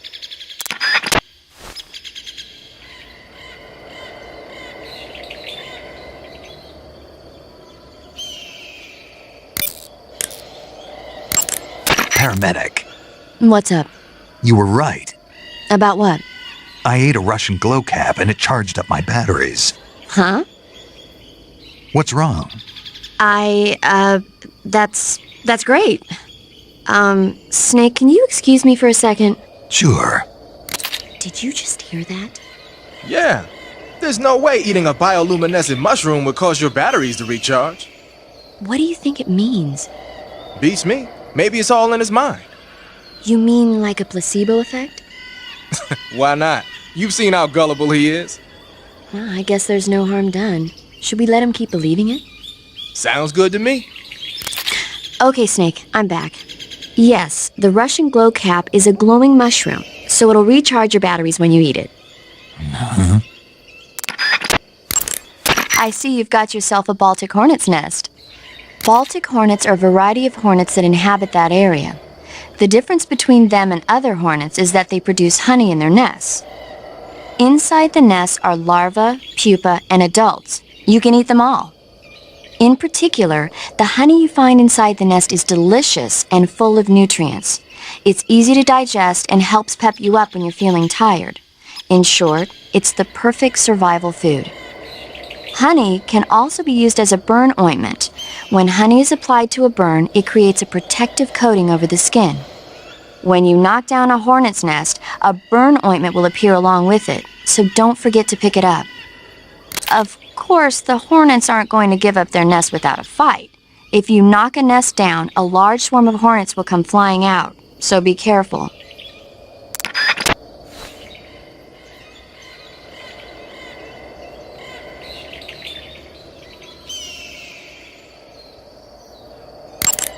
I see you found some Russian oyster mushrooms. The Russian oyster mushroom is an edible variety that belongs to the shimeji family. It's known to be particularly rich in vitamin B1 and niacin. Apparently, it's usually found growing on tree stumps and hollow logs, so look there if you want to eat some.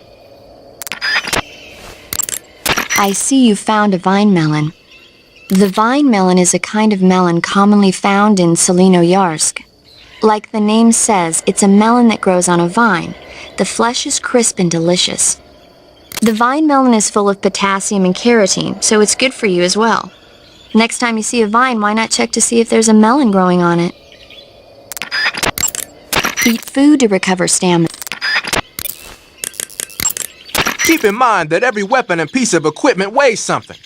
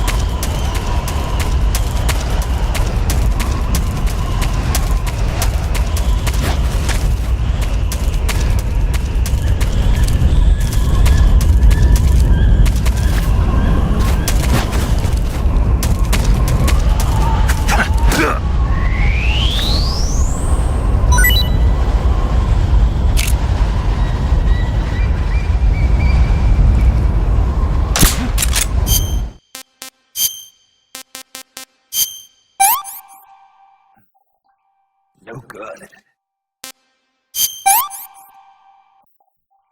I've had enough. What is this?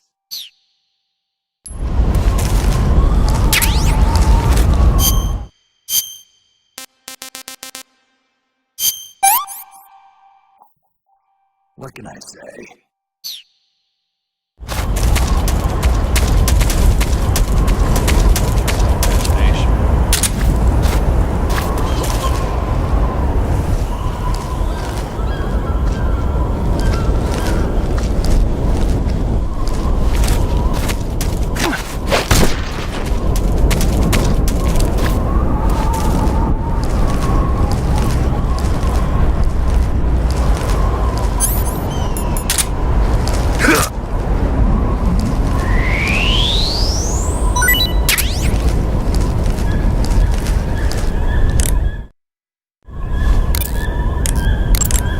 Snake, the altitude in those mountains is pretty high. That means the oxygen concentration in the air is lower than normal. When there's less oxygen in the air, naturally you'll be breathing less oxygen as well, and the oxygen content of your blood will go down. In other words, you run the risk of becoming hypoxic. Hypoxia is a very serious condition. In the worst cases, it can lead to pulmonary and cerebral edema. I don't think you need to worry right now, but all the same, be careful. So, what do I need to be careful about? In high altitude areas, you will tire quicker than normal. Okay. Snake, climbing uphill takes a lot of stamina as it is, but on top of that, the air up there is thinner than normal. You're burning through stamina a lot faster now than ever before. Keep an eye on your stamina gauge. Be sure to eat something to restore your stamina before you run out. I see you've caught yourself an Emperor Scorpion. The Emperor Scorpion is said to be the largest scorpion in the world. Its venom is a potent neurotoxin, so take care that you don't get stung. If you do get stung, go into the survival viewer and use Cure to inject yourself with serum right away. Okay. So how's it taste? Not very good, I'm afraid. Oh. Don't get so discouraged. There are other ways to use it besides eating it, right? Like what? Like catching one alive with a tranquilizer gun and throwing it at the enemy? Oh, yeah. Sometimes I wonder if you even remember that you were on a mission.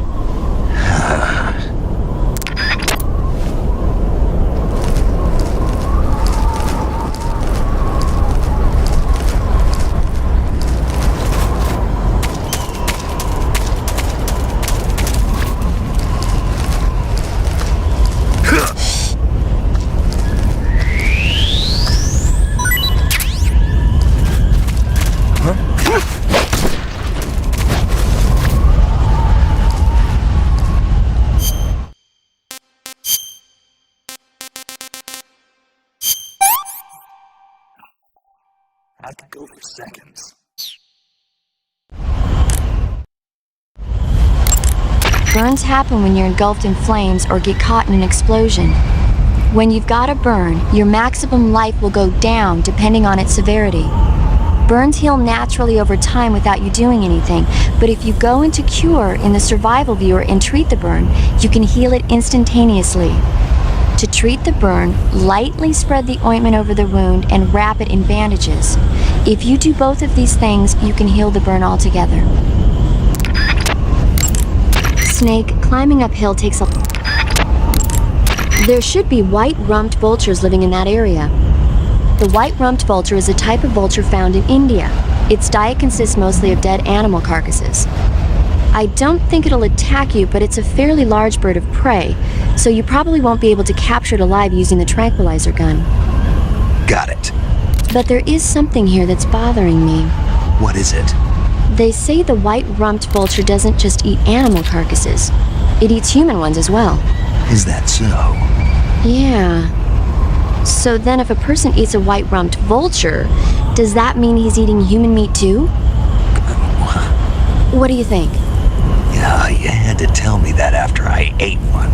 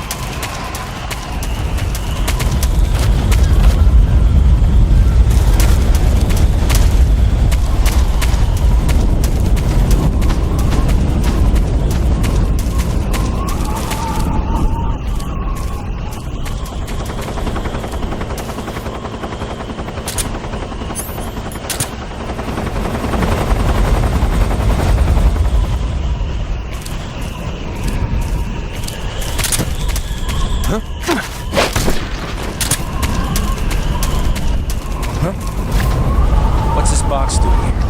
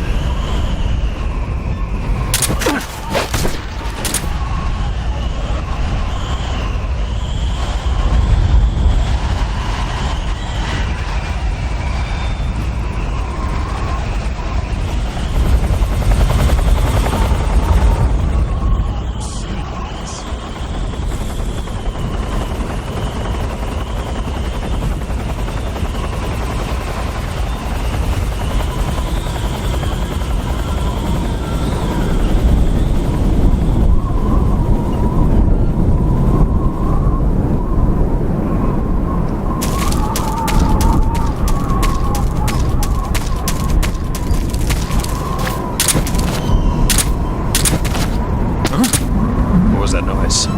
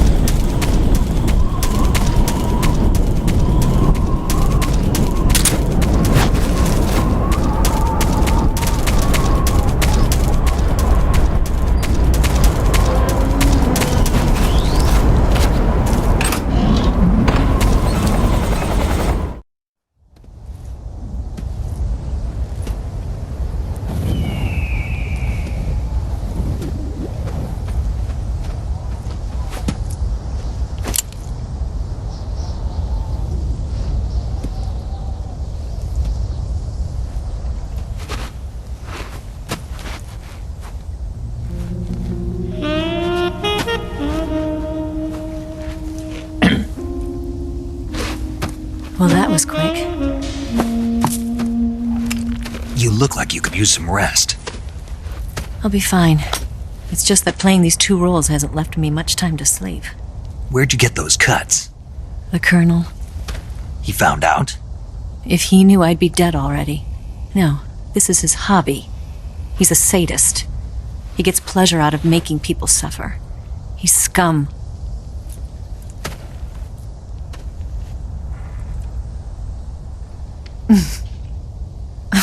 Does it look that strange to you? No. I'm the same way. Scars all over. Can I see? No. Where'd you get this one? I got it after defecting to the Soviet Union. I don't think so. It's older than that. Code breaking is a desk job.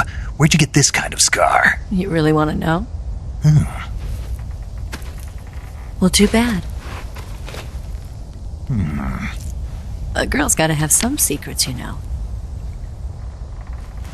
But enough about that. You've got to get going. The Phase 2 trial of the Shagohod is about to start, and it looks like someone might be coming to spoil the party. Khrushchev? His forces are on their way here. The Colonel is gathering his troops together to meet them. If we don't get a move on, the security will be even tighter than it is now. You'll need this key. It unlocks the door to the underground tunnel. Once you're in there, you can follow the tunnel to get inside Groznygrad. Better take these two. They should come in handy. And take this too. What is it? The food of the future. A well-balanced meal for the space age. It's good to eat some real food once in a while.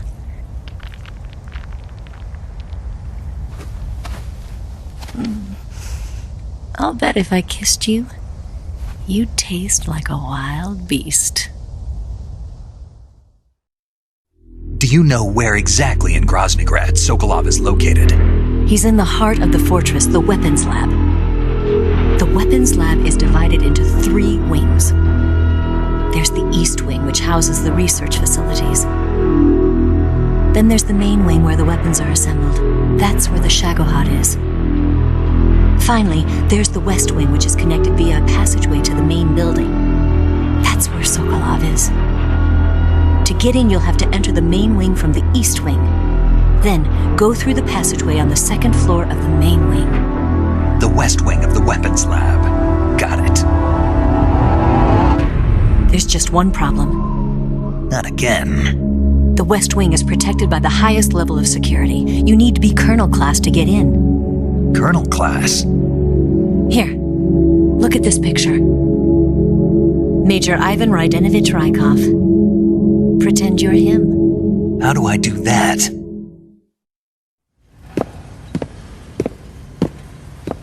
Steal his clothes. You look similar from behind. They won't know the difference. Your face might be a problem, so you just have to figure something out. He should be somewhere in the East Wing.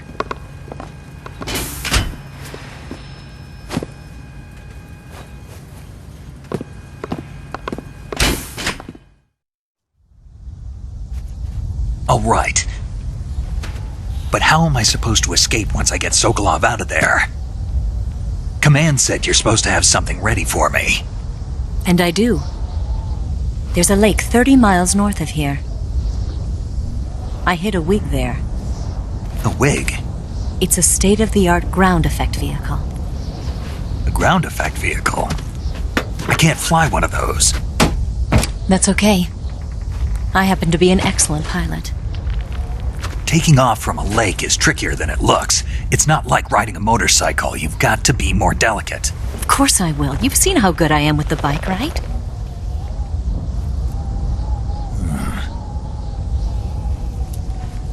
Right. You handle the escape then. I'll head for Groznygrad. Wait a minute. There's something I wanted to ask you. What? What's the story between you and the boss? She was like a mother, and my master. And your lover? It went deeper than that. Deeper? Half of me belongs to the boss. Do you love her?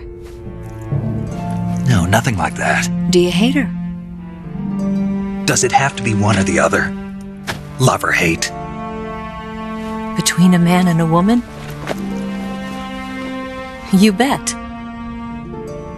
For 10 years, we lived and died together. You couldn't possibly understand. And you think you can kill her now? That's your mission, isn't it? Assassinating the boss?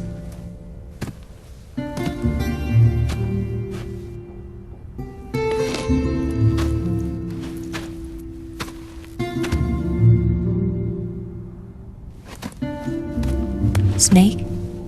Is there anyone you like? Someone special? I've never been interested in other people's lives. You were interested in the boss. She was different. Really? How do you feel about me? I should be asking you the same question. Me? I can fall in love if it's part of the mission. Even with you.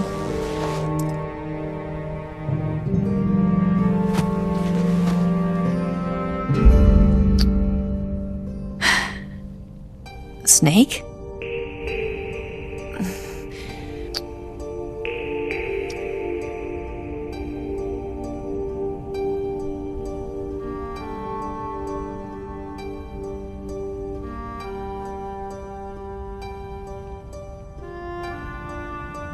What's wrong?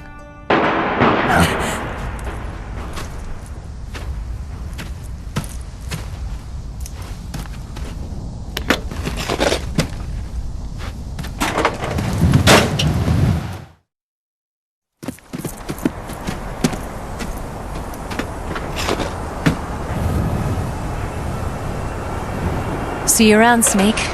Take care of yourself. What about you?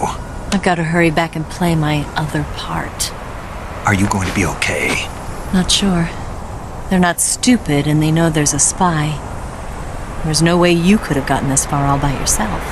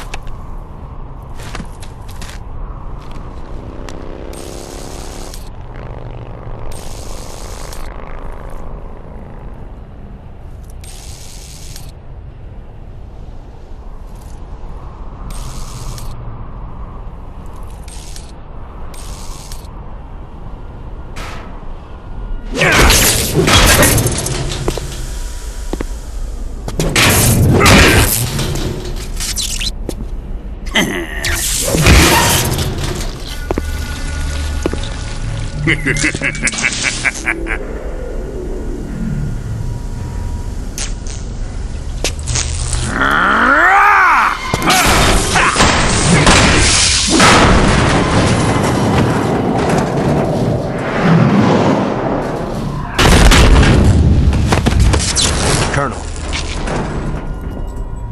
Did he talk? No, he died before I could get it out of him.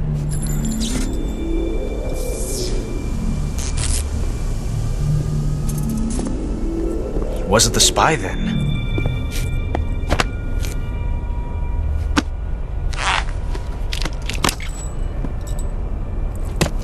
Look at this. A transmitter? Exactly. Planted to keep someone informed of his location.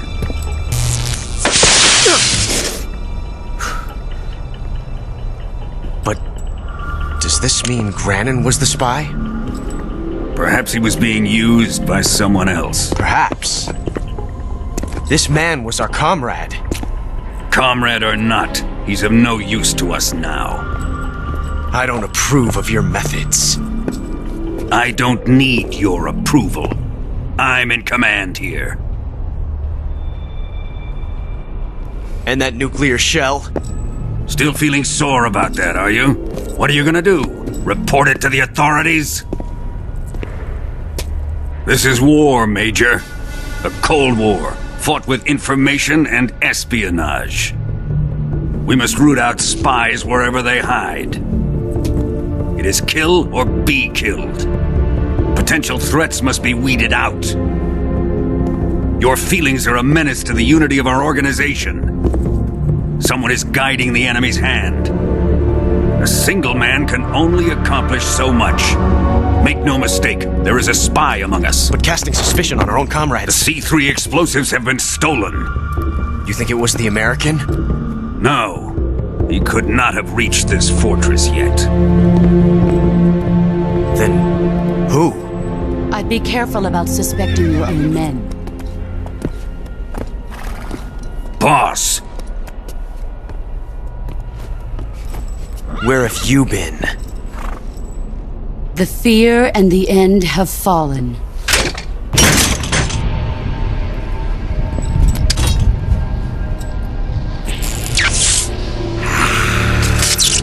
damn it! CIA dog? That leaves only the Fury. How can the legendary Cobras be beaten so easily? He's good. Fallen for him? Don't worry. I'll take care of him. What is he after?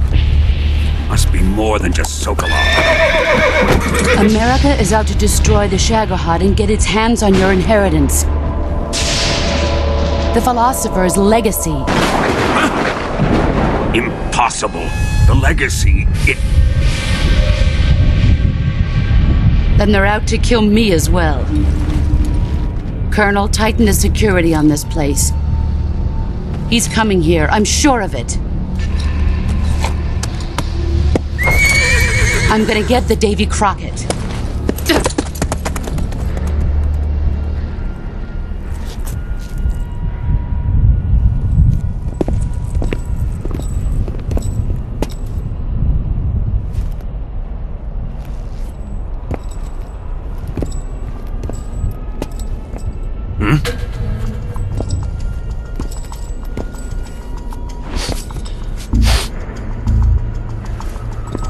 Perfume.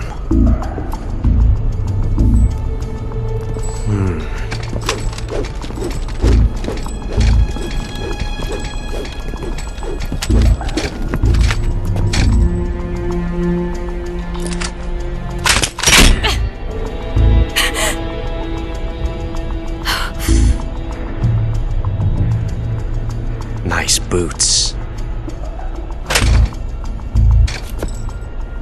Make sure you polish them up properly.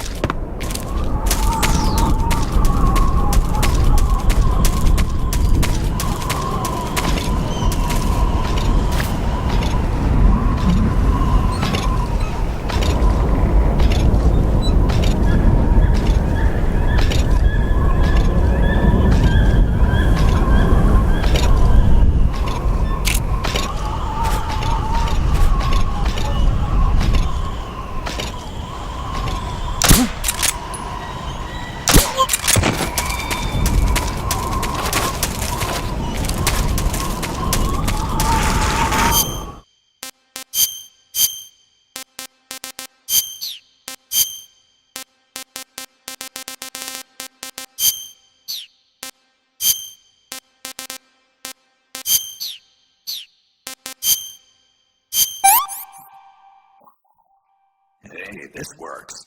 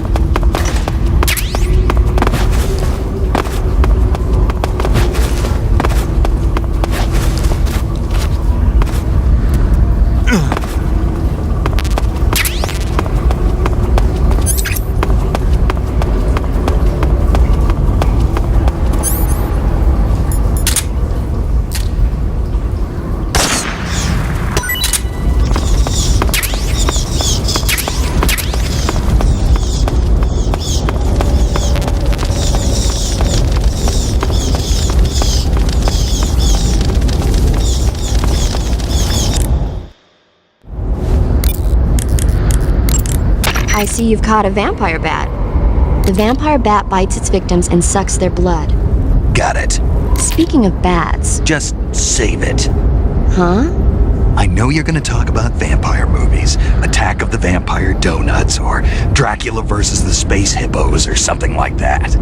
Actually, I was going to say that bats are known to use supersonic waves to sense their surroundings. Oh. Bats use supersonic waves to sense their surroundings, so you might be able to keep them away by blasting them with a special kind of sound wave. As for taste, I suppose there's no reason you couldn't eat them. Snake, do you hate vampire movies? What? Just now, you sounded like you really hated them. I did? Yeah. Oh. Well, no one really likes them, do they? Some people do. Like you. Yeah. They're fascinating, you know? Like the movie Dracula... Don't say it. Why not? Just don't. Are you afraid? What? You're afraid of vampires, aren't you? Don't be ridiculous. But... Listen, there are no such things as vampires. They're just a stupid, made-up legend. Even if they do seem real sometimes. Well, sure. You think I'd be afraid of something like that? No. Exactly. Right. I'm not afraid of vampires. Uh-huh. It's just that whenever somebody starts talking about vampires, I end up dreaming about them that night, and I don't need that right now. That's all. Okay. The horse the boss was riding sounds like an Andalusian. Andalusians are from the region of Andalusia in Spain. They're renowned for their beauty, their gentle nature, and their physical prowess. Just so you know, you can't eat them. Hey, I didn't say anything. Yeah, but you were going to. I was? Yes. Don't even think about eating a horse. Got it? Guess I'll have to mark it off the list. What did you say? I'm just kidding. Snake, I looked at your medical record. You've been exposed to an atomic blast? Yeah, the Bravo shot. It was a hydrogen bomb test conducted at Bikini Atoll on March 1st, 1954. I was at the American base on Kwajalein in the Marshall Islands when the ashes of death started falling from the sky. Any symptoms? None. At least, not yet. But a lot of the guys who were in it with me are now suffering from thyroid cancer and leukemia. Some of them are dead already. One of these days. Anyway, I'd better get back to the mission. Yeah. You can capture animals alive. You say Grannon's shoes were rigged with a transmitter? That sounds like something the KGB's been working on lately. It's exactly like you described. A miniature transmitter that's small enough to put in a shoe. Grannon said he got the shoes from a woman called Tatiana. You think she's a KGB spy? Could be. Or maybe it's some kind of ploy to throw suspicion on her. Anyway, it's your job to find out. Good point. Sigint. Yo! Eva said she set up a ground effect vehicle for us to make our escape. So I heard. The ground effect vehicle, or WIG, is something like a cross between an airplane and a boat. It uses ground effect to fly. Ground effect basically means that when the craft skims the surface of the ground, the air between the ground and the wing is compressed, which gives the wing an extra boost. From what Western intelligence agencies have been able to gather, the Russians are pretty serious about developing these WIGs. Apparently they're planning on using them for anti-submarine patrols. I guess I can see why. The WIG's long cruising range and high-speed capabilities make it a good choice for that kind of mission. Eva must have gotten her hands on one of the first prototypes while it was being field tested as a transport craft.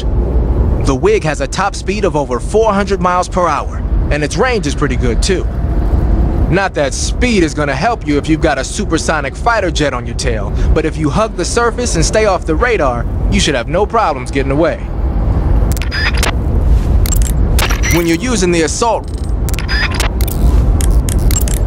follow that tunnel to the north and you'll come out inside Groznygrad. Keep going north.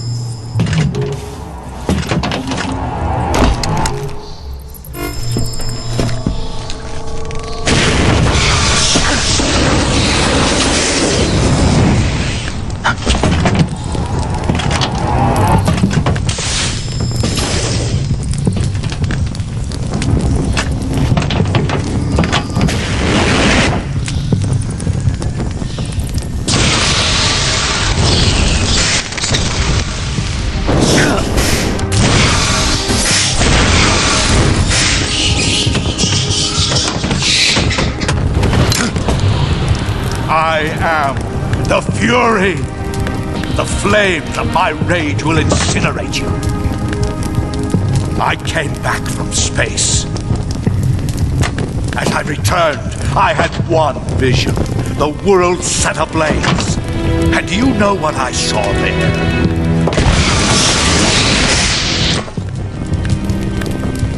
Fury.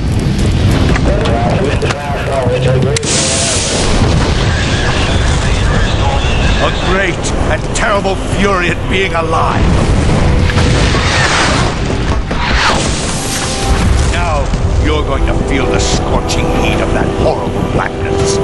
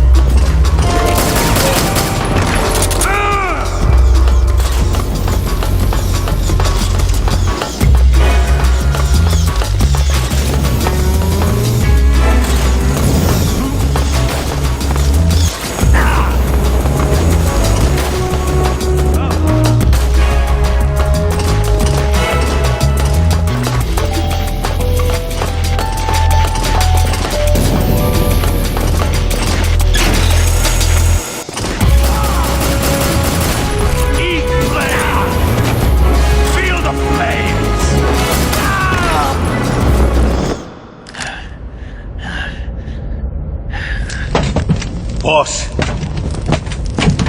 this is the end of the Cobras. You've got to live on. You're the only one left. I'm off. To join the sorrow.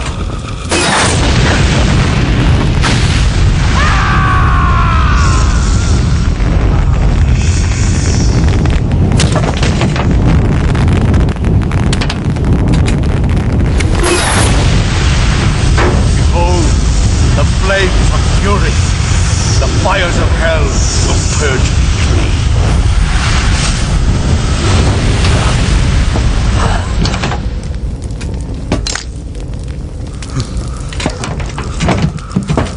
I can see it. Mission Control, do you read me?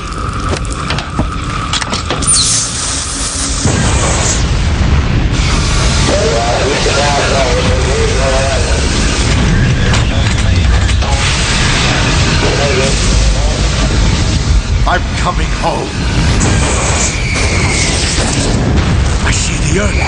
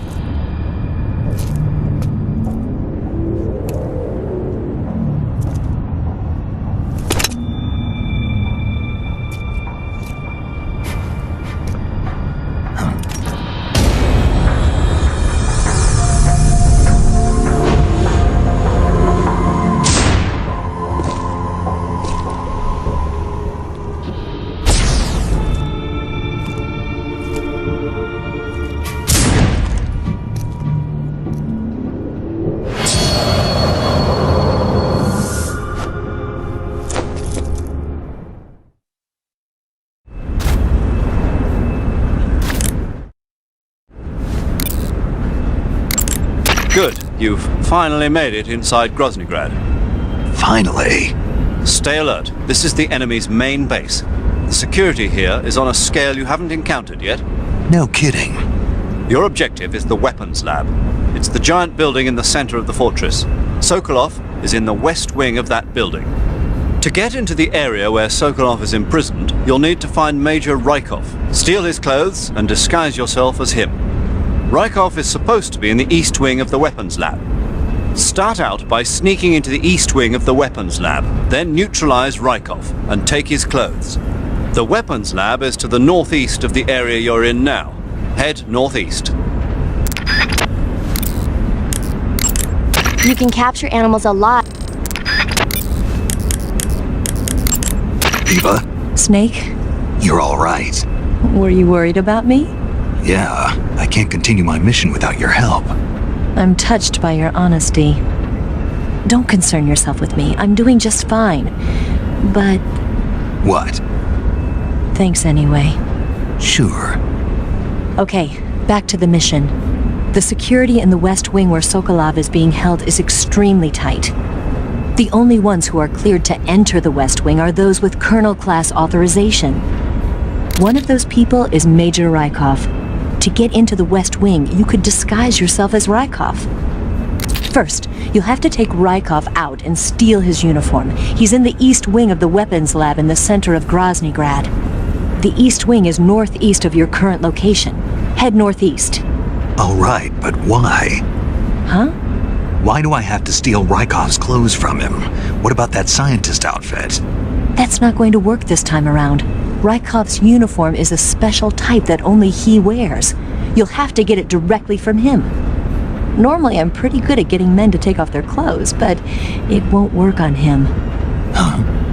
You, on the other hand, might have a better chance with him.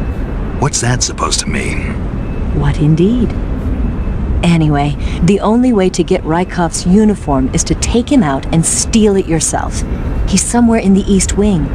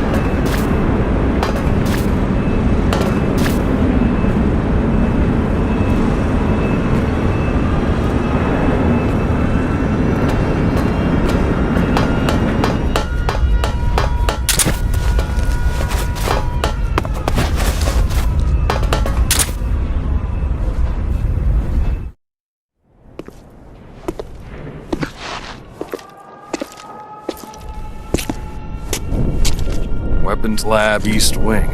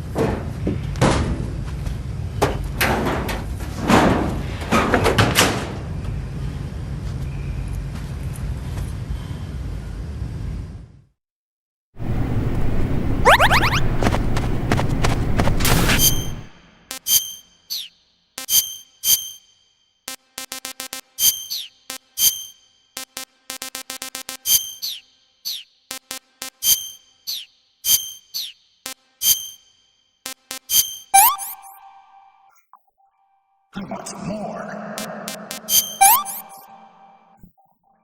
Pretty tasty.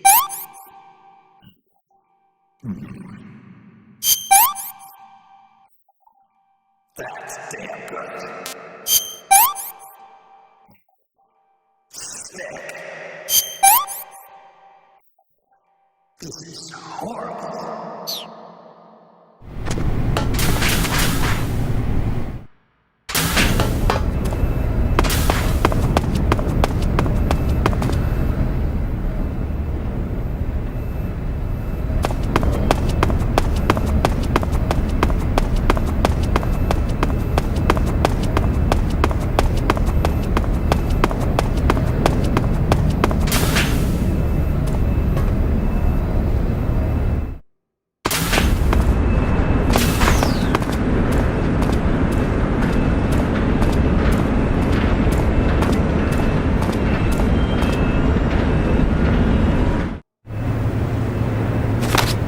Sir!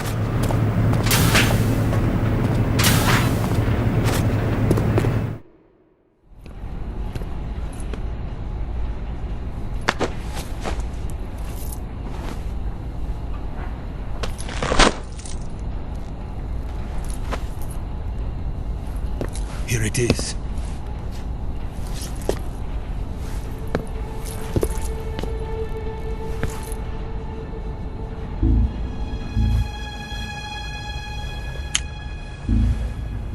You can count on me. What about the Philosopher's Legacy? I don't know anything about that. What are you? Are you trying to kill me? What's the matter? I know nothing, I swear it. No one but the Colonel knows of the legacy. I see. No, don't! Oh!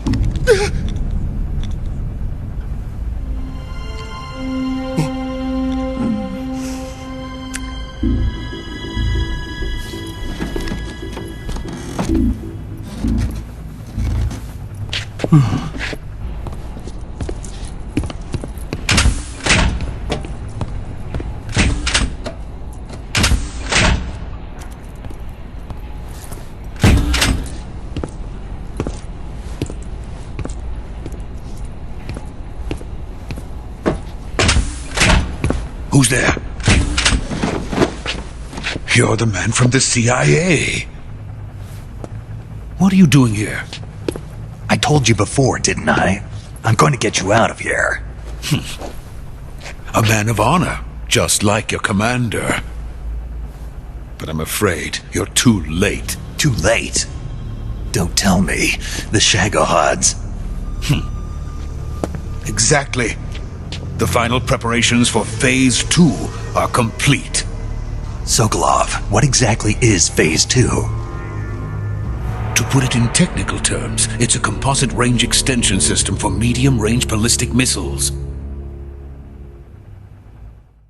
The Shagohod was originally designed as a tank that could launch nuclear missiles from any type of terrain. There was just one problem we couldn't figure out how to solve. The ICBMs we have today are simply too big for the Shagohod to carry. But the military would not hear of it. They demanded a weapon that could launch a nuclear missile directly into the American homeland. That is when I came up with the idea for Phase 2. But there's no way you could load an ICBM onto the Shagohod. So how'd you do it? By accelerating the Shagohod itself.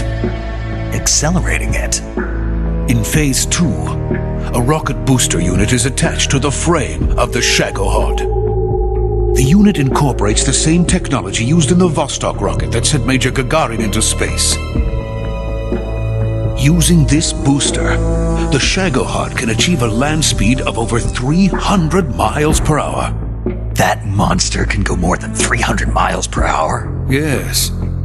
And from this state of accelerated motion, it launches a nuclear missile.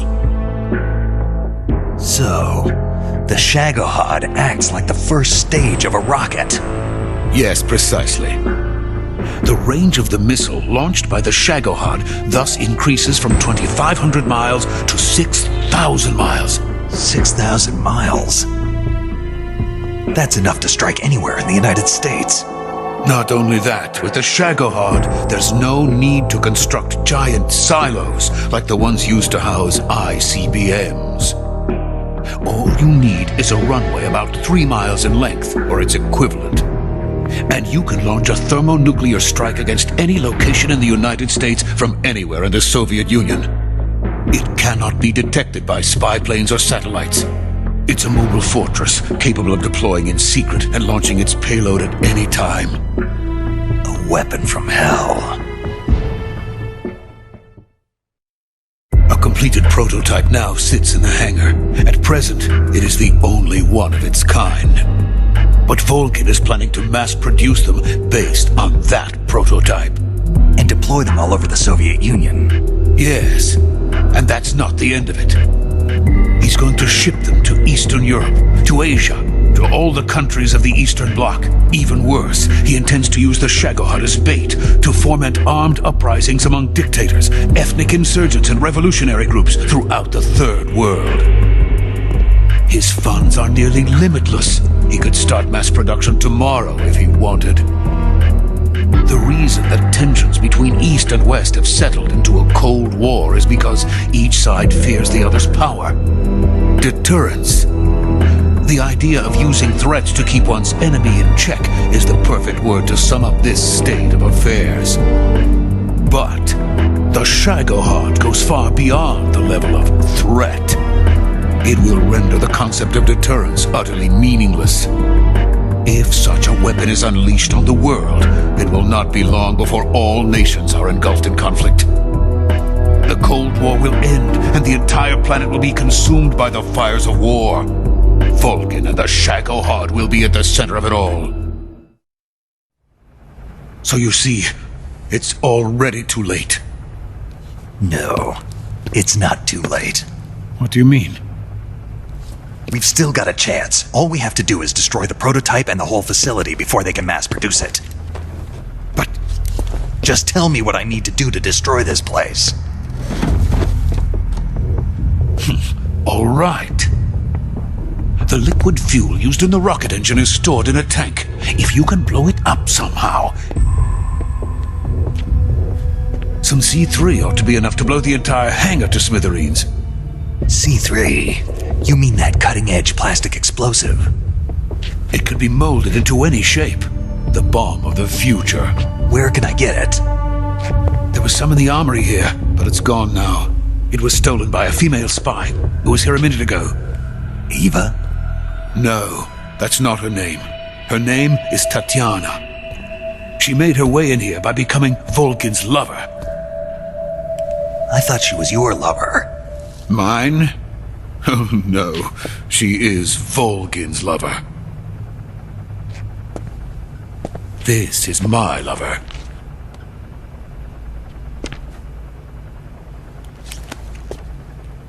Who are they? My wife and daughter. They're in America.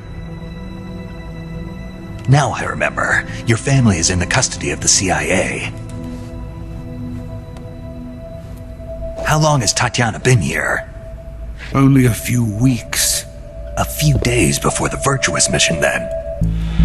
She said that Khrushchev sent her. What did you just give her? All of the experimental data for the Shagohod. Please, it is essential that you destroy the Shagohod. I will, but first I've got to get you to safety. No. I'm not going. My mission is to rescue you. Leave me. Sokolov! Khrushchev has abandoned me. I cannot return to my country. I would most certainly be sent to the gulags. What about the US? Yes, I once thought of that. My family's waiting for me there. But even if I fled to the United States, I would once again find myself creating weapons of mass murder. In the end, it doesn't matter where I go. I am still a weapons scientist. To be honest with you, I'm tired. Every day I help create things that should never be used, things that should never have existed in the first place. Every day, without sleep. Without a word of praise from others. And my creations do not even benefit mankind. They are merely the tools of politicians. All I wanted to do was build space rockets. But it was not to be. The space race between America and Russia became the prey of politicians. The space race and the arms race are one and the same. Missiles, rockets, what's the difference? Scientists are always being used. Please, watch over my family.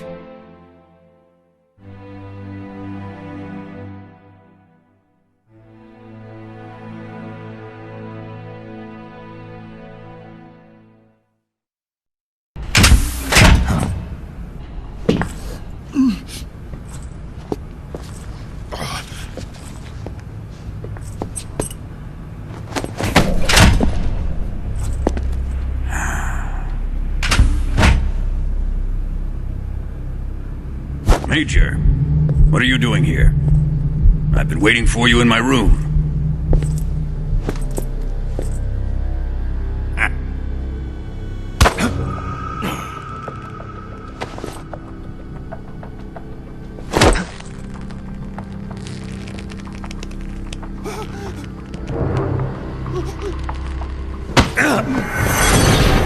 Who are you?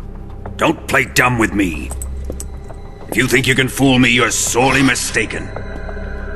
I know the Major better than anyone else. I come here looking for Tatiana, and what should I find? But a greasy freebooter.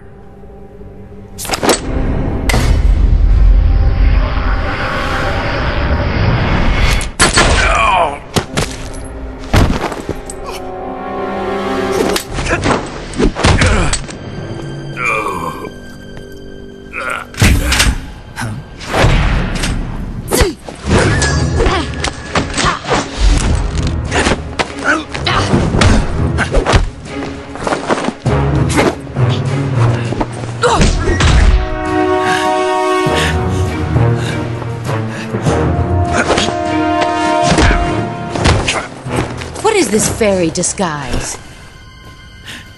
It's gonna rub off on you. And then you'll lose sight of who you really are.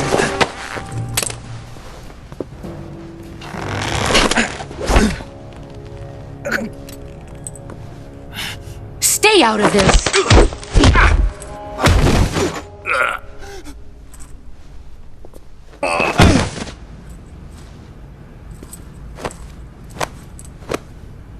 I see why they call you the boss.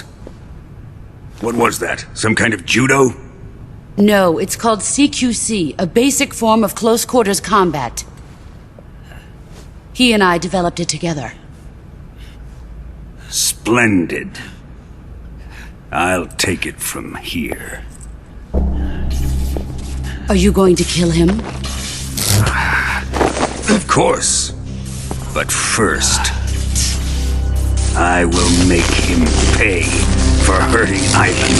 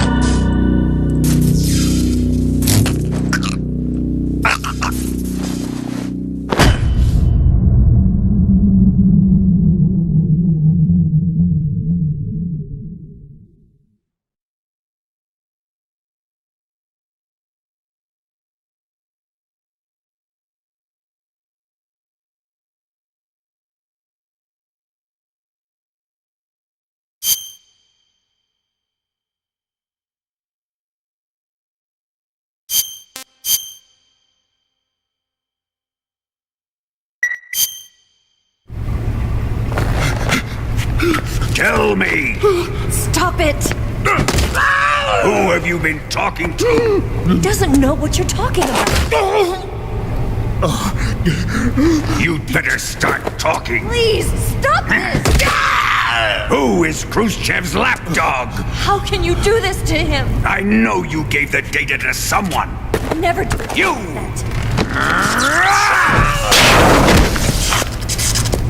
You monster.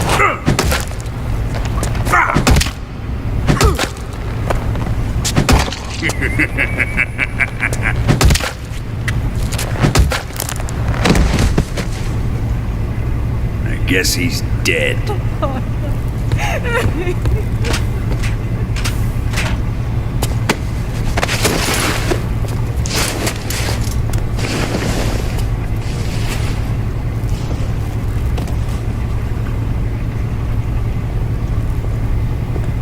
Now then, I hope you'll prove more entertaining than he was. But first, let's take a look at your body, shall we?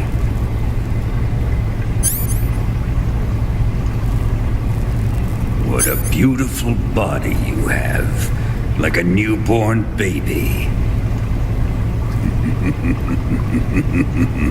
But not for long. Well then, let's get started. What is your target? Is it the Shagohod? Or Sokolov? Or maybe it's the Legacy? Answer me! Who is helping you? Who let you in here? You're a tough one, but even you must have your limits. And I am a patient man.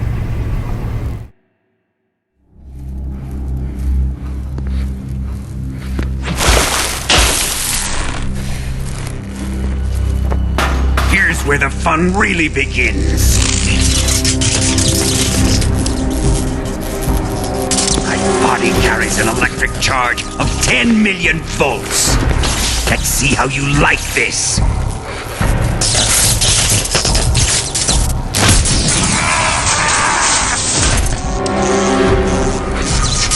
Now answer me. How much does the CIA know?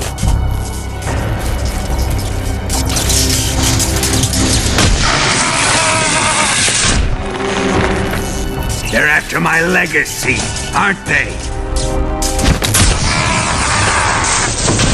Your real target is the Philosopher's legacy, isn't it?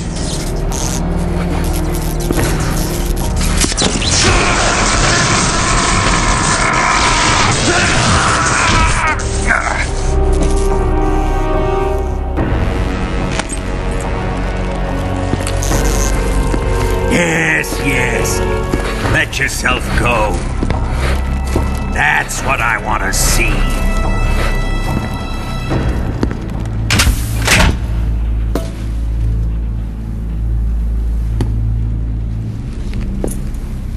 It's no use. He's not going to talk. He's been trained not to break. Trained by me.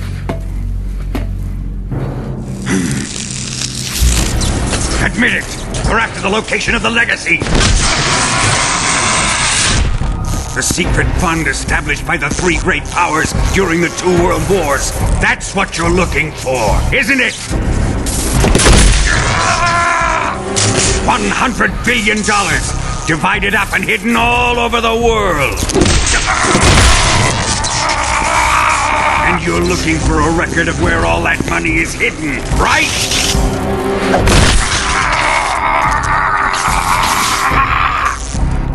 No matter. The Philosopher's legacy is safely in my possession, in the underground vault of Groznygrad. You'll never live on it.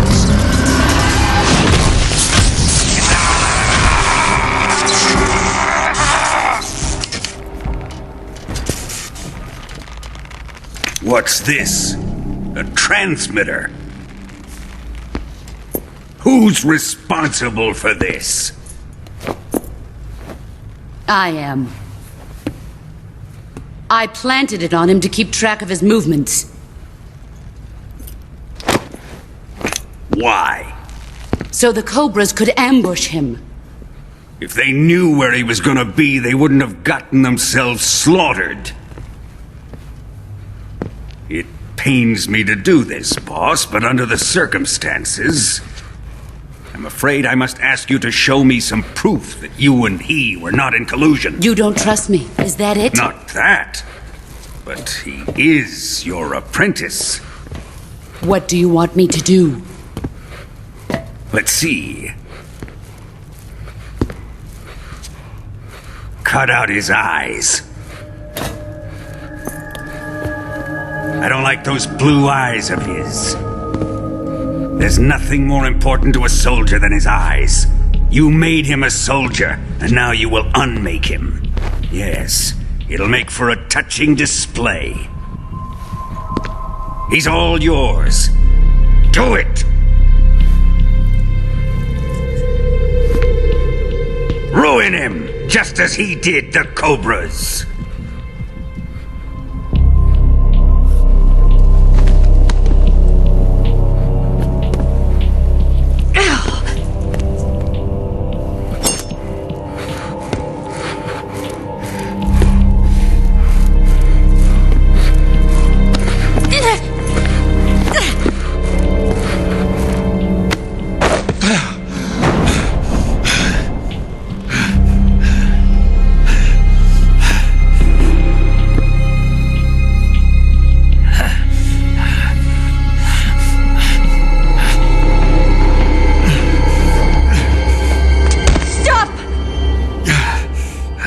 What is it, Tanya? He's suffered enough. Well. Why are you protecting him?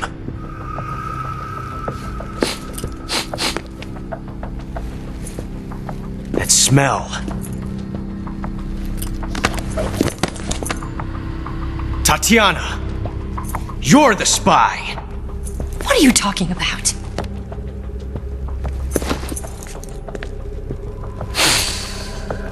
I know that smell. Stop it! Taking a fancy to her, eh, Ocelot? No, I have no interest in this woman. I want to test her.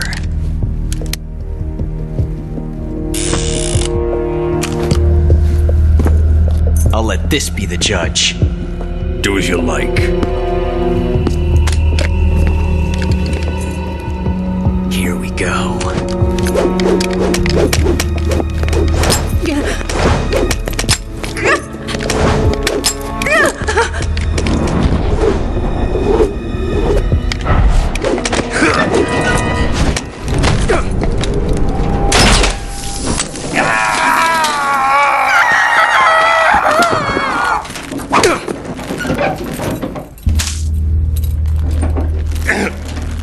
There, satisfied now?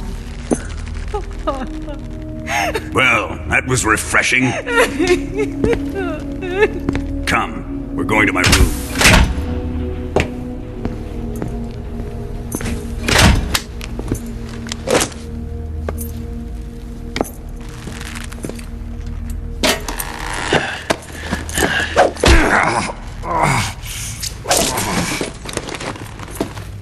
So you survived the Colonel's torture, eh?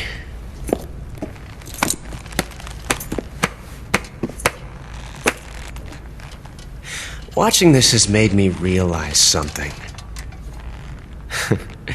It's really not that bad. It's the ultimate form of expression.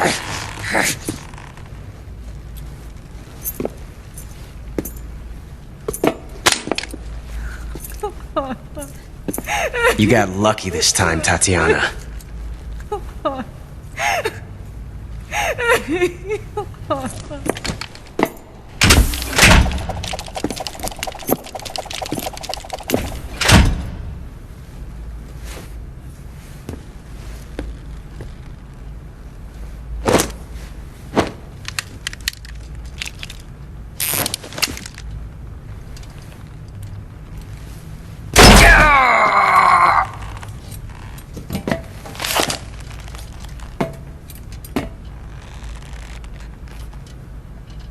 Run!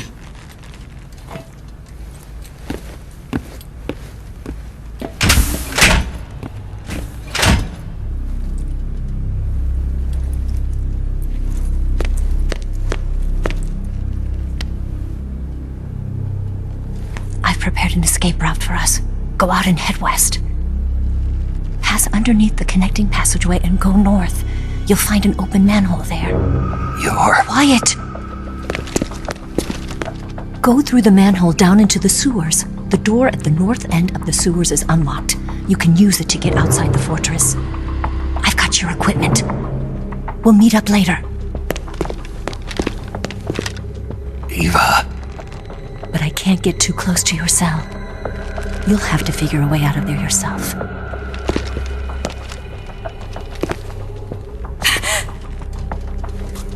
I'll be in touch.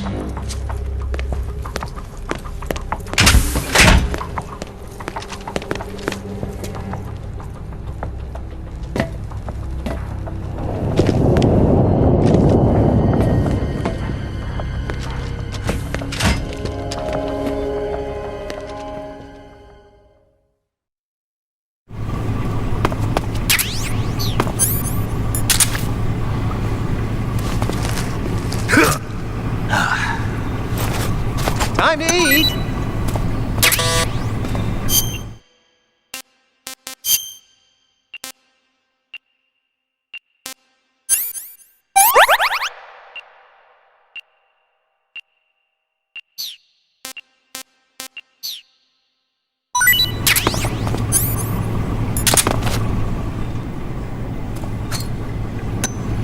Huh? What? You don't want this? Snake? Major. You're all right. I wouldn't say all right, but at least I'm alive. That's good enough. But they took all my weapons and equipment from me. Well, you've still got your radio and medical items with you. Yeah. I wonder why that is. Perhaps Volgin's not finished with you just yet. Yeah, well, I'm not finished with him yet either. Snake, you've got to escape from that cell somehow. There must be a way. Use your head. Snake, your right eye.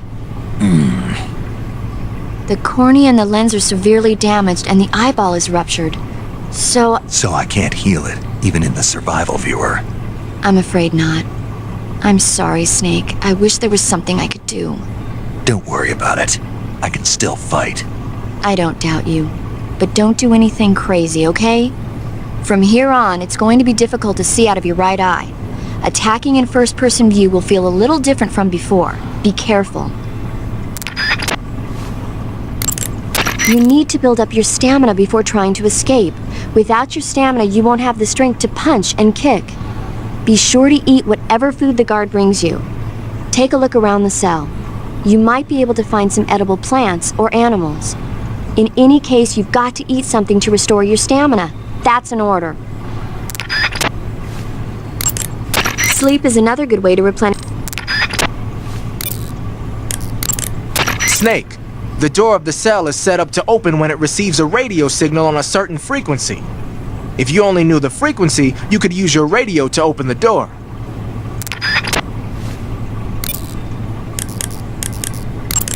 Snake, I wanted to ask you something. What? In the torture room, why did you protect me when Ocelot was about to fire? Because I knew that the chamber wasn't empty, and you'd be dead if he pulled the trigger. But your eye... I was tied up, and it happened so fast. It was the best I could do. I feel a little strange, but it won't interfere with the mission. What about me? Huh? Did you only save me because I was important for completing your mission?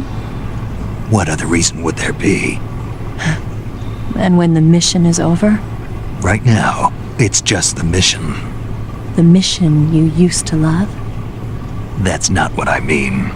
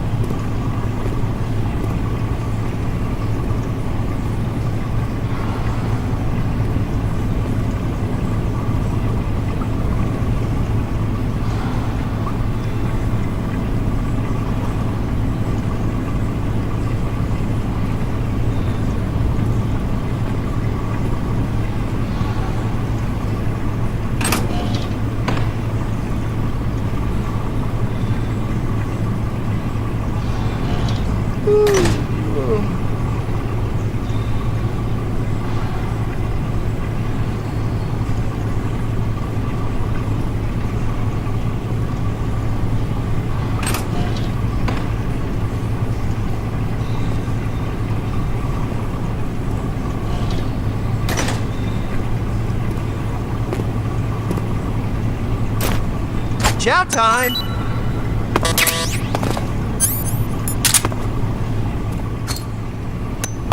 Huh? Hey, thanks!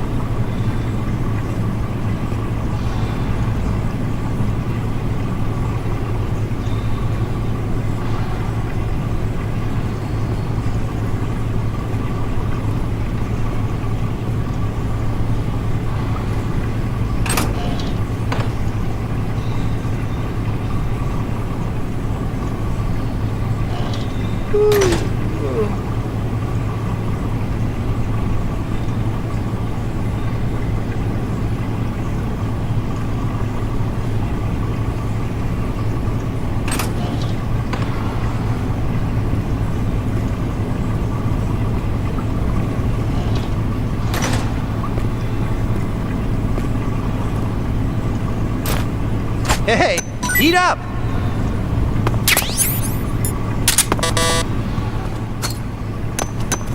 Huh? Well, it's your loss.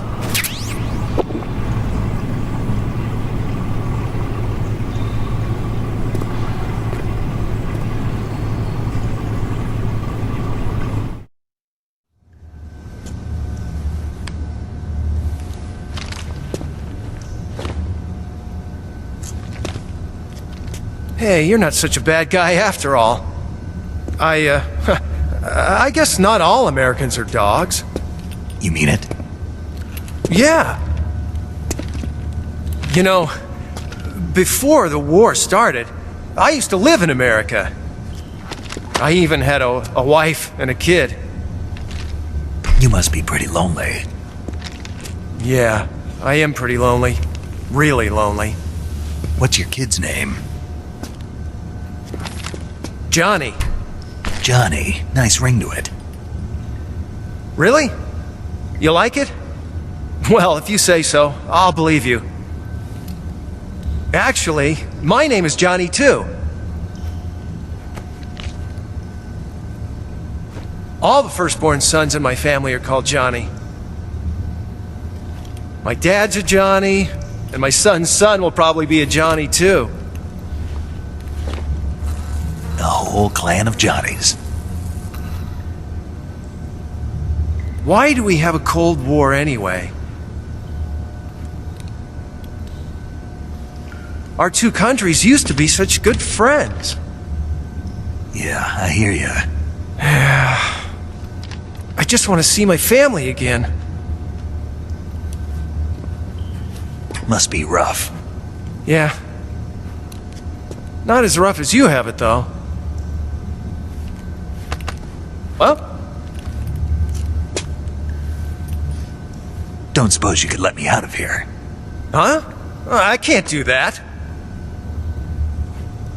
Hey, don't you go getting any funny ideas. If you try to escape, I'll have to shoot you. I've said too much. I gotta go.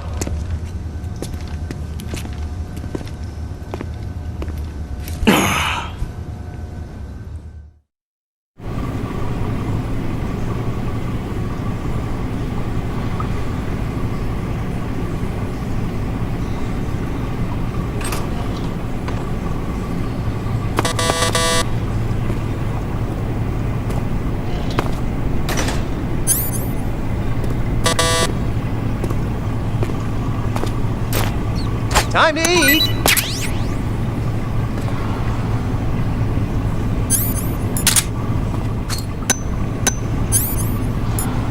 Huh? What? You don't want this?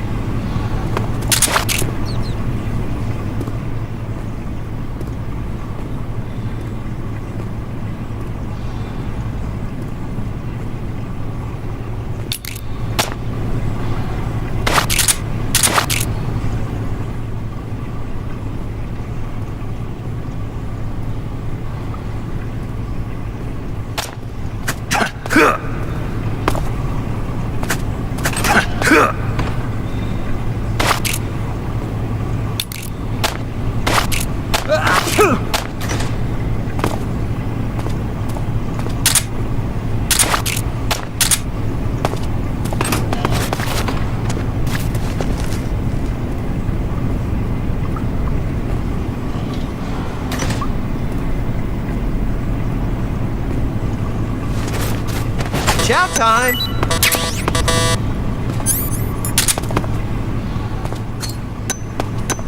Huh?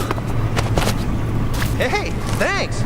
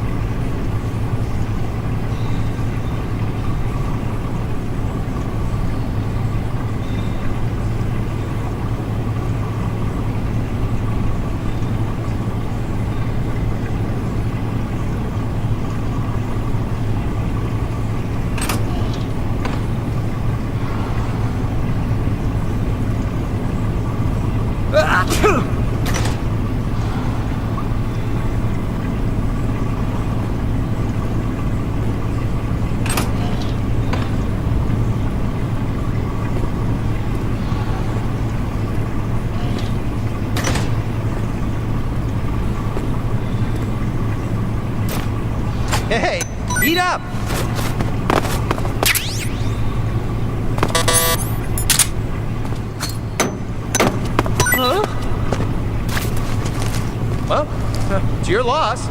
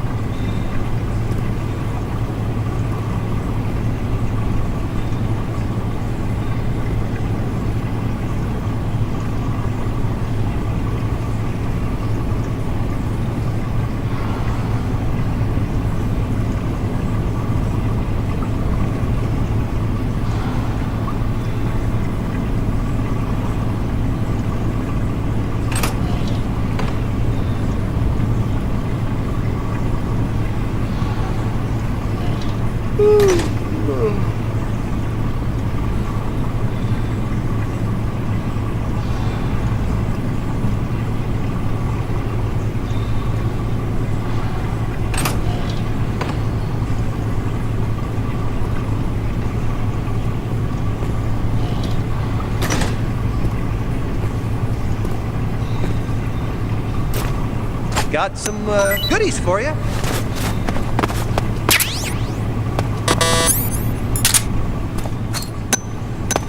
Huh?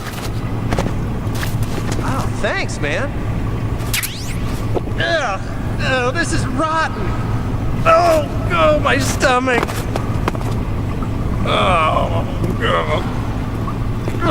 Oh, I can't hold it anymore.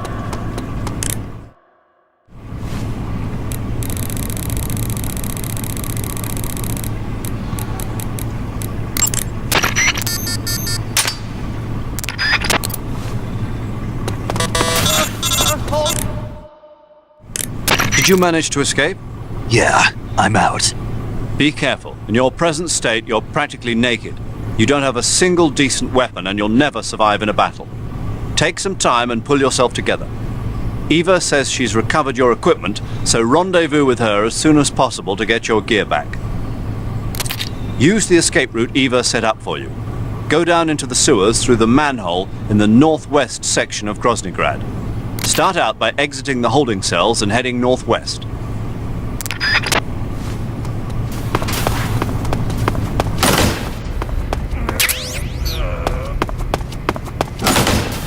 It's coming out!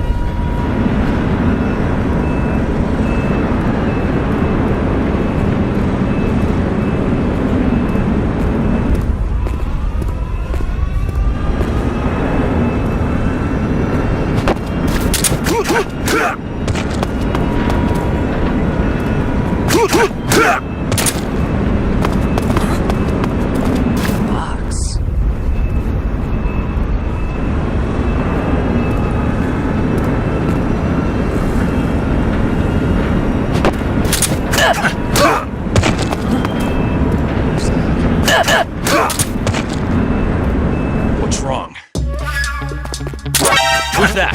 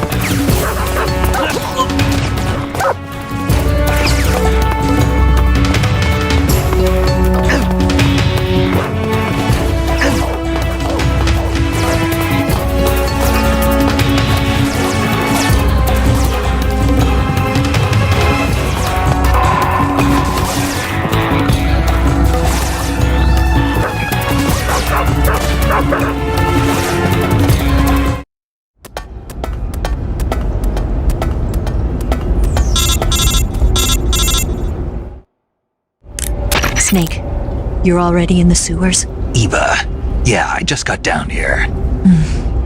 I'm coming to meet you now. The door at the north end is open, right? Snake?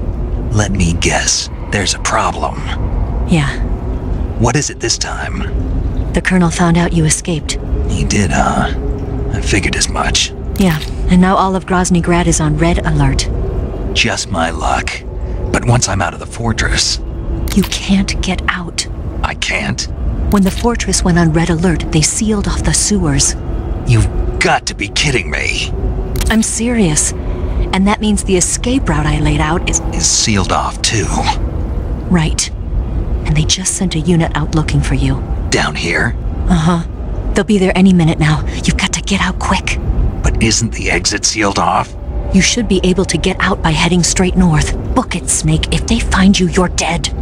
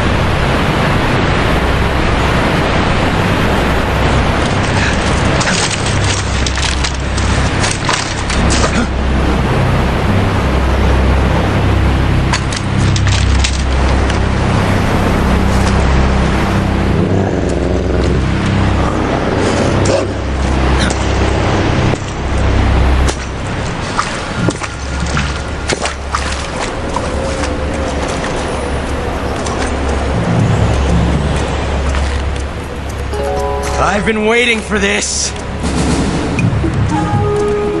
Nobody interfere.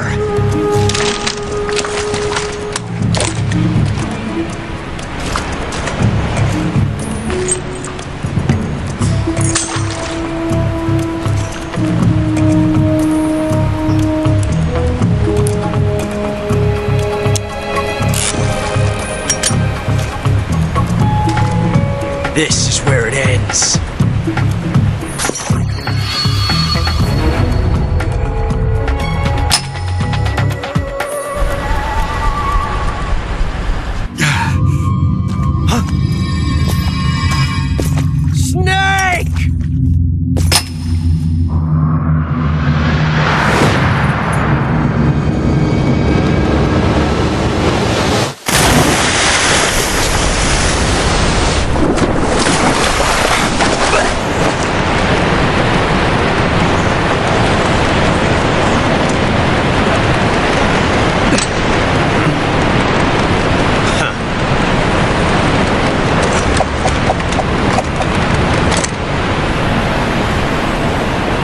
Don't die on me yet.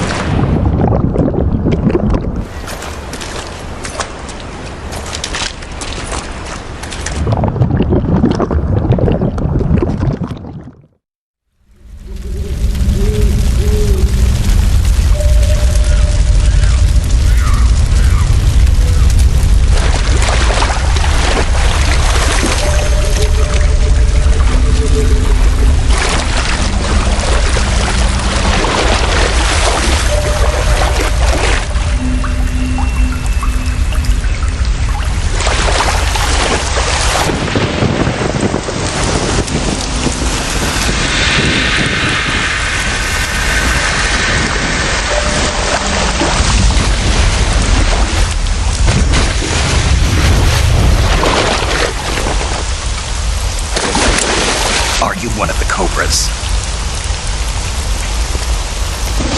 Sad. So sad. A host of sorrows.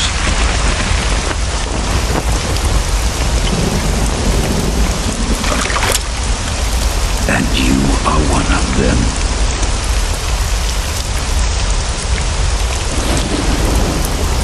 I am the sorrow. Like you, I too am filled with sadness.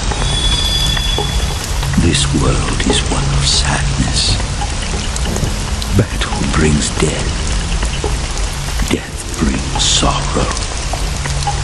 The living may not hear them. Their voices may fall upon deaf ears. But make no mistake, the dead are not silent. Now you will know the sorrow of those whose lives you have ended.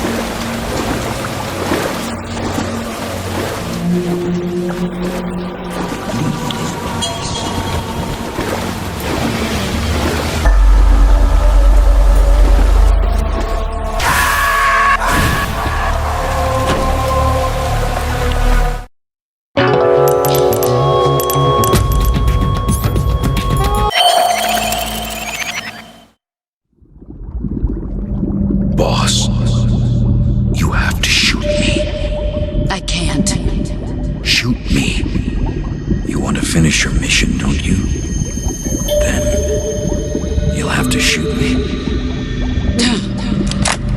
The spirit of the warrior will always be with you. Don't be sad. We'll meet again someday.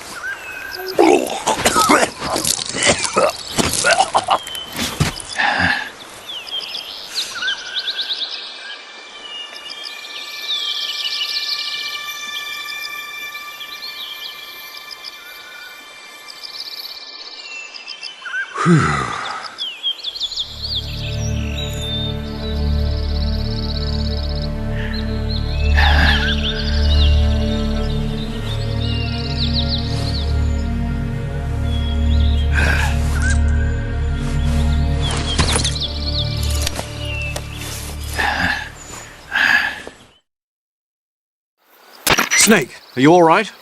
That was a close call. What the hell happened to me? You were halfway drowned at the bottom of the river. Almost crossed over to the other side. Other side? So that really was.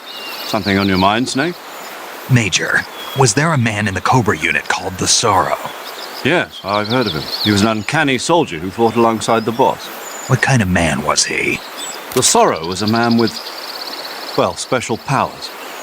He had ESP, which was the subject of extensive research in the Soviet Union at the time. He was especially gifted as a medium. A medium? Someone who can communicate with the spirit world and evoke the spirits of the dead. In other words, he could talk to ghosts. They say he could find out what was going on in a battle by talking to dead soldiers. What about him and the boss? What was the story between them? I don't know the details.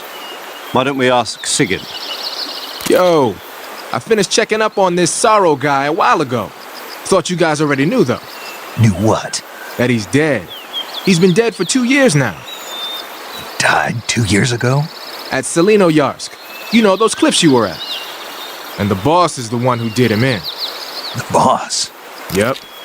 2 years ago, the boss was sent by the CIA on a secret mission to Selino-Yarsk. That's when she met the Sorrow, who'd gone back to the Soviet Union after the Cobras broke up at the end of the war. Except this time they were enemies. And then what? The boss killed the Sorrow herself and accomplished her mission. At least, that's what the records say. So, he was never there in the first place. He just couldn't let go of the boss. You okay, Snake? Yeah, I'm fine. It looks like it's not time for me to die yet. I sure hope not. Otherwise, the whole mission is shot. We're counting on you, pal. Roger that. Eva? Snake, you didn't call. I was worried. Are you all right?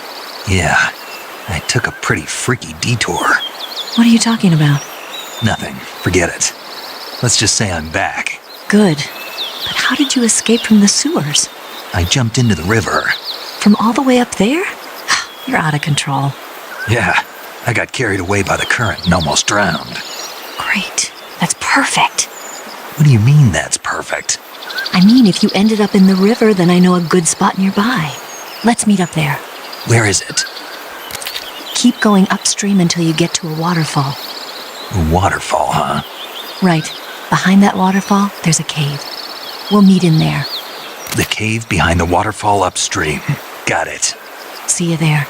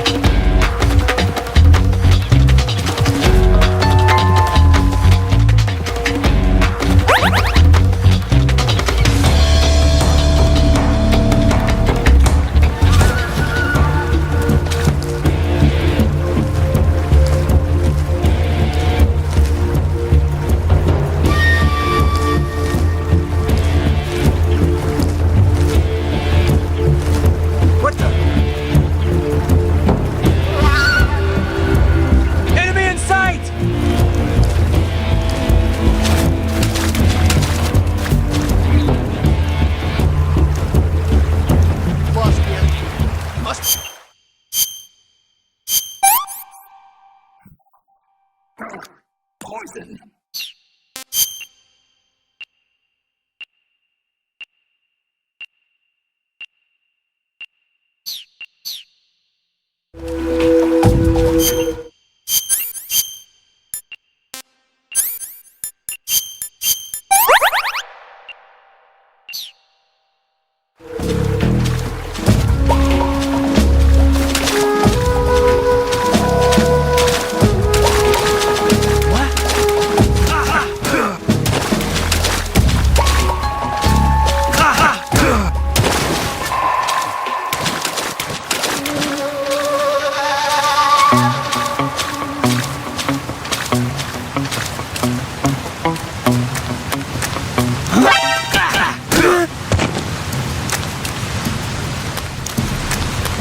Who's that?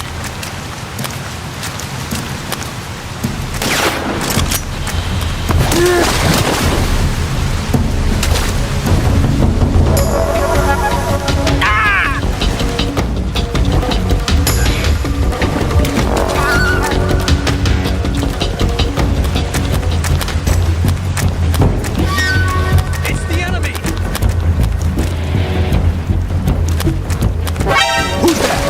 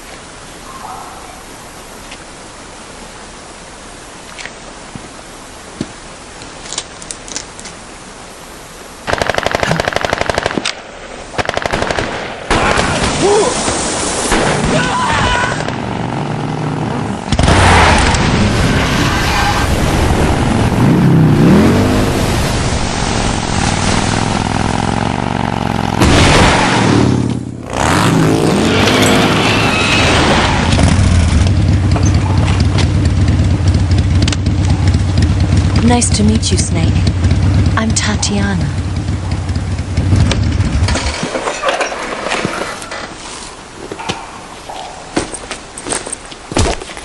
Here's your equipment. Eva, you could use a towel. So could you.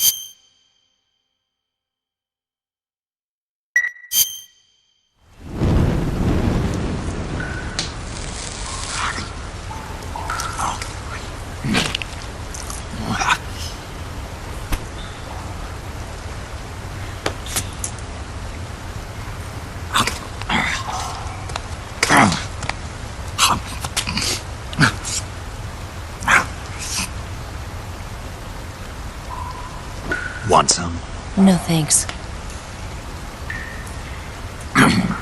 Don't like snakes? Not for dinner. Didn't you have to eat them at the KGB? In my training, we always got the good stuff. French, Italian, that kind of thing. A regular Mata Hari. The least you could do is call me Cynthia. Tell me something. How does it feel to spy on your own country? I can't say it feels good, but it's my job. Can't even eat a snake during a mission, huh? I wouldn't mind eating you.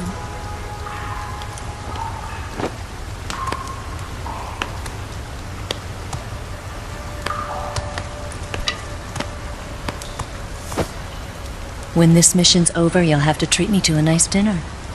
What do you want to eat? Let's see. How about sushi? Sushi? It's Japanese. I hear it's all the rage right now. Supposedly it's made from raw fish. Raw fish? Just the place for my survival techniques.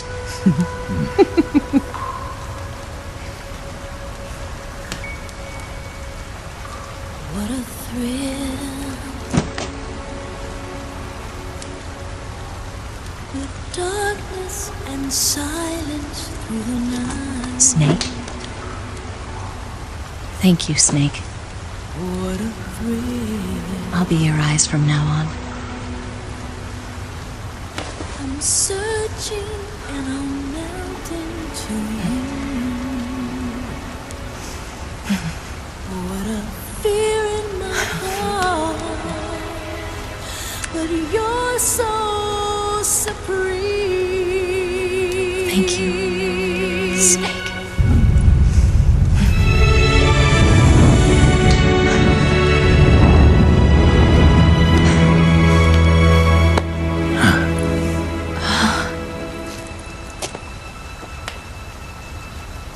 Don't worry about it. Are you all right? It's not like I can't see. I've got one good eye and can still fire a gun. Really? Good.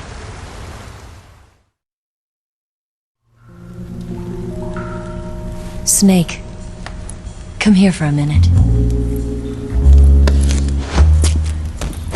There's something in here. It's so hard. When did it get like that? Hold still. Let me do it. You know, I've been trained to do this kind of thing myself. Just relax and let me handle it. Okay. I can't believe how small it is. Yeah, but it gets the job done. Really?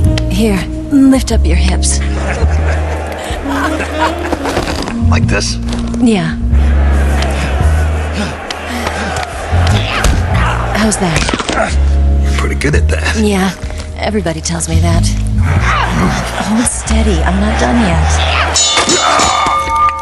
There, a transmitter.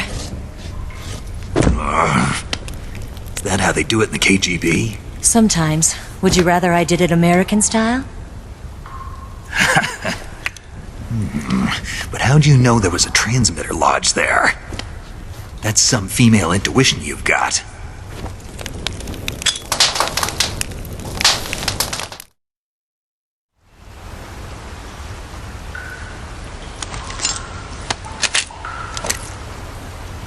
Eva, didn't you steal some explosives out of the fortress?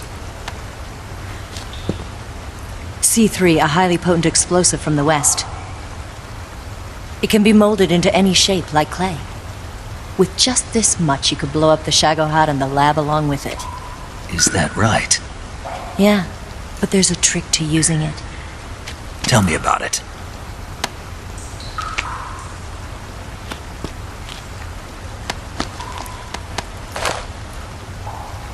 Well, what do you think?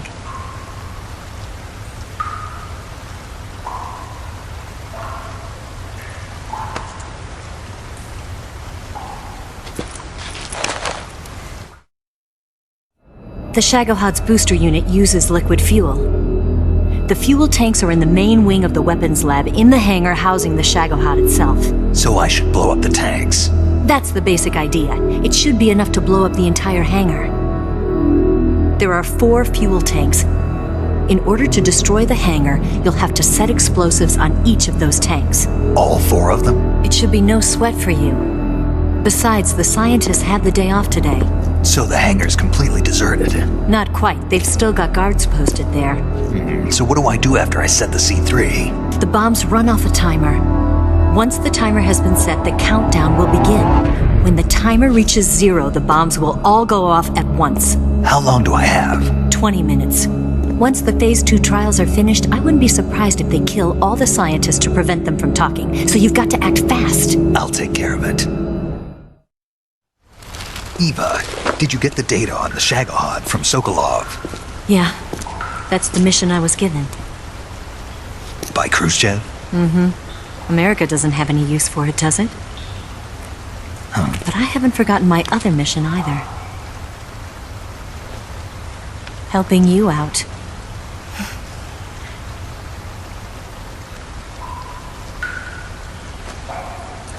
Follow this cave and go up the ladder at the end.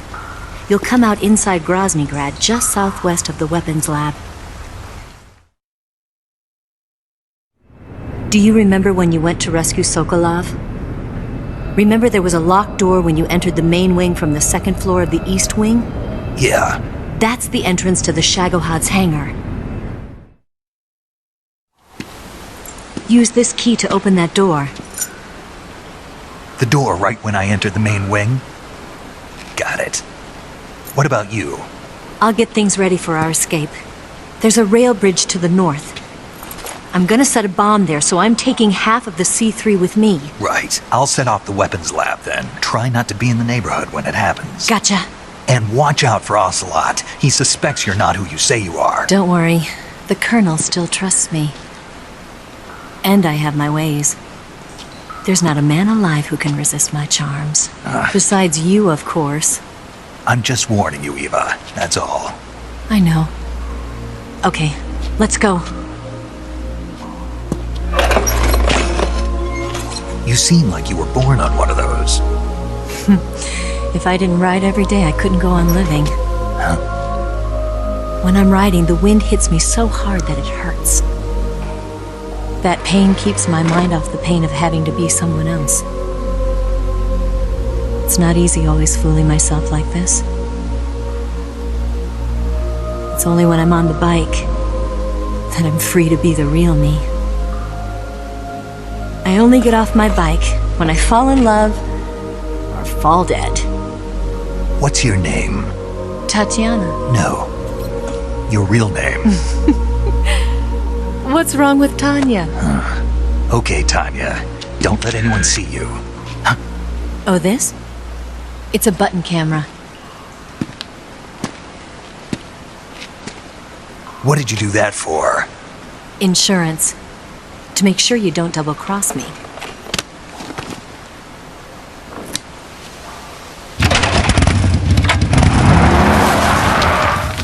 Hey. What?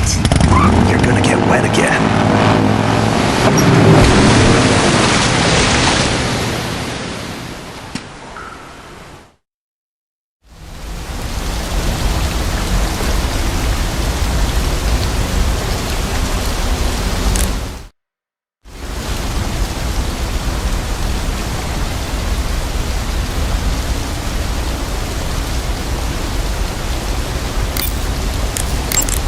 Do you want to save?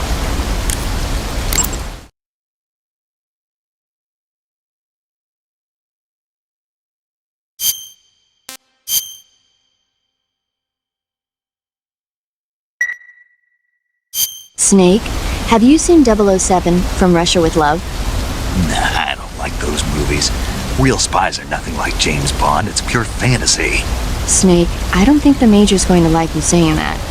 And even though it's fiction, I can't help but comparing myself to Bond. What exactly don't you like about James Bond? I mean, is it the fantastic gadgets? The cars? The guns?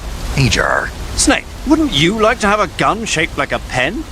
What good is a pen gonna do me in the jungle? I'd look like a fool. Then what about a snake-shaped gun? You could make it look like you're grappling with a giant snake and then get a shot in on the enemy while they're distracted. Okay, now you're being ridiculous. We'll make you a snake-shaped gun that folds up and fits into an attaché case. Will you give it a rest? Oh, I get it. You're worried about how to handle the ladies, aren't you? No. I knew it. To tell you the truth, I don't like the idea of playing hanky-panky with enemy femme fatales either. But that's part of Bond's appeal. You could learn a thing or two from him. I mean, what about this Eva? What are you planning to do with her? I don't even trust her yet. No, that's not what I mean. You can't let yourself get involved. This is a game of spy versus spy. She's using you just as much as you're using her. I realize that. You've got to grab the initiative, and to do that, you have to get the upper hand in the relationship. That's what a spy is supposed to do. Get the upper hand? I don't think I'm cut out for that mission. Maybe if you change your code name to 00 Snake. Major. 007 is the biggest thing to come out of England since the Mayflower. I wouldn't be surprised if they made 20 more of those movies. Didn't you know? The Major is a huge James Bond fan. Don't get him worked up like this. Worked up? Maybe you don't realize this, but now that you've got him started talking about Bond, I'm going to have to listen to him lecture for a whole hour after he gets off the radio. You have my sympathy. It's too bad you can't enjoy such a great movie, though. I guess I'm just one of those people who can't enjoy spy flicks.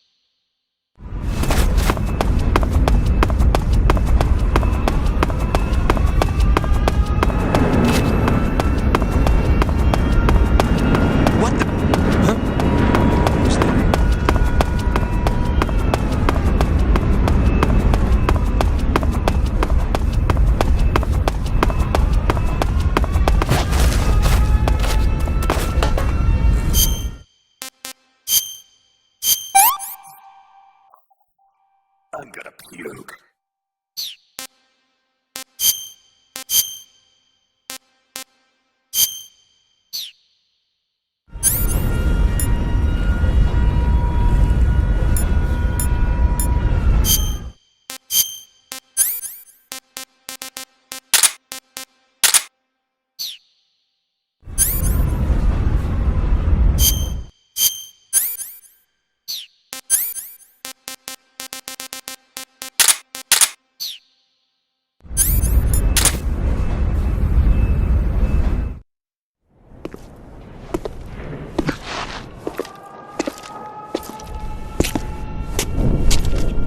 The main wing hangar, huh?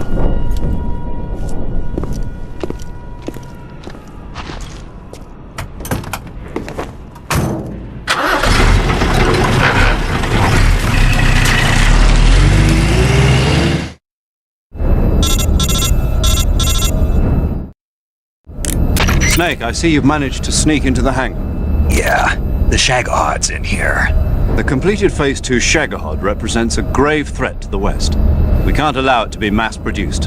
You've got to destroy it. Eva's got the data on the Shagohod. Do you think that's safe? Well, I wouldn't exactly say it's safe, but Khrushchev is a shrewd leader.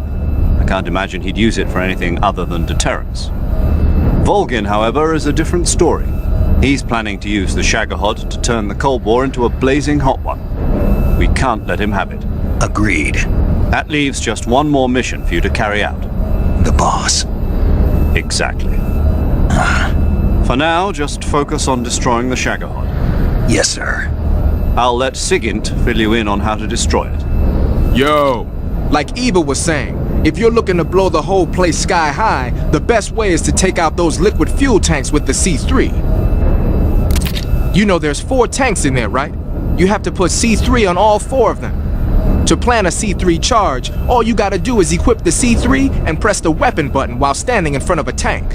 Just like TNT. But make sure you don't plant it in the wrong place. You barely got enough C3 as it is, right? Good point. I'll make sure not to plant it anywhere else. Good, man. And be careful. Liquid fuel has a nasty habit of going off at the slightest shock. So don't go using any heavy firepower near the tanks unless you're aiming to get yourself barbecued. I'll keep that in mind. The C3 charges all have to go off at once if you want to bring down the hangar in one fell swoop. So if I were you, I'd wait until after you plant the last charge to start the timer mechanism. All right. I'll make sure I finish planting all 4 charges before I start the timer. Once the timer's set, you've got 20 minutes until it explodes, right? So make sure you get your ass out of that place by then. I think that's about all I've got. The rest is up to you. Good luck, pal. We're counting on you, Snake.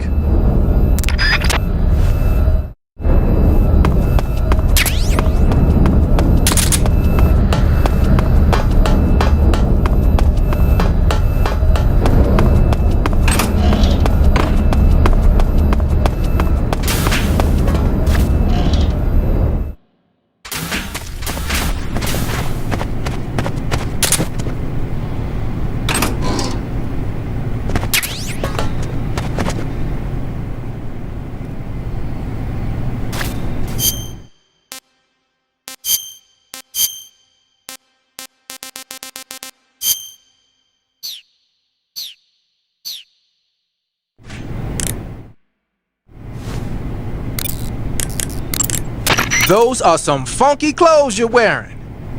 Yeah, it's called a sneaking suit. Sneaking suit? What's that all about? I'm not sure, but it looks like what the boss was wearing. Huh. Well, whatever it is, it's a fine piece of work. The suit seems to be made of some kind of special bulletproof fiber. Wearing it should reduce all the damage you take by half. The waterproofing and heat and moisture insulation are top-notch. Just having it on will reduce the amount of stamina you burn. It even increases your overall camo index. You got yourself a keeper, Snake. Yeah, maybe we should make it the official uniform of Fox.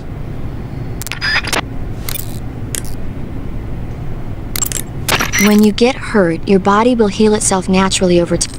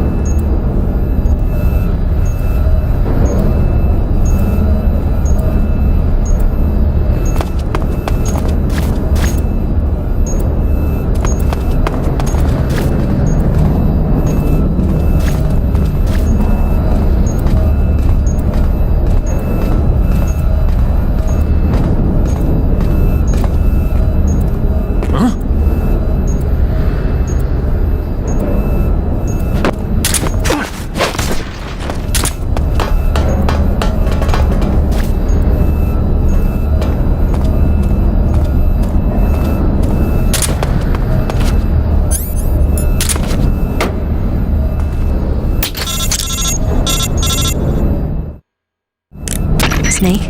Eva. I finished planting the bomb on the rail bridge. If we get rid of the bridge, the enemy won't be able to follow us. That should at least buy us some time. I've also set up the escape route. How are things going on your end? I just finished planting the second charge. Give me a little more time. Okay. I'll be waiting for you at the bridge.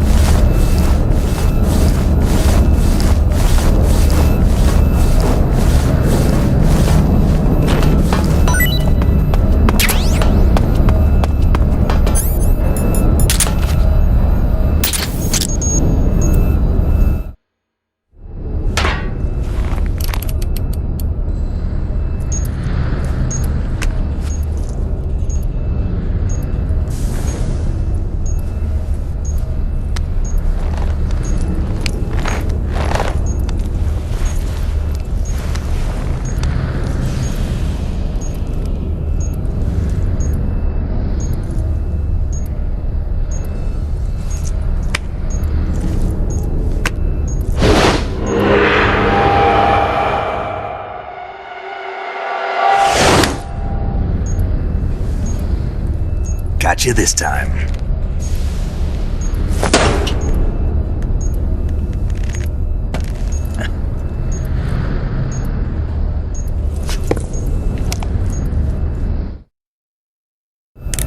Major, I finished planting the C3. I'm on my way out now. Hurry, Snake. Is Eva taking care of the escape route? Yeah. Are you sure? She can handle it. All right then, well hurry up and get out of there.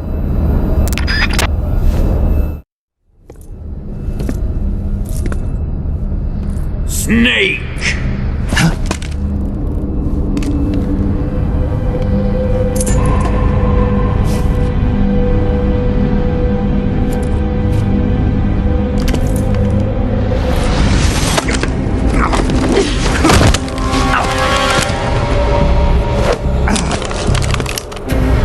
Why'd you come back?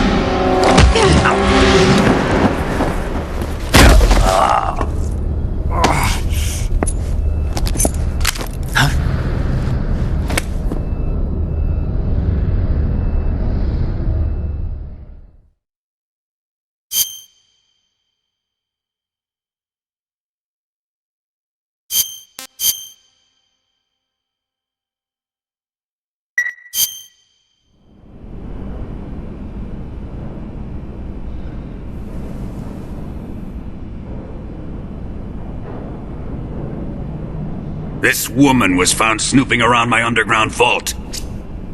When she was captured, look what we found on her.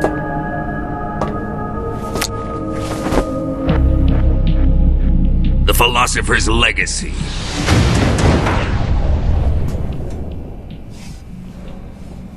This microfilm contains all the information regarding the Legacy. You might say that this film itself is the Philosopher's Legacy. It was the smell that gave her away. No, not the perfume. It was gasoline. Motorcycle gasoline. She reeked of it. To think that lovely Tatiana was a spy. We found this radio along with her too.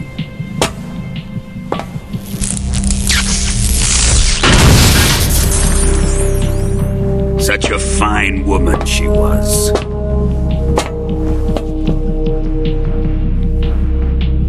It almost pains me to have to kill her.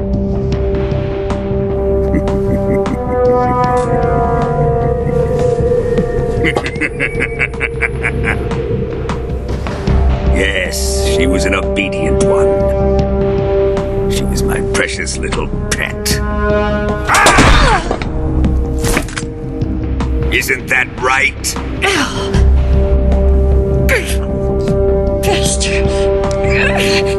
What was that? Do you have something to say to me? Go to hell!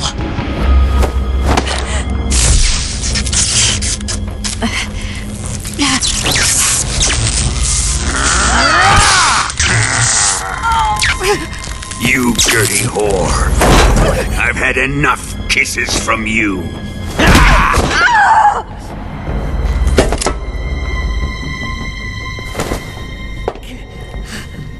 I should have known. Sokolov wasn't man enough to have a lover like that. Just like the KGB to send something so beautiful, yet so deadly. What is the Philosopher's Legacy? Very well. I'll explain it before I kill you. During the last Great War, the most powerful men in America, China, and the Soviet Union had a secret pact. The pact was a blueprint for defeating the Axis powers and creating a new world order. To secure victory in the war, the three countries pooled their resources to conduct the most covert types of operations and research. The atomic bomb, rocket technology, the Cobra unit. And they amassed an enormous sum of money to fund these projects, enough to fight the war 5 times over. That wealth is the Philosopher's Legacy. After the war was won, the three countries were to divide the Philosopher's Legacy amongst themselves. This explains why the United States and the Soviet Union were able to steal away the best scientific minds in Germany as soon as the war ended. But our great motherland has far surpassed its pathetic rivals. We possess enormous wealth, the most advanced technology, and overwhelming power, assets fitting of our great country. My father was one of the men in charge of managing the Philosopher's Legacy. In the confusion that ensued after the war ended, he devised a series of ingenious plots to ensure that the Soviet Union would have total control over the legacy. The money was divided up and laundered through banks all over the world. Switzerland, Australia, and Hong Kong. This microfilm contains a record of all those transactions. After my father's death, I learned of this secret and obtained the microfilm. With this money and the support of Brezhnev and his allies, I built this fortress of Groznygrad and Granin's research facility. But that worthless fool Granin failed to produce results. I was forced to turn to Khrushchev's dog Sokolov and his invention, the Shagohod. My position in GRU made it too troublesome to attack Sokolov's facility directly. But the spy network established by the secret pact still existed. I used it to contact the boss and suggested that she defect. The boss was conniving enough to see things my way. The world was once one, but the conflict between the philosophers has torn it in two. We will use the legacy to heal that rift and make the world whole again. To do this, we need strength, an unstoppable trump card with enough power to bring order to the world. That trump card was to be the Shagohod and the Cobra unit.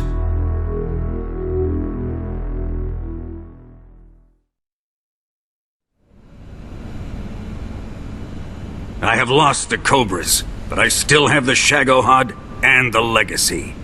There is nothing America can do to stop us. Boss, take this someplace safe.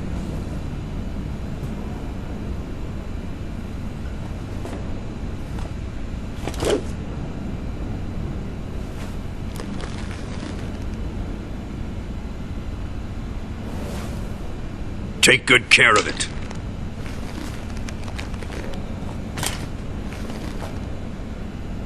He wouldn't have come waltzing back in here unless he had a reason. The C3's been stolen. He must be planning some sort of sabotage.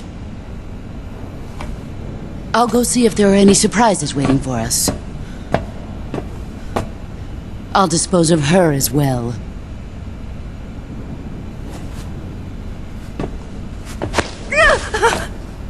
Leave everything to me.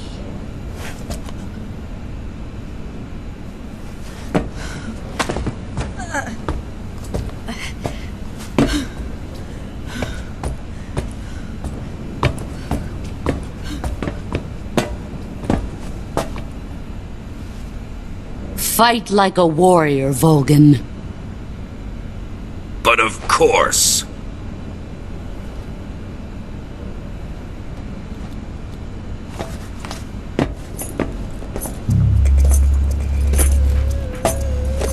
Let me face him. I've been waiting for this moment. Time to get even!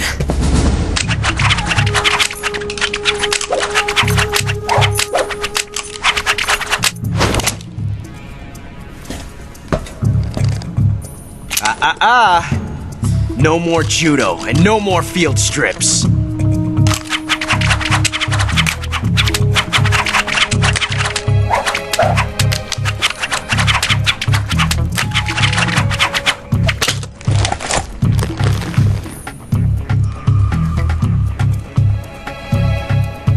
Enough of this.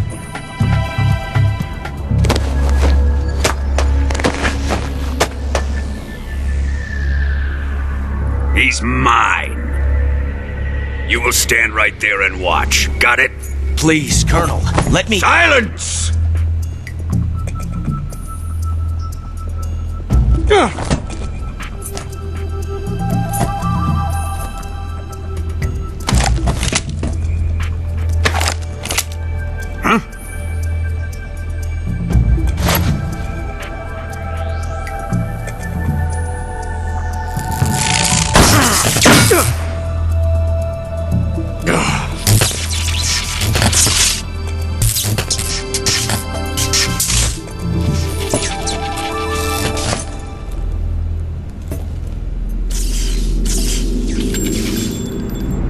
Sorry for the delay. Let's get started, shall we?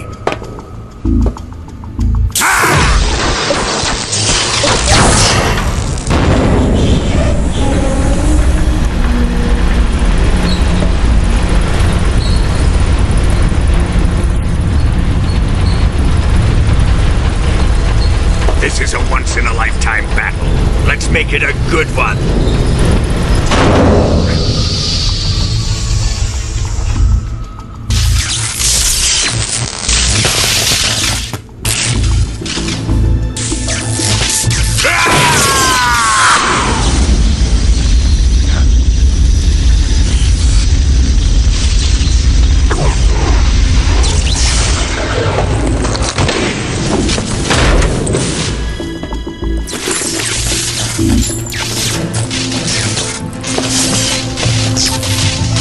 It's just you and me now.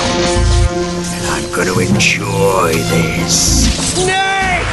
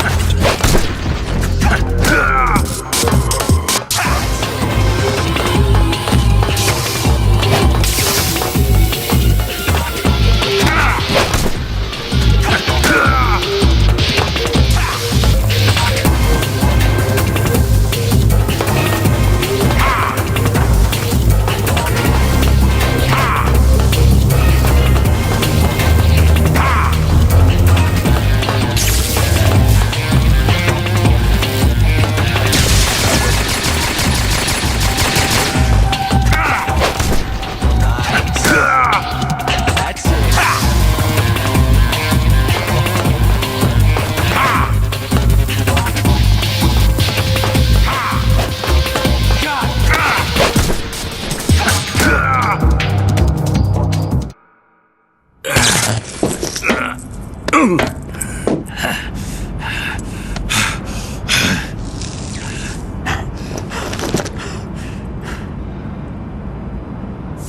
him!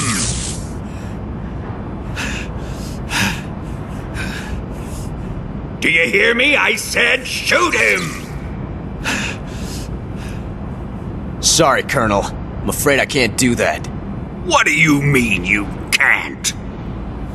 I made a promise to the boss. Silence! I am your commanding officer.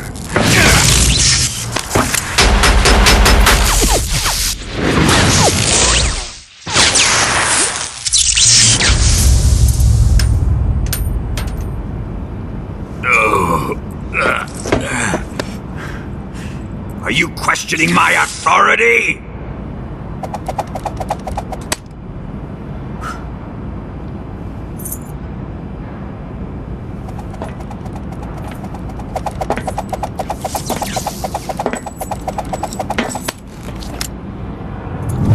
Fight like a man, Volgin.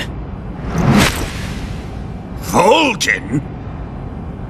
Emergency. Explosives have been detected. All non-EOD personnel must evacuate immediately. Ocelot!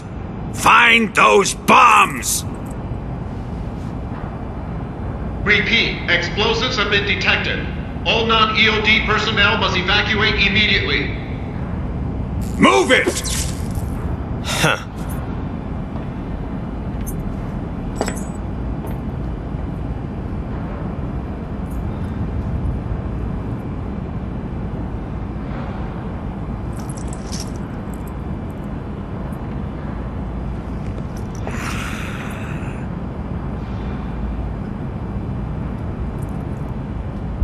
Ready for some more, Snake? Time to die!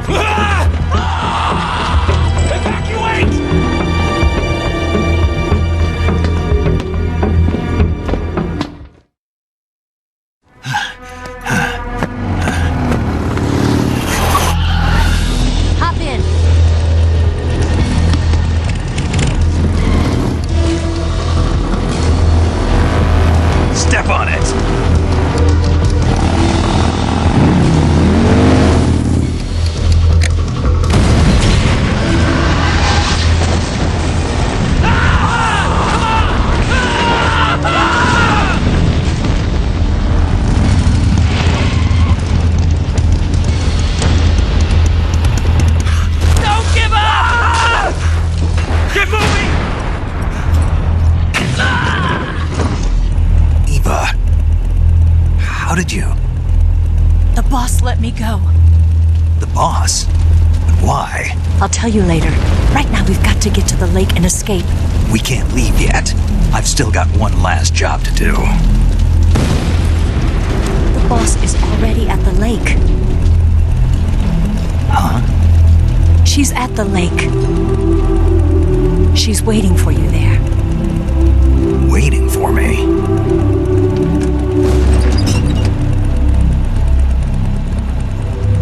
I was hoping I wouldn't have to tell you.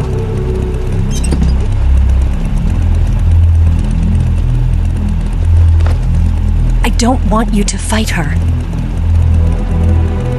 But I've come to realize that there's a special relationship between you two. Something I can't understand, something that goes beyond a man and a woman. I envy you. Really, I do. But I guess I just can't understand it. She asked me to tell you something. I've never seen someone with such clear eyes.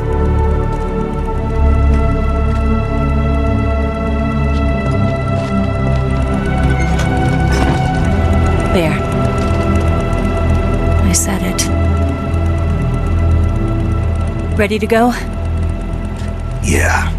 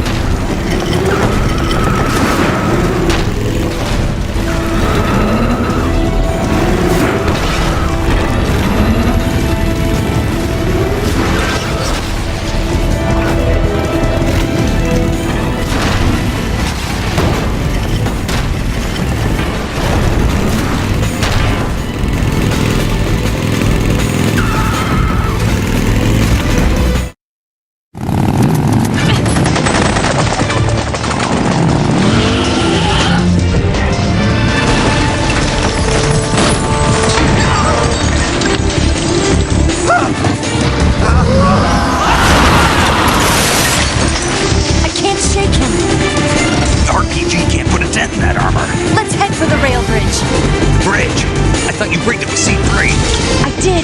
We'll lure him onto the bridge. blow him up along with it. Good plan. The bridge is on the other side of the runway. We'll have to cut through the middle of the base. You ready? Step on it. If he catches up to us, we're done for.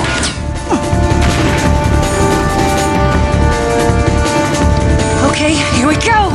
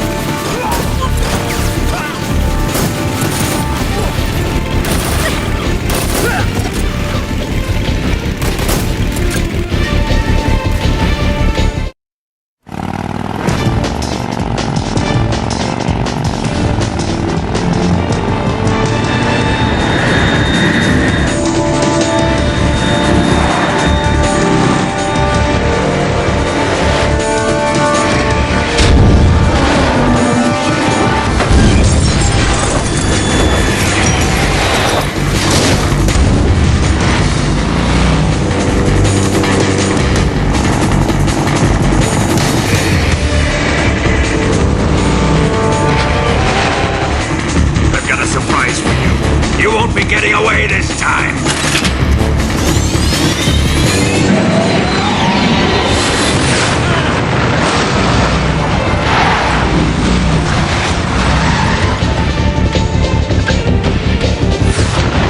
Son of a bitch!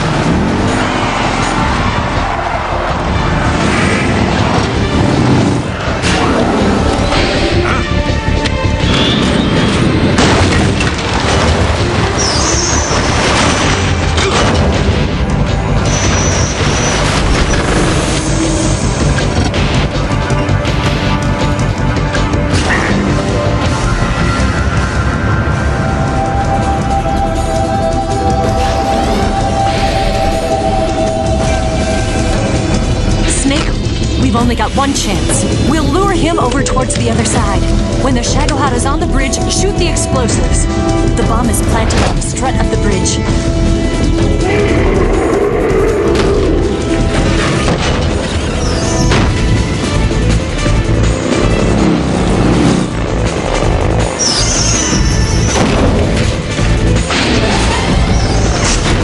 Let's go.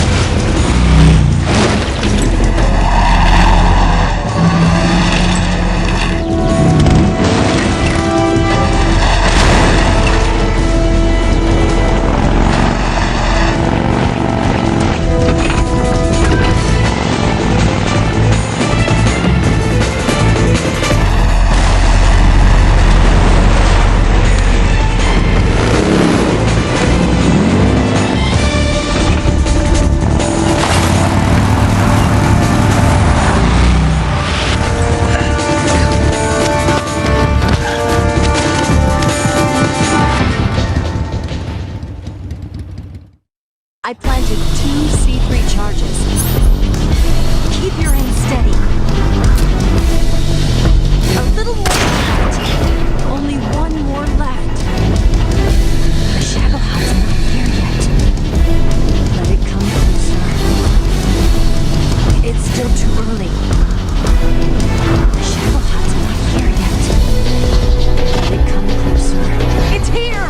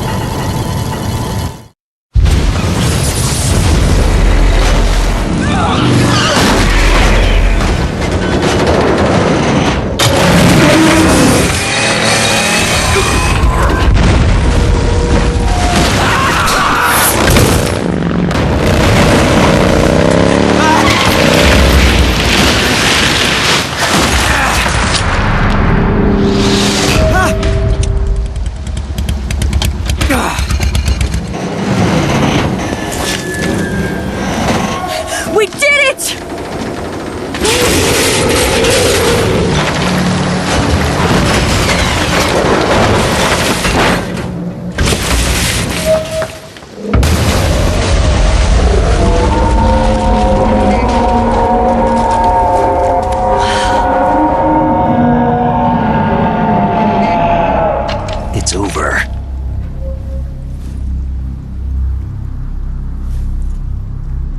Look!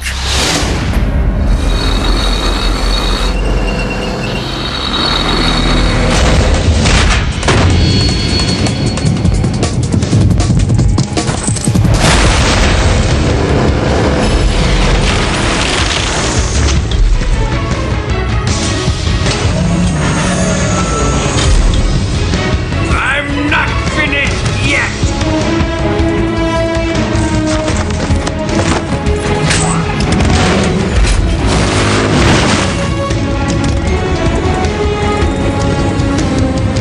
Eva, you take care of the driving.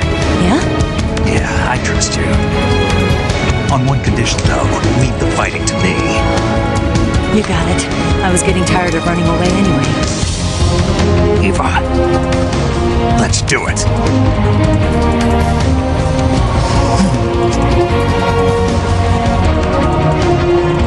For luck.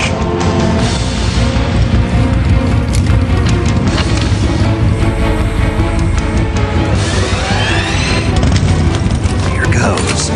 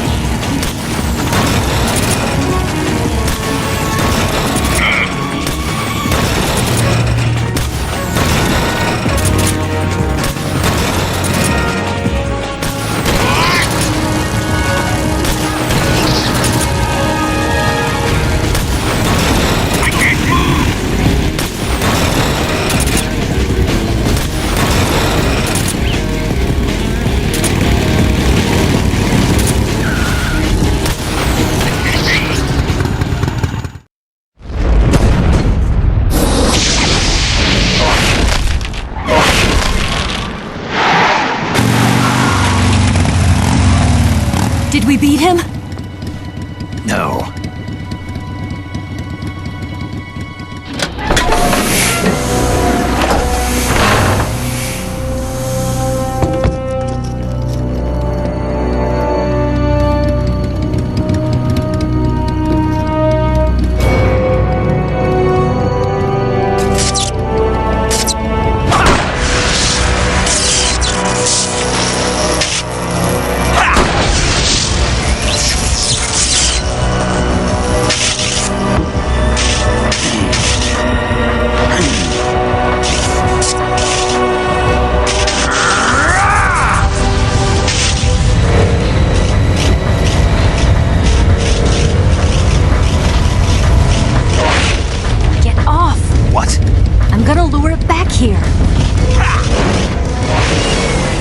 use yourself as bait? Are you insane? I'm used to this guy. I know how to handle him.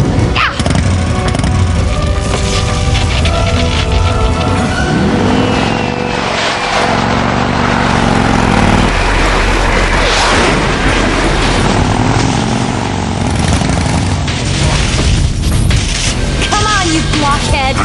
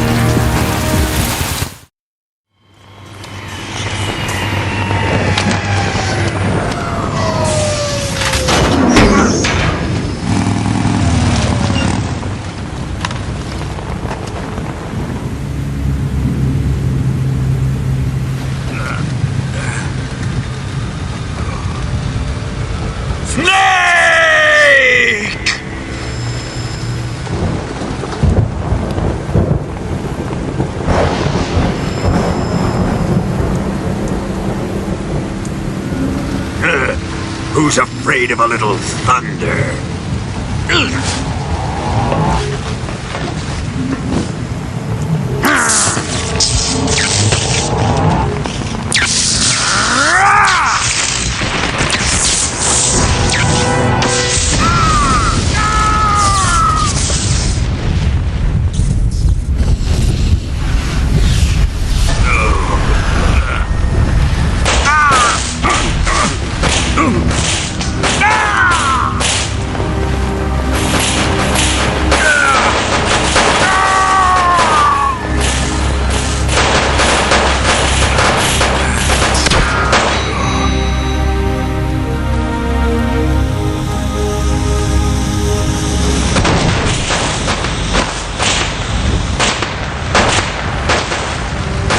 Fried by a bolt of lightning.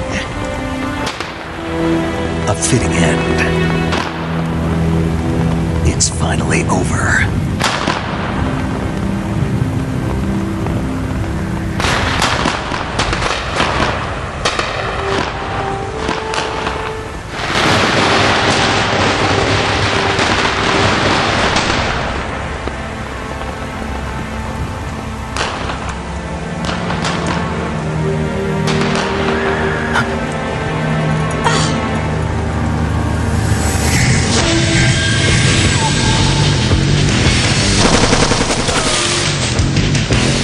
No time for this now.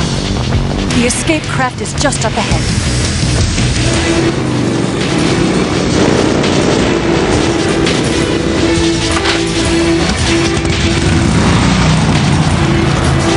Let's get going.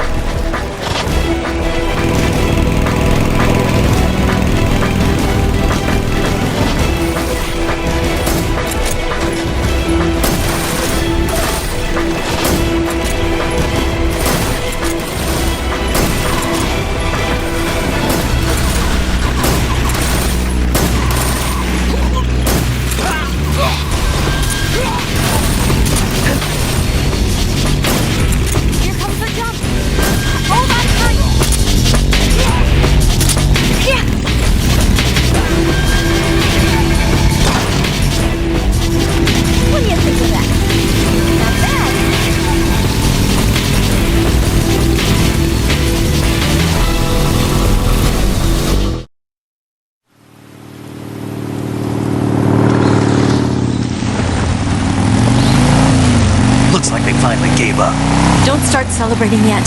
We're leaking fuel. Damn it. Tank shot up.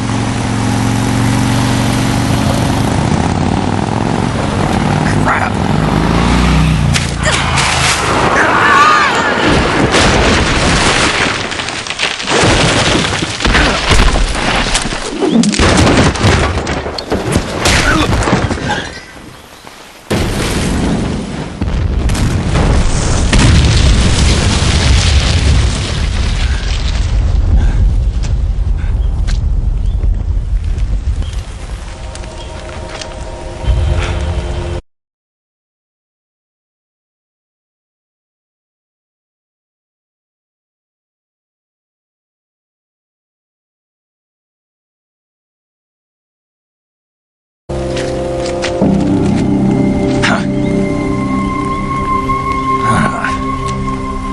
Snake, how's it look?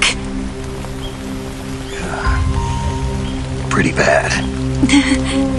Not a sensitive bone in your body. Eva, What about you, Snake? I'm fine. That's good to hear.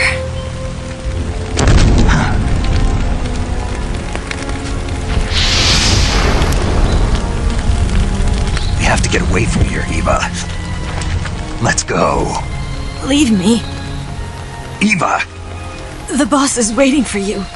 You have to go. Give me a gun. No, we're getting out of here. We're still far away from the lake. I'll never make it. I can't believe this. Uh-huh. I never thought I'd see you act this weak. What do you mean? Listen to me, Eva. We're doing this together. No, you... Eva! I need you.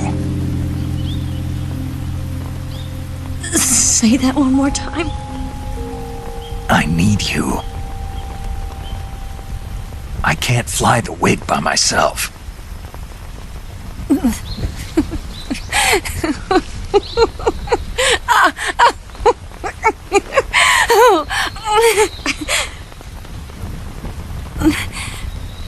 All right, then. I guess I'd better help you out.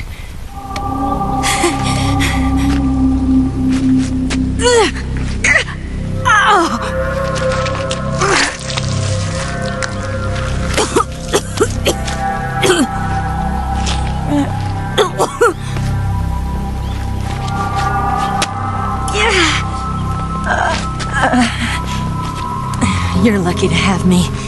No.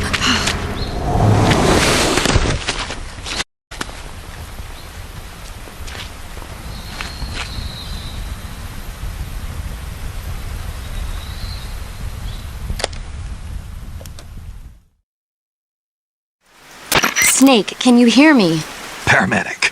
Thank God. Eva's been seriously hurt. So have you. Luckily, I think her organs are all intact, but... Calm down, Snake. Calm down. You'll both be fine as long as you get the proper emergency treatment. But you're the only one who can do this. Understand? So you've got to calm down. Right. Okay. Okay. Now let's open up the survival viewer and treat the injury. Do you have supplies with you? I'm running kind of short. Then by switching the survival viewer over to Eva, you can treat her wounds too. Now get to work. Oh, and Snake, I'm pretty sure you know this already, but if you don't have enough supplies for the both of you, your wounds come first. Huh? Do you get my meaning, Snake? You've still got a mission to complete. Yeah, I know what I have to do. Snake? Like this.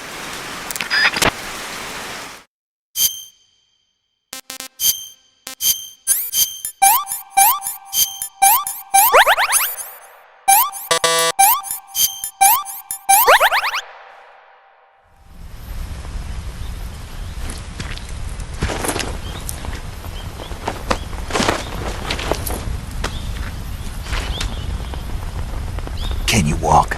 Yeah, I think so.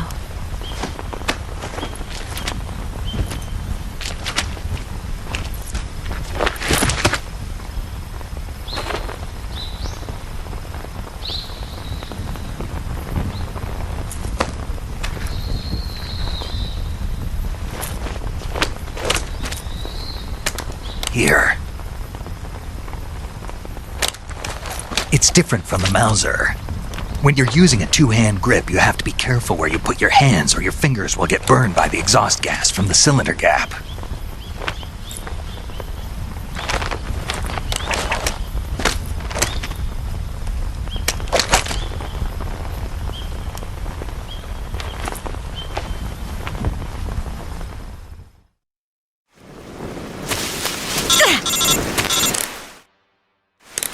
Snake, are you all right?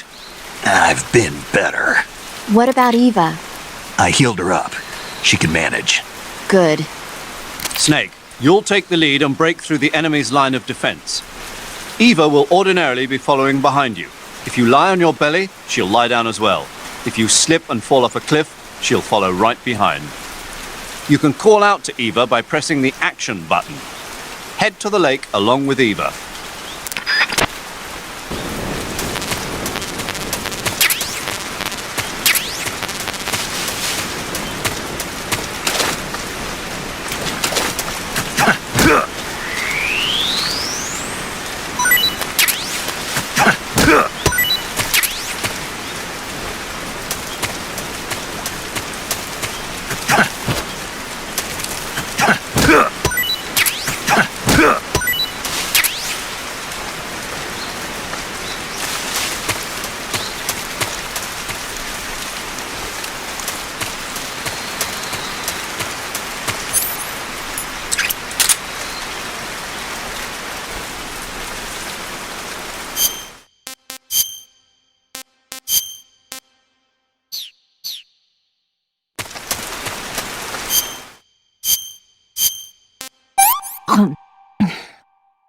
Let me have some more.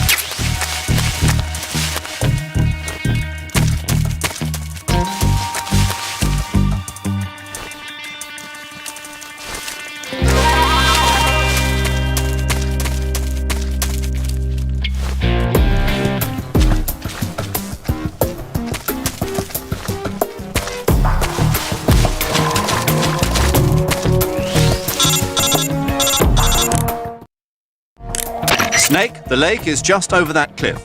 Eva should be able to climb it if you help her. Keep her close to you.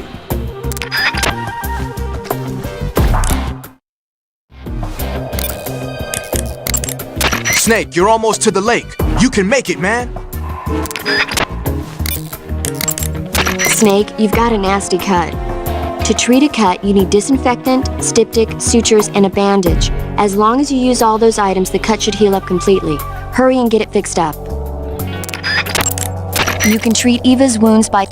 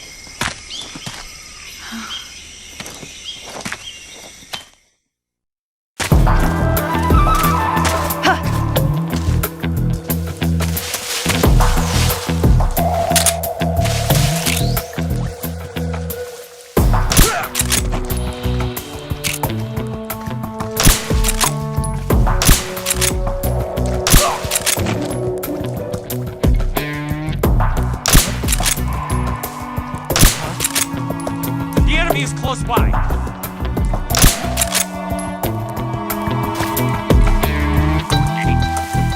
What's wrong?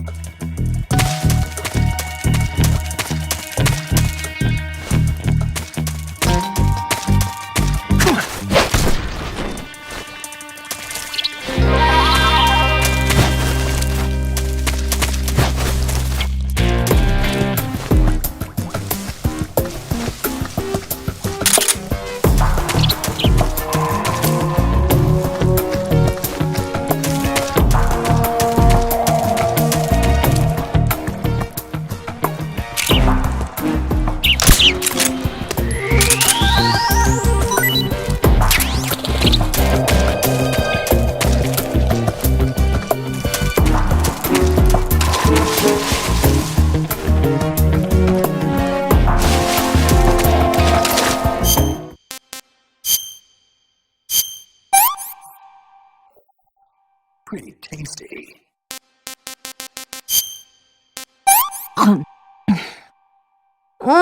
So good.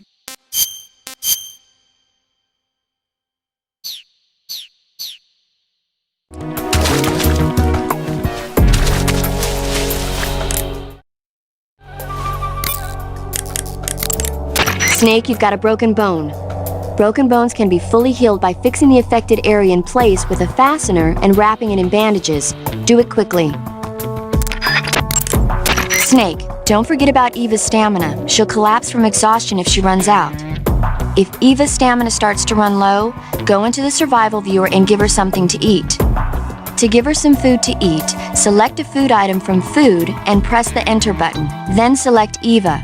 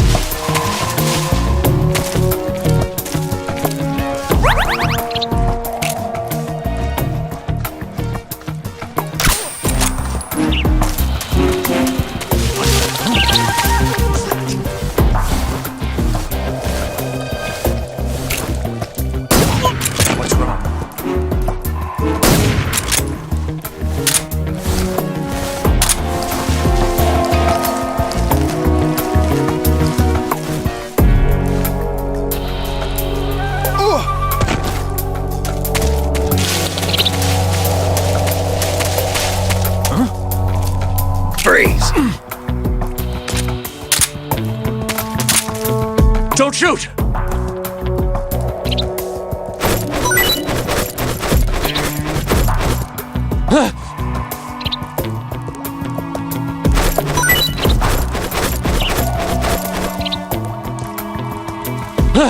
Where'd you go?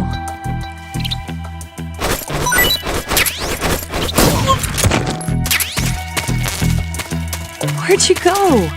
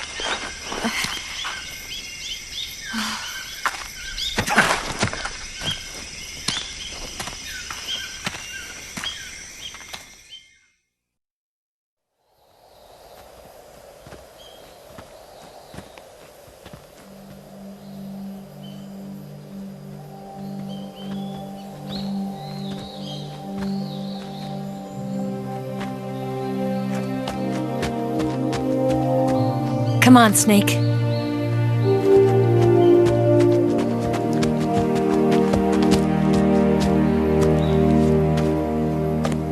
We made it. We made it. Over there.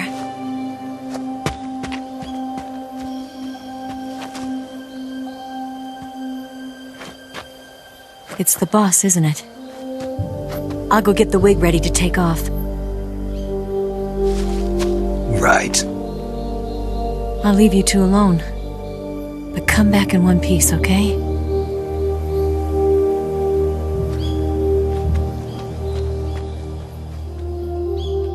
Promise me!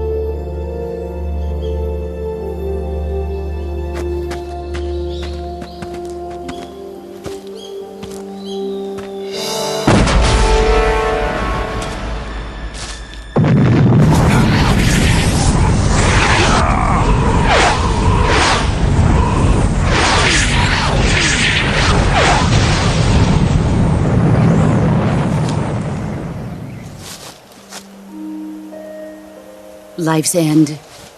Isn't it beautiful? It's almost tragic. When life ends, it gives off a final lingering aroma.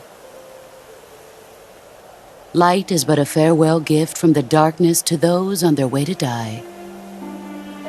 I've been waiting, Snake, for a long time. Waiting for your birth, your growth, and the finality of today. Boss, why are you doing this? Why? To make the world one again. The world used to be whole. But with the end of the Second World War, the philosophers began to fight amongst themselves, and the world was torn apart. The Cobras, my comrades who trained and fought alongside me, were torn apart as well. The foibles of politics and the march of time can turn friends into enemies just as easily as the wind changes. Ridiculous, isn't it? Yesterday's ally becomes today's opposition. And this Cold War? Think back. When I was leading the Cobras, America and Russia were fighting together. Now, consider whether America and Russia will still be enemies in the 21st century. Somehow I doubt it. Enemies change along with the times, the flow of the ages, and we soldiers are forced to play along. I didn't raise you and shape you into the man you are today just so we could face each other in battle. A soldier's skills aren't meant to be used to hurt friends. So then what is an enemy? Is there such a thing as an absolute timeless enemy?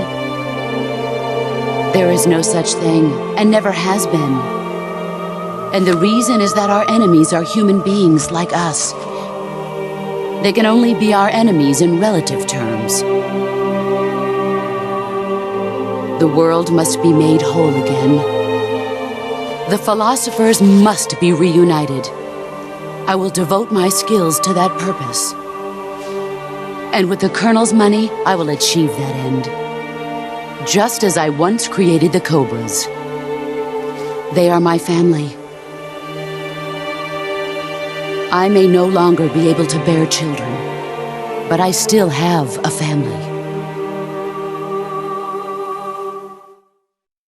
It was November 1st, 1951. I was in the Nevada desert participating in atomic testing. The name Nevada is derived from Spanish, covered in snow, white as snow. And snow is exactly what I saw in that Nevada desert. It froze my blood white. Snake, you were an atomic test subject, weren't you? On Bikini Atoll. That's part of the reason I was drawn to you. You and I are alike. We're both slowly being eaten away by the karma of others. we'll never have the chance to die peacefully of old age. We have no tomorrow. But we can still have hope for the future. In 1960, I saw a vision of the ideal future from space. 3 years earlier, the Soviet Union had succeeded in launching Sputnik, the first man-made satellite in history, into orbit. This came as a huge shock to the United States. In response, America threw everything it had into its own manned spaceflight project, the Mercury program. Even as the Soviets seemed poised to send their first man into space, America was still experimenting with chimpanzees and rockets. The government wanted human data, so they secretly decided to send a human being into space. I was the one they chose. At the time, they didn't have the technology to block out cosmic rays, and whoever they sent up would inevitably be exposed to heavy radiation. That's why they chose me. After all, I'd already been irradiated once. Of course, you won't find any of this in the history books. I could see the planet as it appeared from space. That's when it finally hit me. Space exploration is nothing but another game in the power struggle between the US and the USSR. Politics, economics, the arms race, they're all just arenas for meaningless competition. I'm sure you can see that, but the Earth itself has no boundaries. No East, no West, no Cold War. And the irony of it is, the United States and the Soviet Union are spending billions on their space programs and the missile race, only to arrive at the same conclusion. In the 21st century, everyone will be able to see that we are all just inhabitants of a little celestial body called Earth. A world without communism or capitalism, that is the world I wanted to see. But reality continued to betray me. In 1961, I was sent to Cuba, to Bahia de Cochinos. It was part of a CIA-sponsored invasion under the guise of taking Cuban exiles back to their country. But the US government betrayed them. Our weak-kneed president held back their air support. Defenseless, the exiles were annihilated by the Cuban army. All I could do was watch in silence. I was set up by the very country I'd sacrificed so much for, by the very government I dedicated my life to defending. I was driven from the surface world, and I went underground. Then, 2 years ago, I faced the Sorrow, my old comrade in battle. He was my friend. But one of us had to die. I was left with no choice. The Sorrow gave his life for me. There is no enmity between us. One must live, and one must die. That was the mission. The ones who gave me that mission were the philosophers. Early in the 20th century, the true holders of power in the United States, the Republic of China, and the newly formed Soviet Union gathered together in a secret meeting that would later be known as the Wiseman's Committee. The secret pact they formed there marked the beginning of the philosophers. But the last of the original members died in the 1930s. After that, the organization began to run out of control, and the Wiseman's Committee degenerated into a mere shell of its former self. The philosophers of today have no sense of good or evil. Their influence extends to countries and organizations involved in every aspect of every war. They have become war itself. That's how they operate. The sacrifices of war cause a shift in the times. This shift leads to renewed conflict, and in turn triggers the next war. Like a nuclear chain reaction, each conflict sparks countless others, forming an endless spiral that will continue on for eternity. Do you understand what I'm saying, Snake? By consuming me and you, the philosophers intend to keep that cycle going forever. It was my father who explained all of this to me. He was one of them. You see, I am the last remaining child of the philosophers. But after he revealed the truth, my father was killed by that same shapeless, formless organization. And my father isn't the only thing the philosophers have taken from me. In June of 1944, the Cobras and I took part in the landing at Normandy. We'd been given a top-secret mission to locate and destroy enemy V-2 rocket installations. I was pregnant at the time. The sorrow was the father. I gave birth on the field of battle. A beautiful baby boy. But my child was snatched away from me by the philosophers.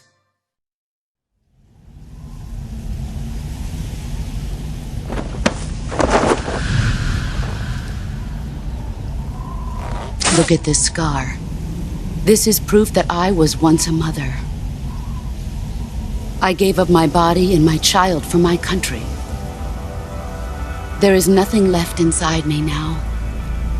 Nothing at all. No hatred, not even regret.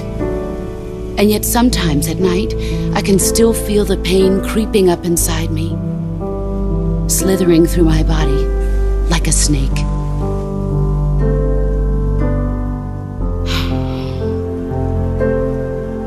I've never talked this much about myself before. Thanks. Thanks for listening to me.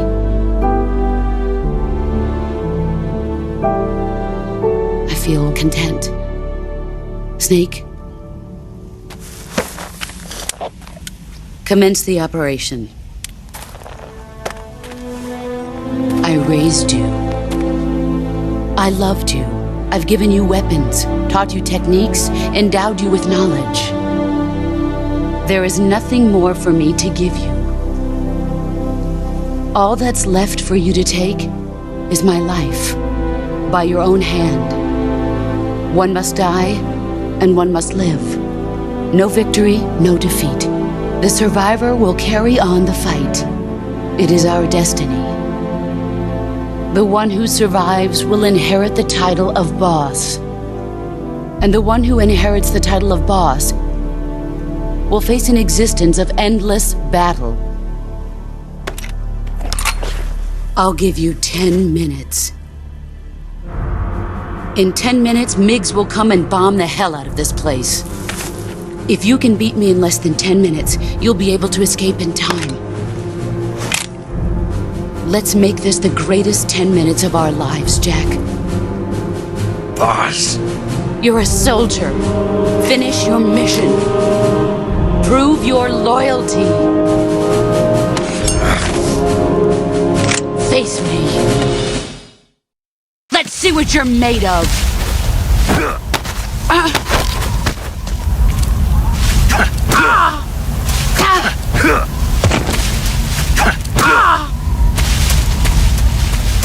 Let's see what you're made of.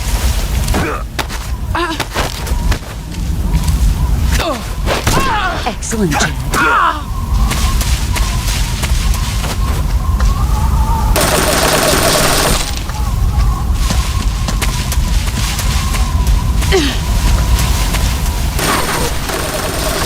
Brace yourself.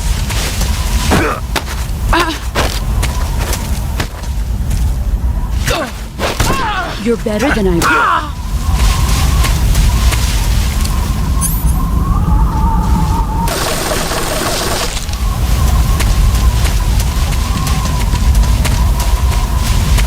Brace yourself.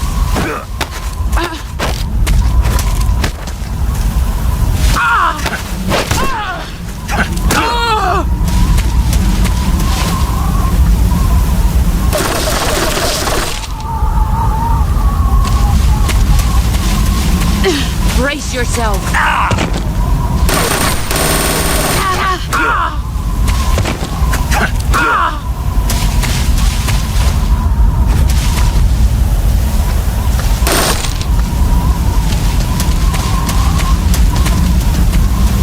Let's see what you're made of.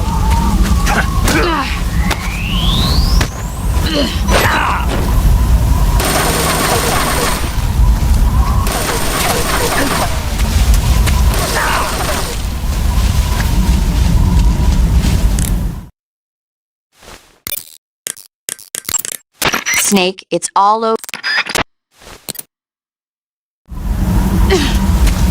Where are you? There you go. See what you're made of.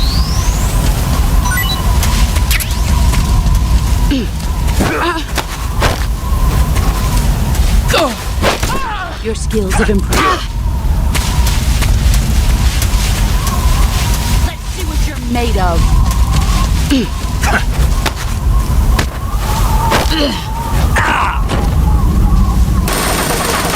Heads up, Snake.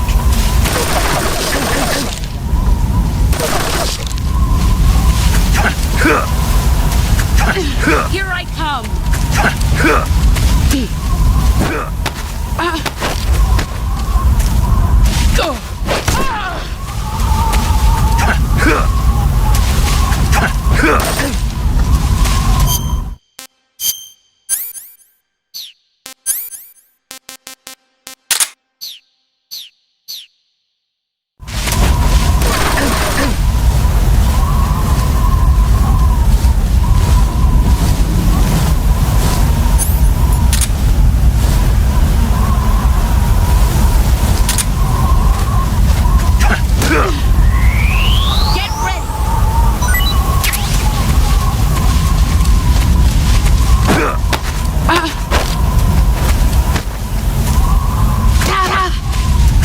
Time to play rough.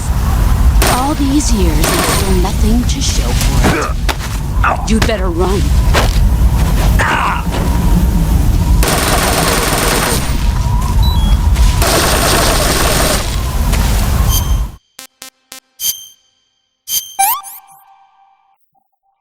I've had enough. That's enough. No more.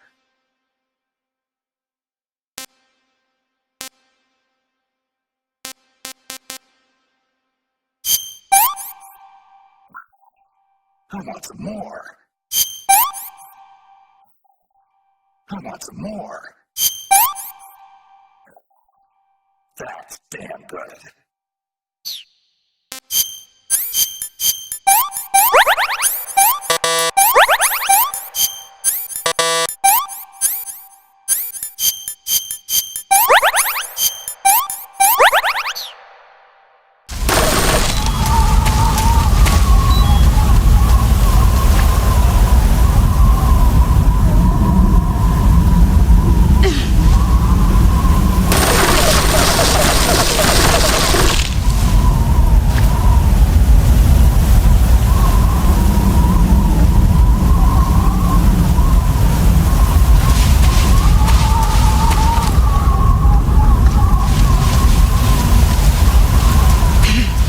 What you're made of.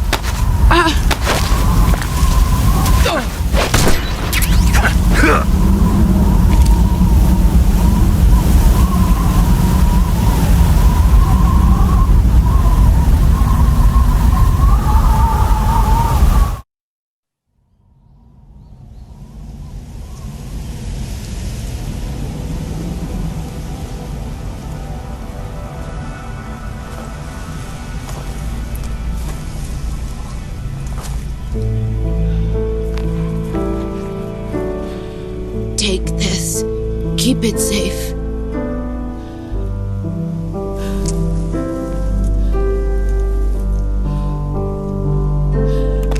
It's our only hope.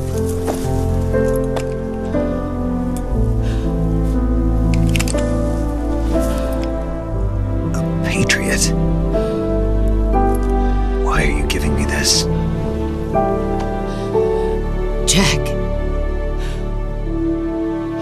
Or should I say, Snake? You're a wonderful man. Kill me. Kill me now. Do it.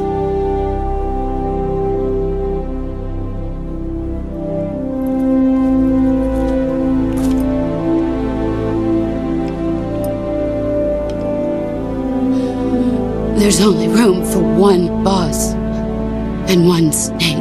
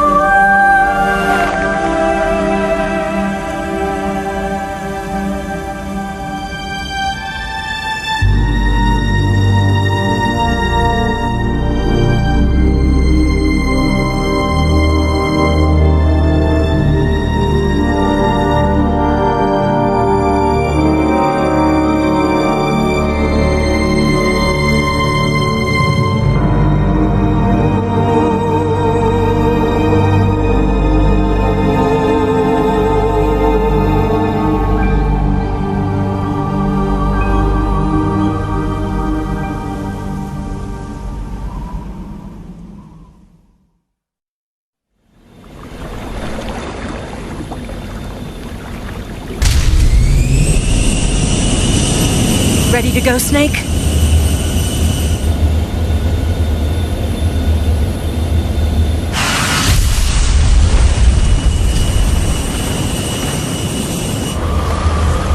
Are you okay?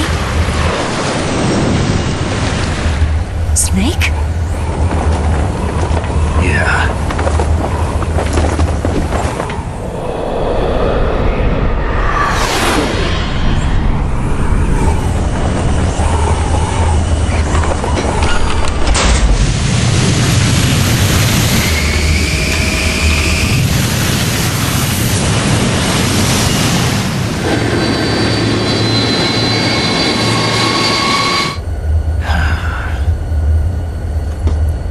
I told you you could trust me.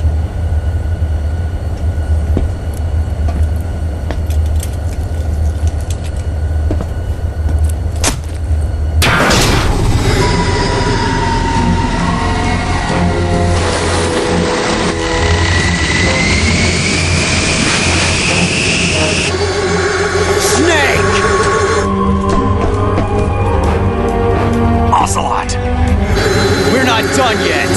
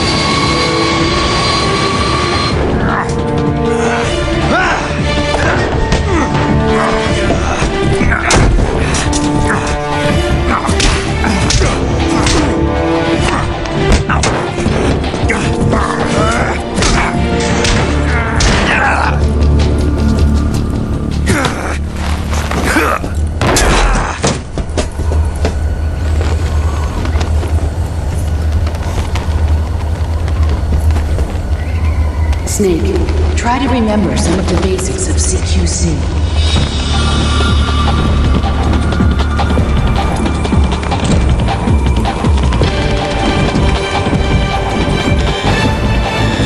Not good!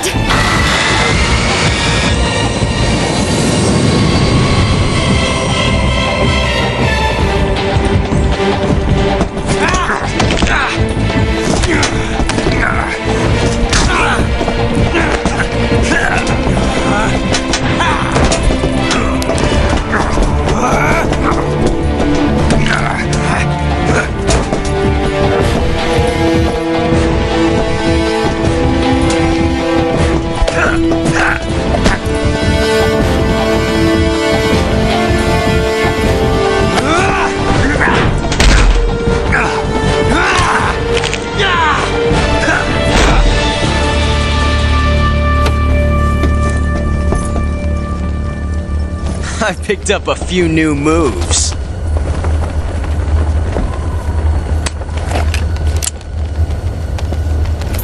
Huh. It doesn't feel right to shoot an unarmed man. But I'll get over it. Eva!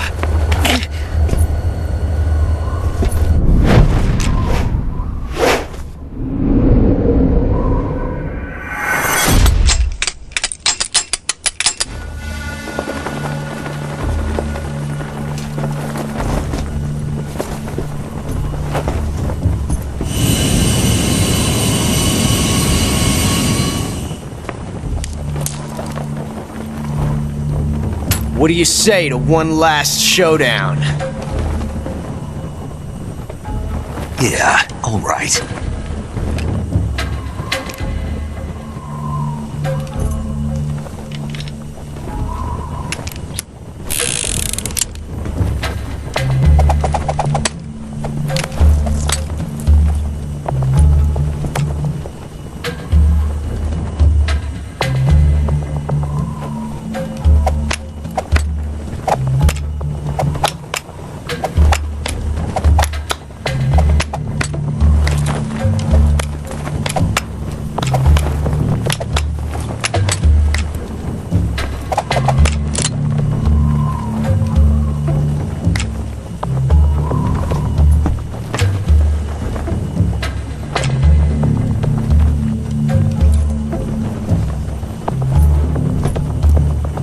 What's your name?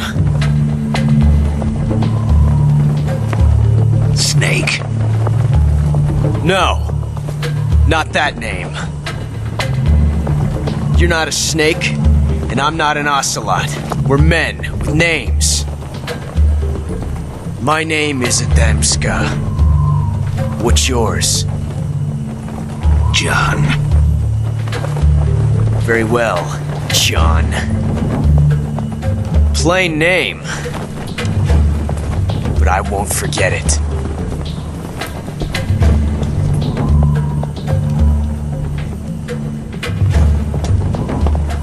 Come on!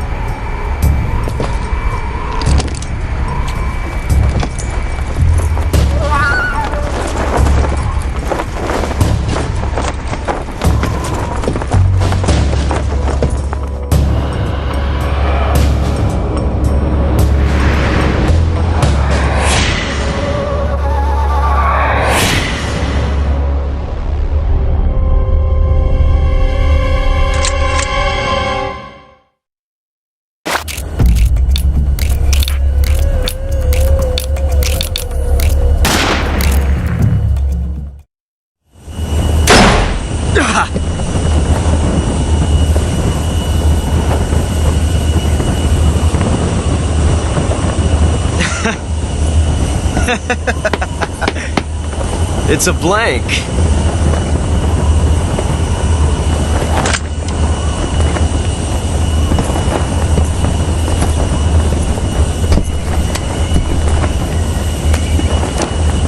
That was fun. Till we meet again. John.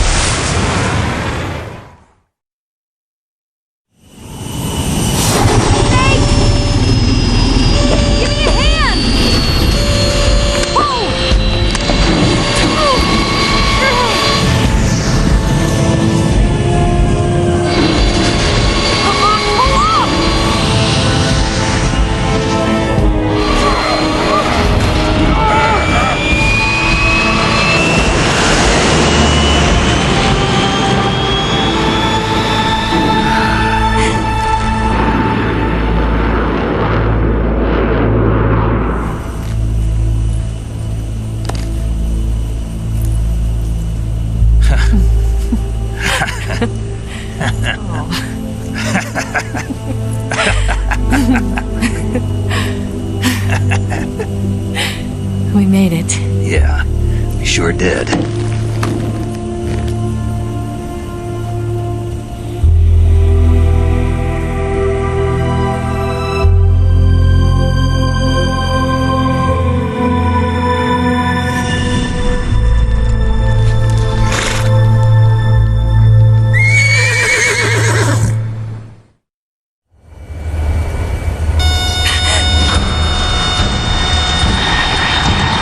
Oh no, Migs!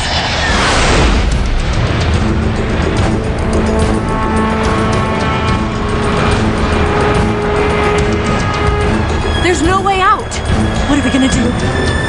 We've come too far to let them stop us now. Those things have got to be armed. It's no use. There's no way we can outmaneuver them.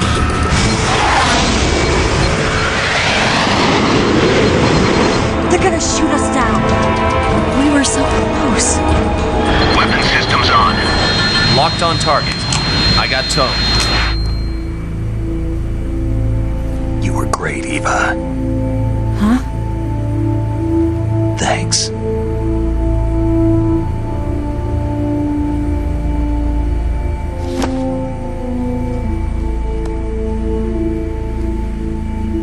Bulk 19, this is Control. Stand by for a direct order from the chairman. Bulk 19, return to base immediately. Do you read me? This is a direct order from Comrade Khrushchev. Return to base immediately. Bulk 19, do you copy? Understood. Aborting mission. RTB. Look! The MiGs are turning back! Woo!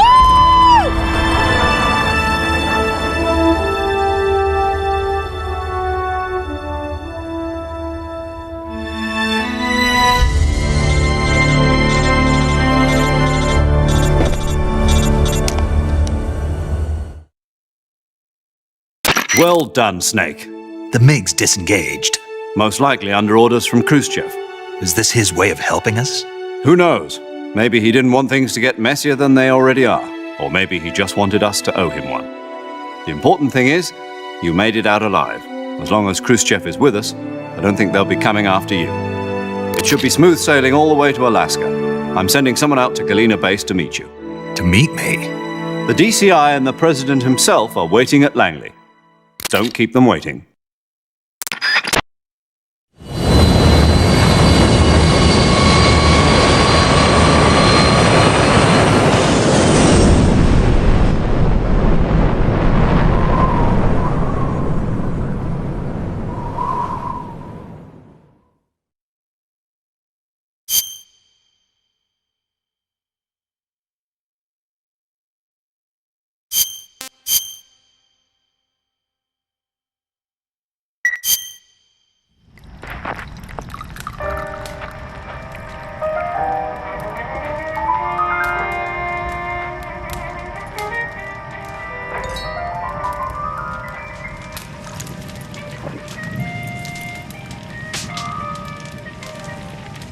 So what are you going to do now? Go back to the KGB? What do you want me to do? Did you ever think about coming back to America? I can't go back. I've left America behind me. But you saved this country. I didn't do it alone.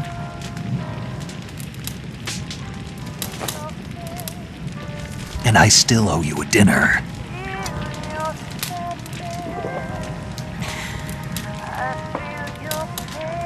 Is that part of your mission too? Or is it an order? Or is it an invitation?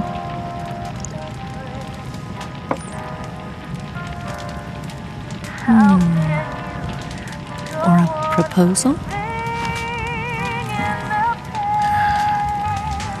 I don't take orders from anyone now.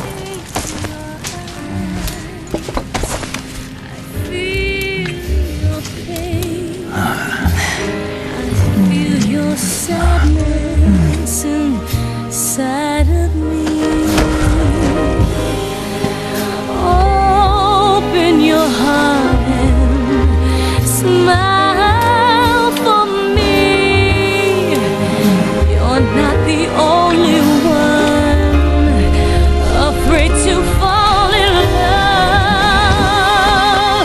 Dance with me again and wipe this away.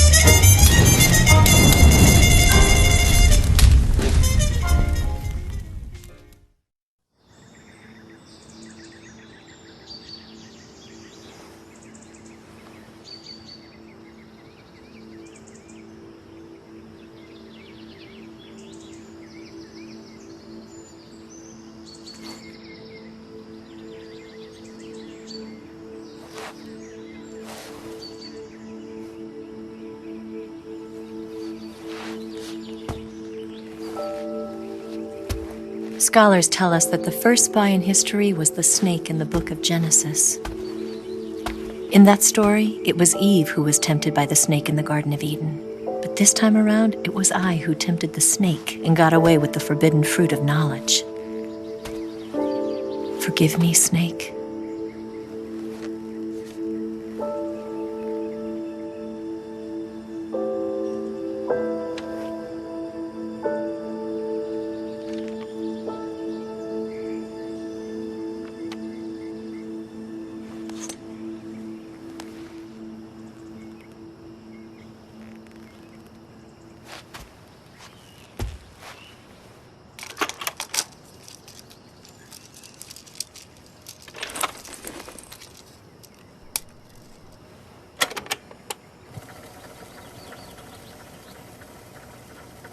Good morning, Snake.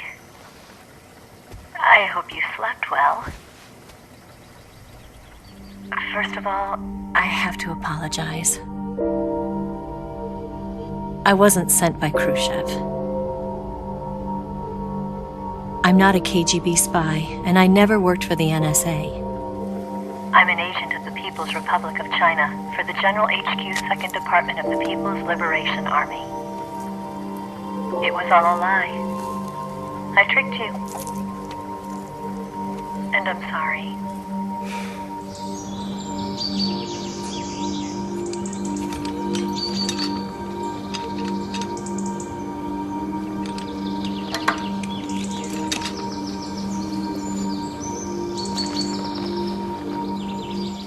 The philosophers still exist in China, too.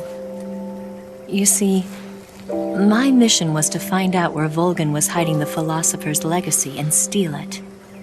So I infiltrated his base as a KGB spy. The two NSA codebreakers who defected in 1960 were actually both men. The real Adam never showed up at the meeting place, saving me the trouble of having to eliminate him. I sneaked in by pretending I was Eva. And you and Sokolov and Volgin, you all believed me. The philosopher's legacy was originally held in common between the US, Soviet Union, and China. We couldn't let the Russians and the Americans take it all for themselves. The Chinese government had its eye on the legacy too. I got the film containing the legacy, and also the nuclear missile launch data from the Shagohod. 5 years ago, the Soviet Union stopped supplying us with nuclear weapons technology. Since then, China's Liaodong easing, hydrogen bomb, and space rocket projects have fallen behind. But with this data, our country will be able to develop its own nukes. We'll create a deterrent force to rival those of the US and Soviet Union. Everything has gone according to plan, thanks to your help. I too am one of the philosophers. I'm an agent of the philosophers, a graduate of one of their charm schools. I was raised in a joint US-Soviet-Chinese facility to become a sleeper agent. This was before the war. Back then, they were collecting children from all over the world. As a result, I'm indistinguishable from a native-born American. So it didn't surprise me when you and Volgin couldn't tell the difference. But she knew right from the beginning. She knew because before the war, she was at one of the philosopher's schools too, as an instructor. The boss was the only one I couldn't fool. She was the only one who knew I was a fake. She told me everything. Why did she open her heart to me like that? At the time, I couldn't understand it. But now, I think I do. Snake. She wanted you to know the truth. She chose me to tell you. That's why she saved my life. I've lied to you so many times, but not this time. My orders from the government were to obtain the legacy and to eliminate everyone who knew the truth about what happened. In other words, I'm supposed to kill you.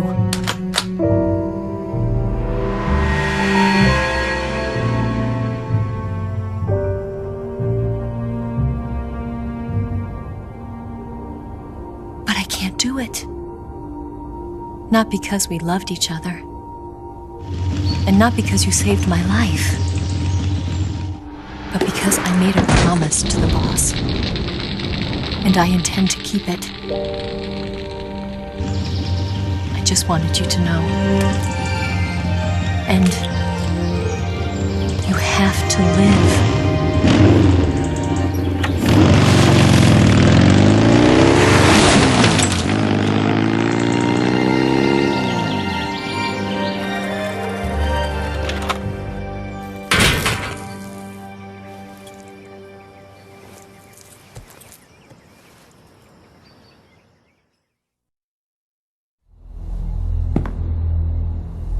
Snake, listen to me. She didn't betray the United States. No. Far from it. She was a hero who died for her country. She carried out her mission knowing full well what was going to happen. Self-sacrifice. Because that was her duty.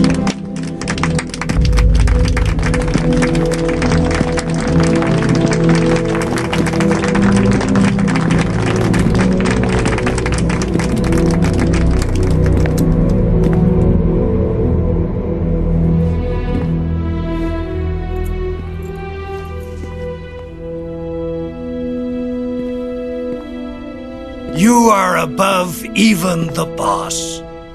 I hereby award you the title of Big Boss.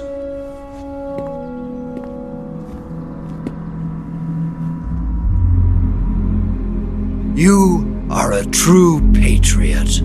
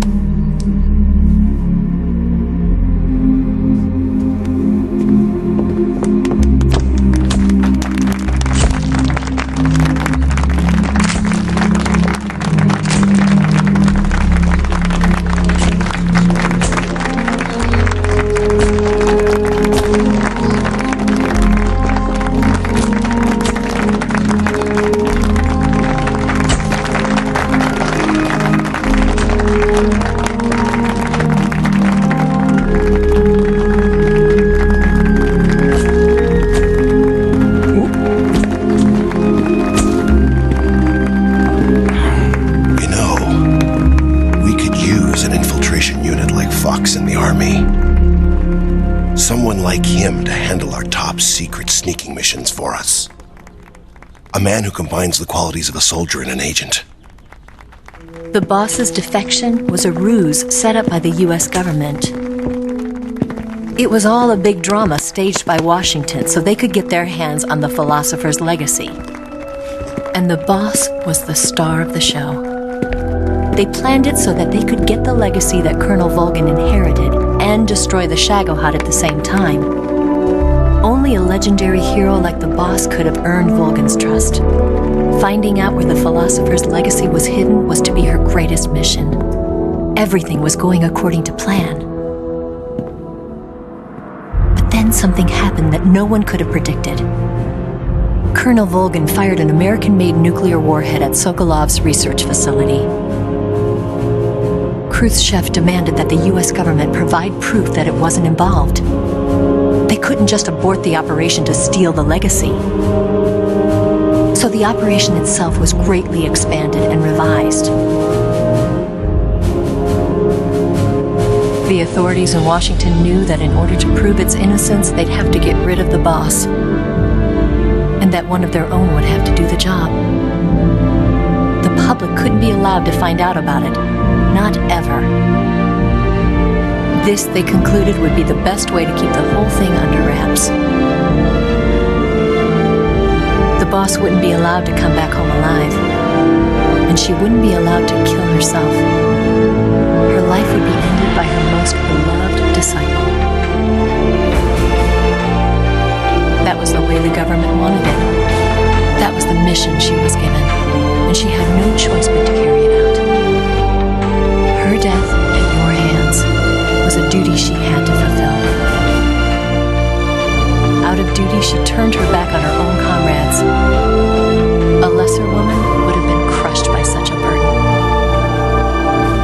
The taint of disgrace will follow her to her grave. Future generations will revile her. In America as a despicable traitor with no sense of honor. And in Russia as a monster who unleashed a nuclear catastrophe. She will go down in official history as a war criminal. And no one will ever understand her. That was her final mission. And like a true soldier, she saw it through to the end. But I think she wanted you, of all people, to know the truth. She wanted to live on in your memory. Not as a soldier, but as a woman. But she was forbidden to tell you herself. And that's why she told me. Snake, history will never know what she did. No one will ever learn the truth. Her story, her debriefing, will endure only in your heart.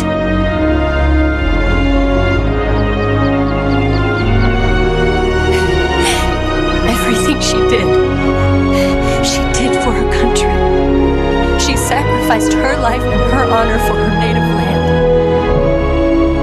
She was a real hero.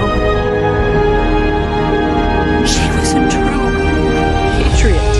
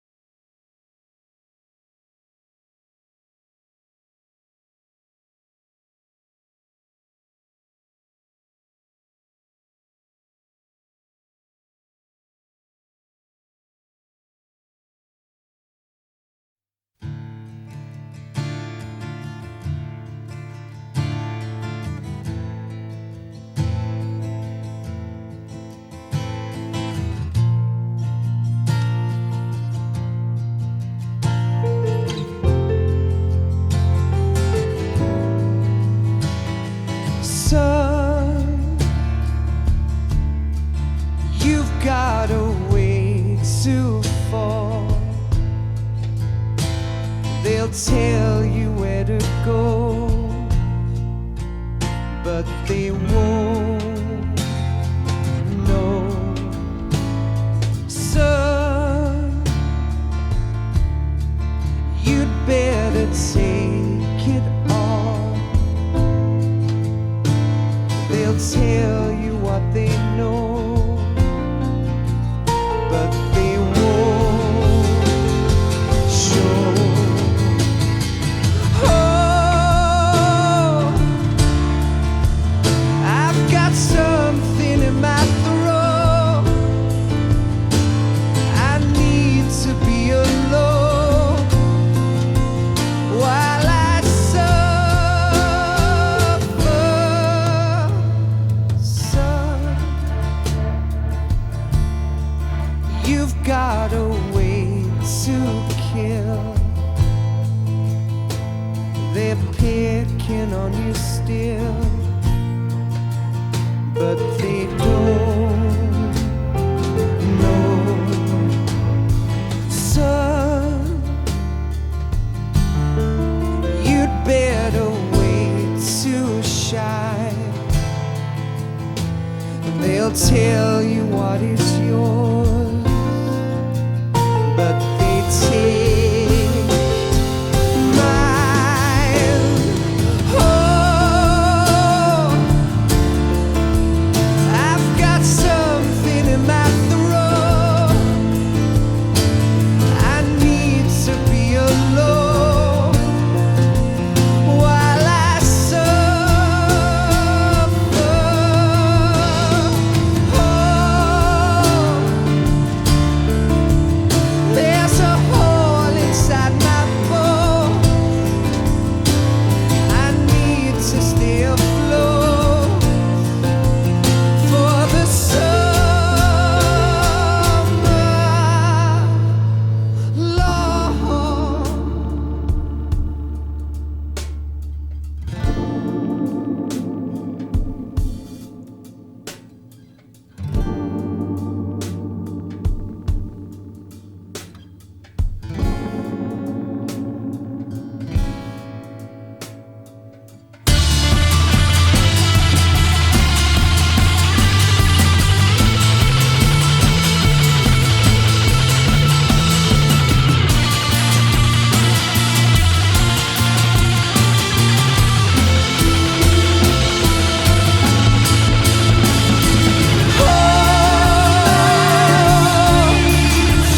I've got something in my throat.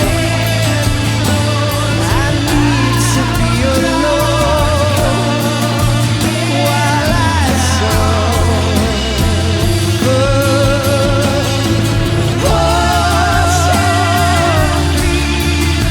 There's a hole inside my bones.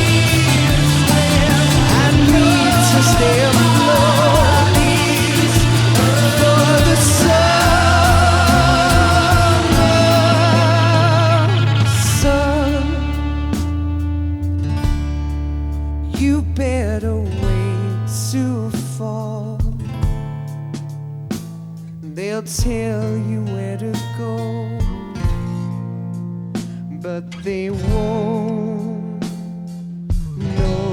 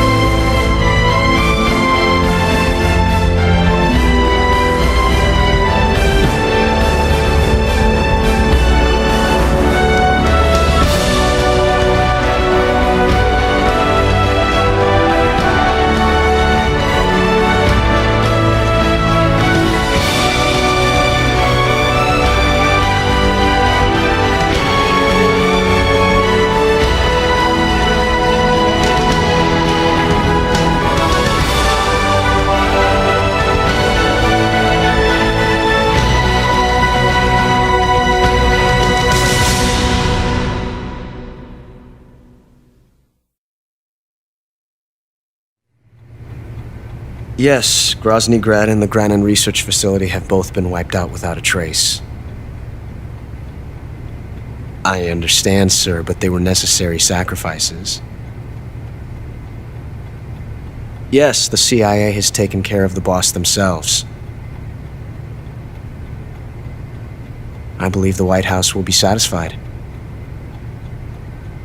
Khrushchev is finished. Your time has finally arrived.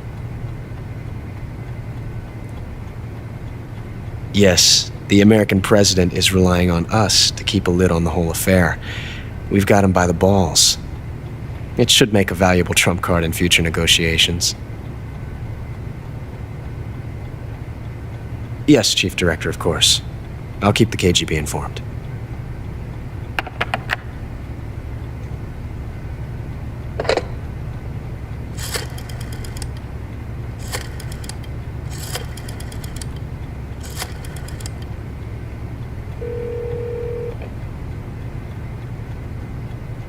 Yes, it's me. The boss has accomplished her mission. The philosopher's legacy is now safely with us, in America's hands. With this money, yes, the philosophers can finally be revived. The film we handed the Chinese was a fake. Peking must be in an uproar right about now. I'm afraid so. Only half the money has made it back to the United States. The KGB must still have part of the legacy. Yes, the weapon has been reduced to ashes. That's right. Grozny Grad has been obliterated by the Davy Crockett we brought in as well. Yes, that was the boss's work too. Speaking of which, I've obtained something from Granin that you might find interesting. It's a revolutionary new nuclear attack system. Perhaps it might just come in handy someday. Yes, we have Snake to thank for that. Khrushchev believed it as well. Yes, they bought our story. I don't think they'll be making a fuss. The secondary alert has been lifted as well. And the Soviets still haven't discovered my true identity. They have no idea that I've been triple-crossing them. I will continue my activities as a contact for the new government. Yes, it appears that no one knew that I was Adam. Of course, I'm always at the CIA's disposal, Mr. Director.